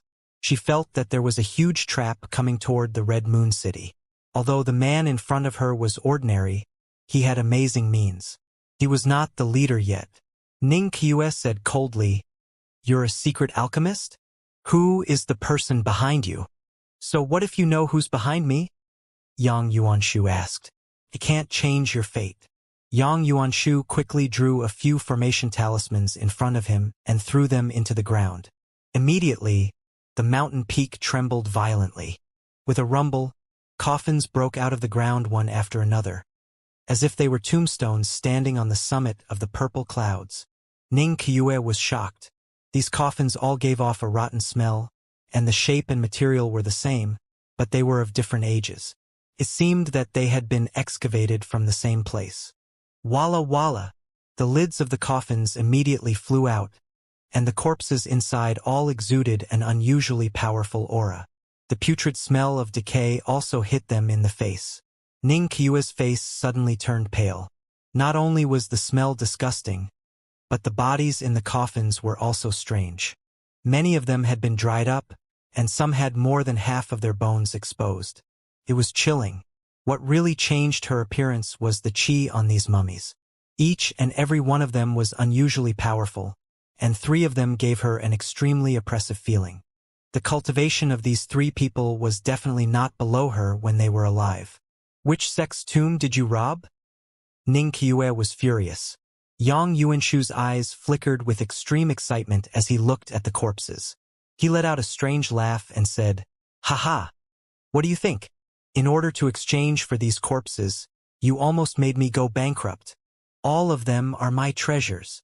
Yang Yuanshu, who had looked normal before, became a little twisted after seeing these corpses, like a lunatic.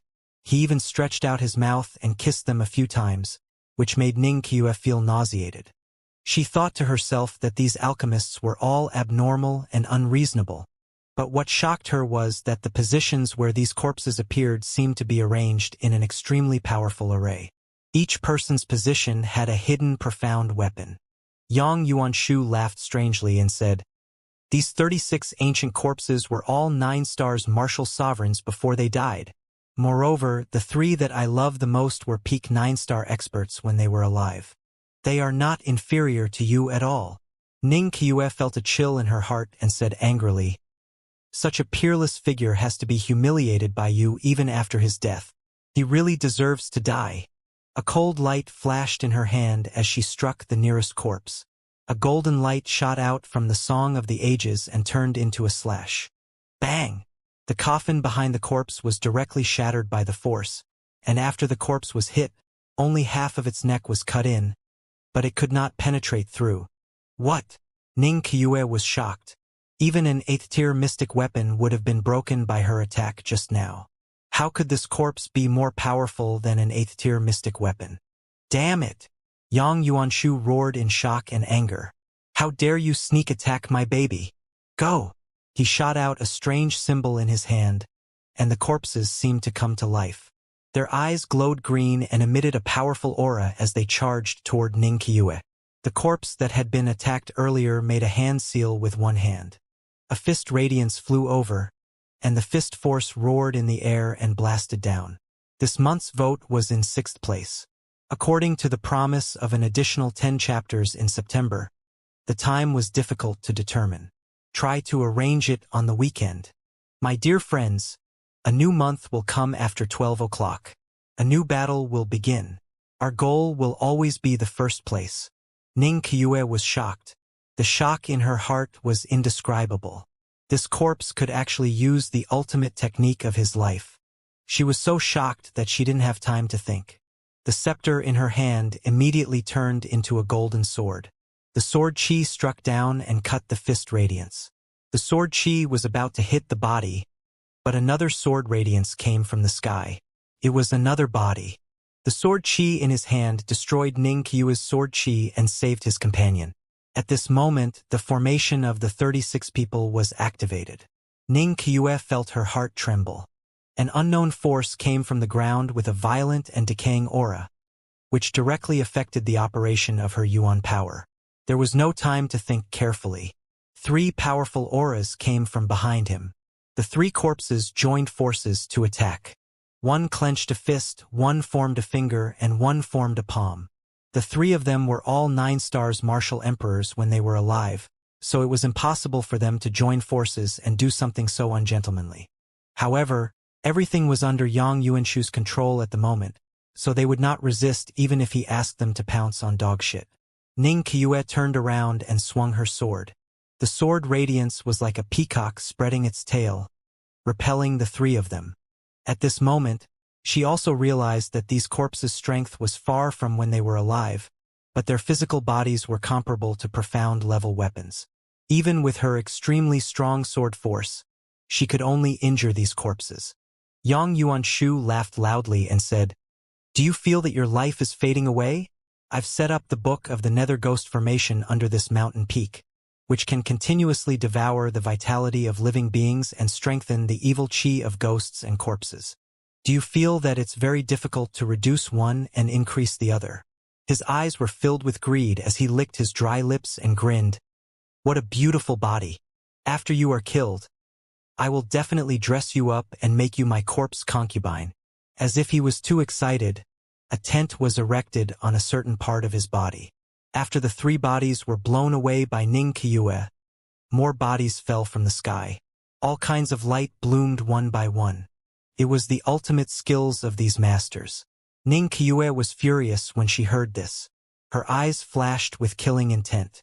She narrowed her eyes slightly, and a soft song came from the sword.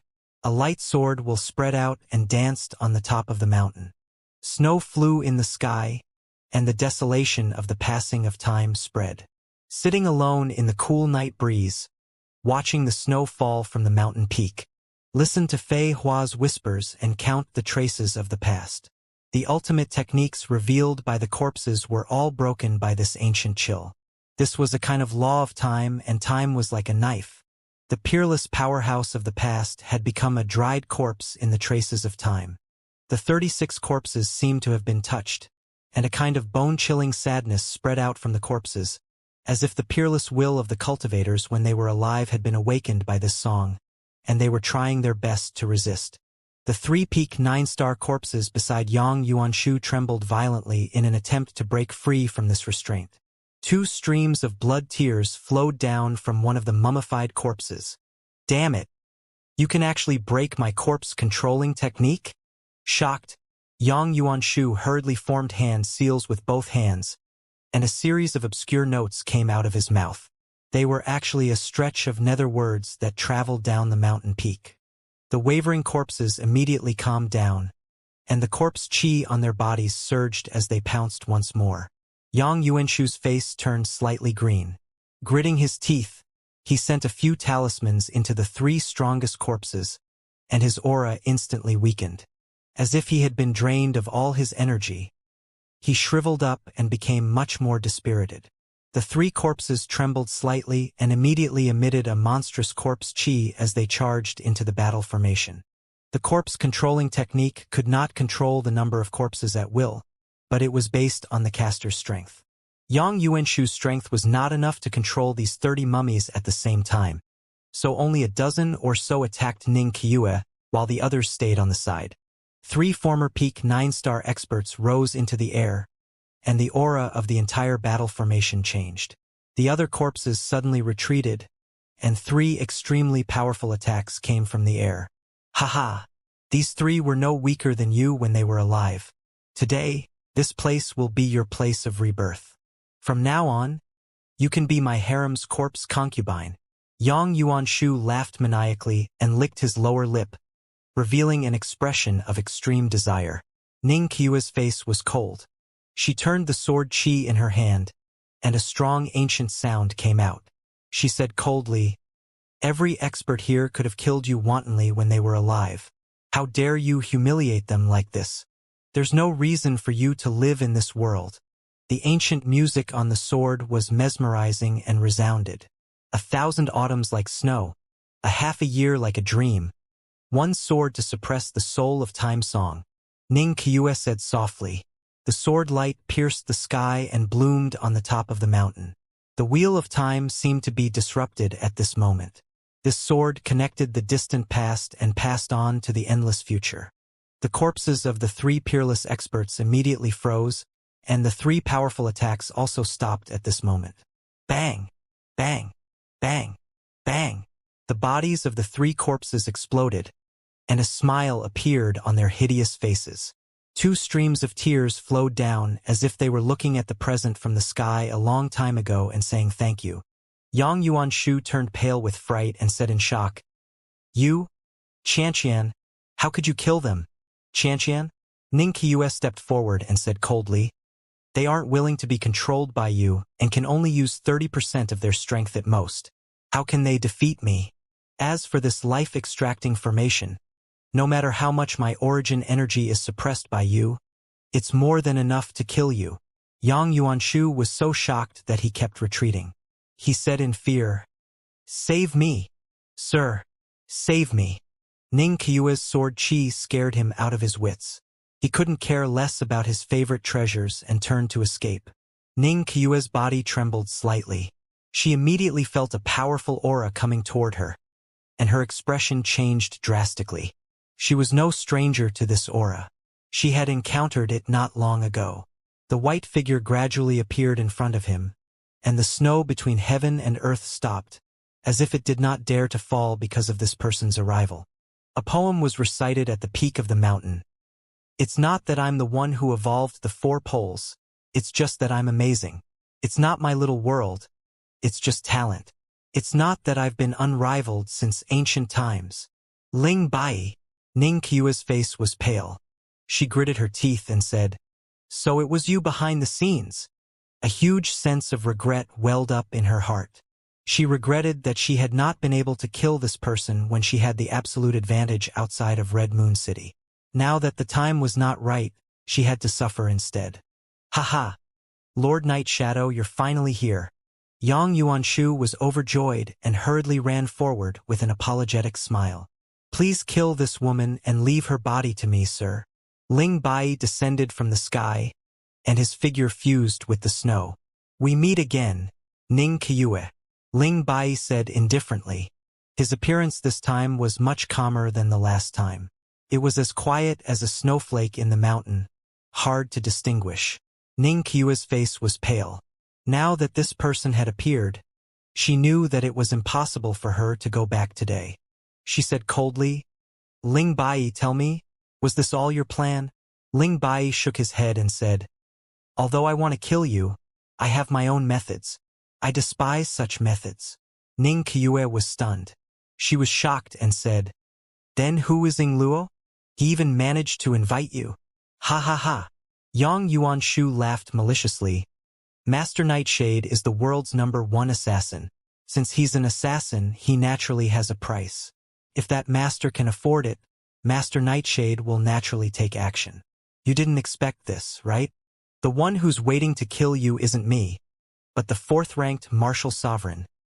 That person knows that I have a grudge against you, so he offered a very attractive price for me to make a move," Ling Bai said indifferently. "So don't be afraid. I'll leave immediately after one move. Even if it was only one move, who in the world would dare to say that they could take it?" Even Ning Qiue, who was in a state of great turmoil, didn't dare to say that she could take one move from him. Ling Bai's aura gradually spread out, and his killing intent seemed to have materialized. Yang Yuanshu's expression changed drastically, and he hurriedly retreated a few dozen meters, deeply afraid that he would be drawn into it. The snowflakes that had stopped in the sky seemed to have been summoned and fell again at this moment. However, every snowflake turned into ice crystals with the bone-chilling cold chi, freezing the world. Ling Bai moved. To be exact, he didn't move. Only the snow on the ground moved. It was sent flying and spinning in the air by a force. The snowflakes were sharp and carried a shocking murderous intent.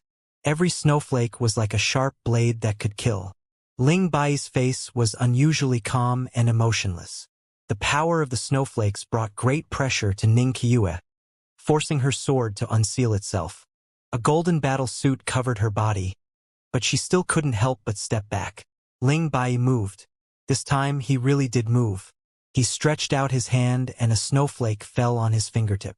He used the snowflake as a sword and quickly pierced through the layers of flying snow. The extremely white flower seemed to have integrated with the essence of the purple cloud peak and the law of snow. Ling Bai's white figure suddenly turned black. He was like a shadow that was cast on the snow-covered mountain peak. Behind him was the endless dark night sky. It was as if the endless night sky had turned into his reflection at this moment. Only this patch of white and this patch of black was left in the world. Ning Qiue's heart trembled. She watched in horror as a snowflake floated towards her. It was so slow and beautiful, but she seemed unable to resist it. She used all her strength to raise the golden sword in her hand and thrust it out in the air.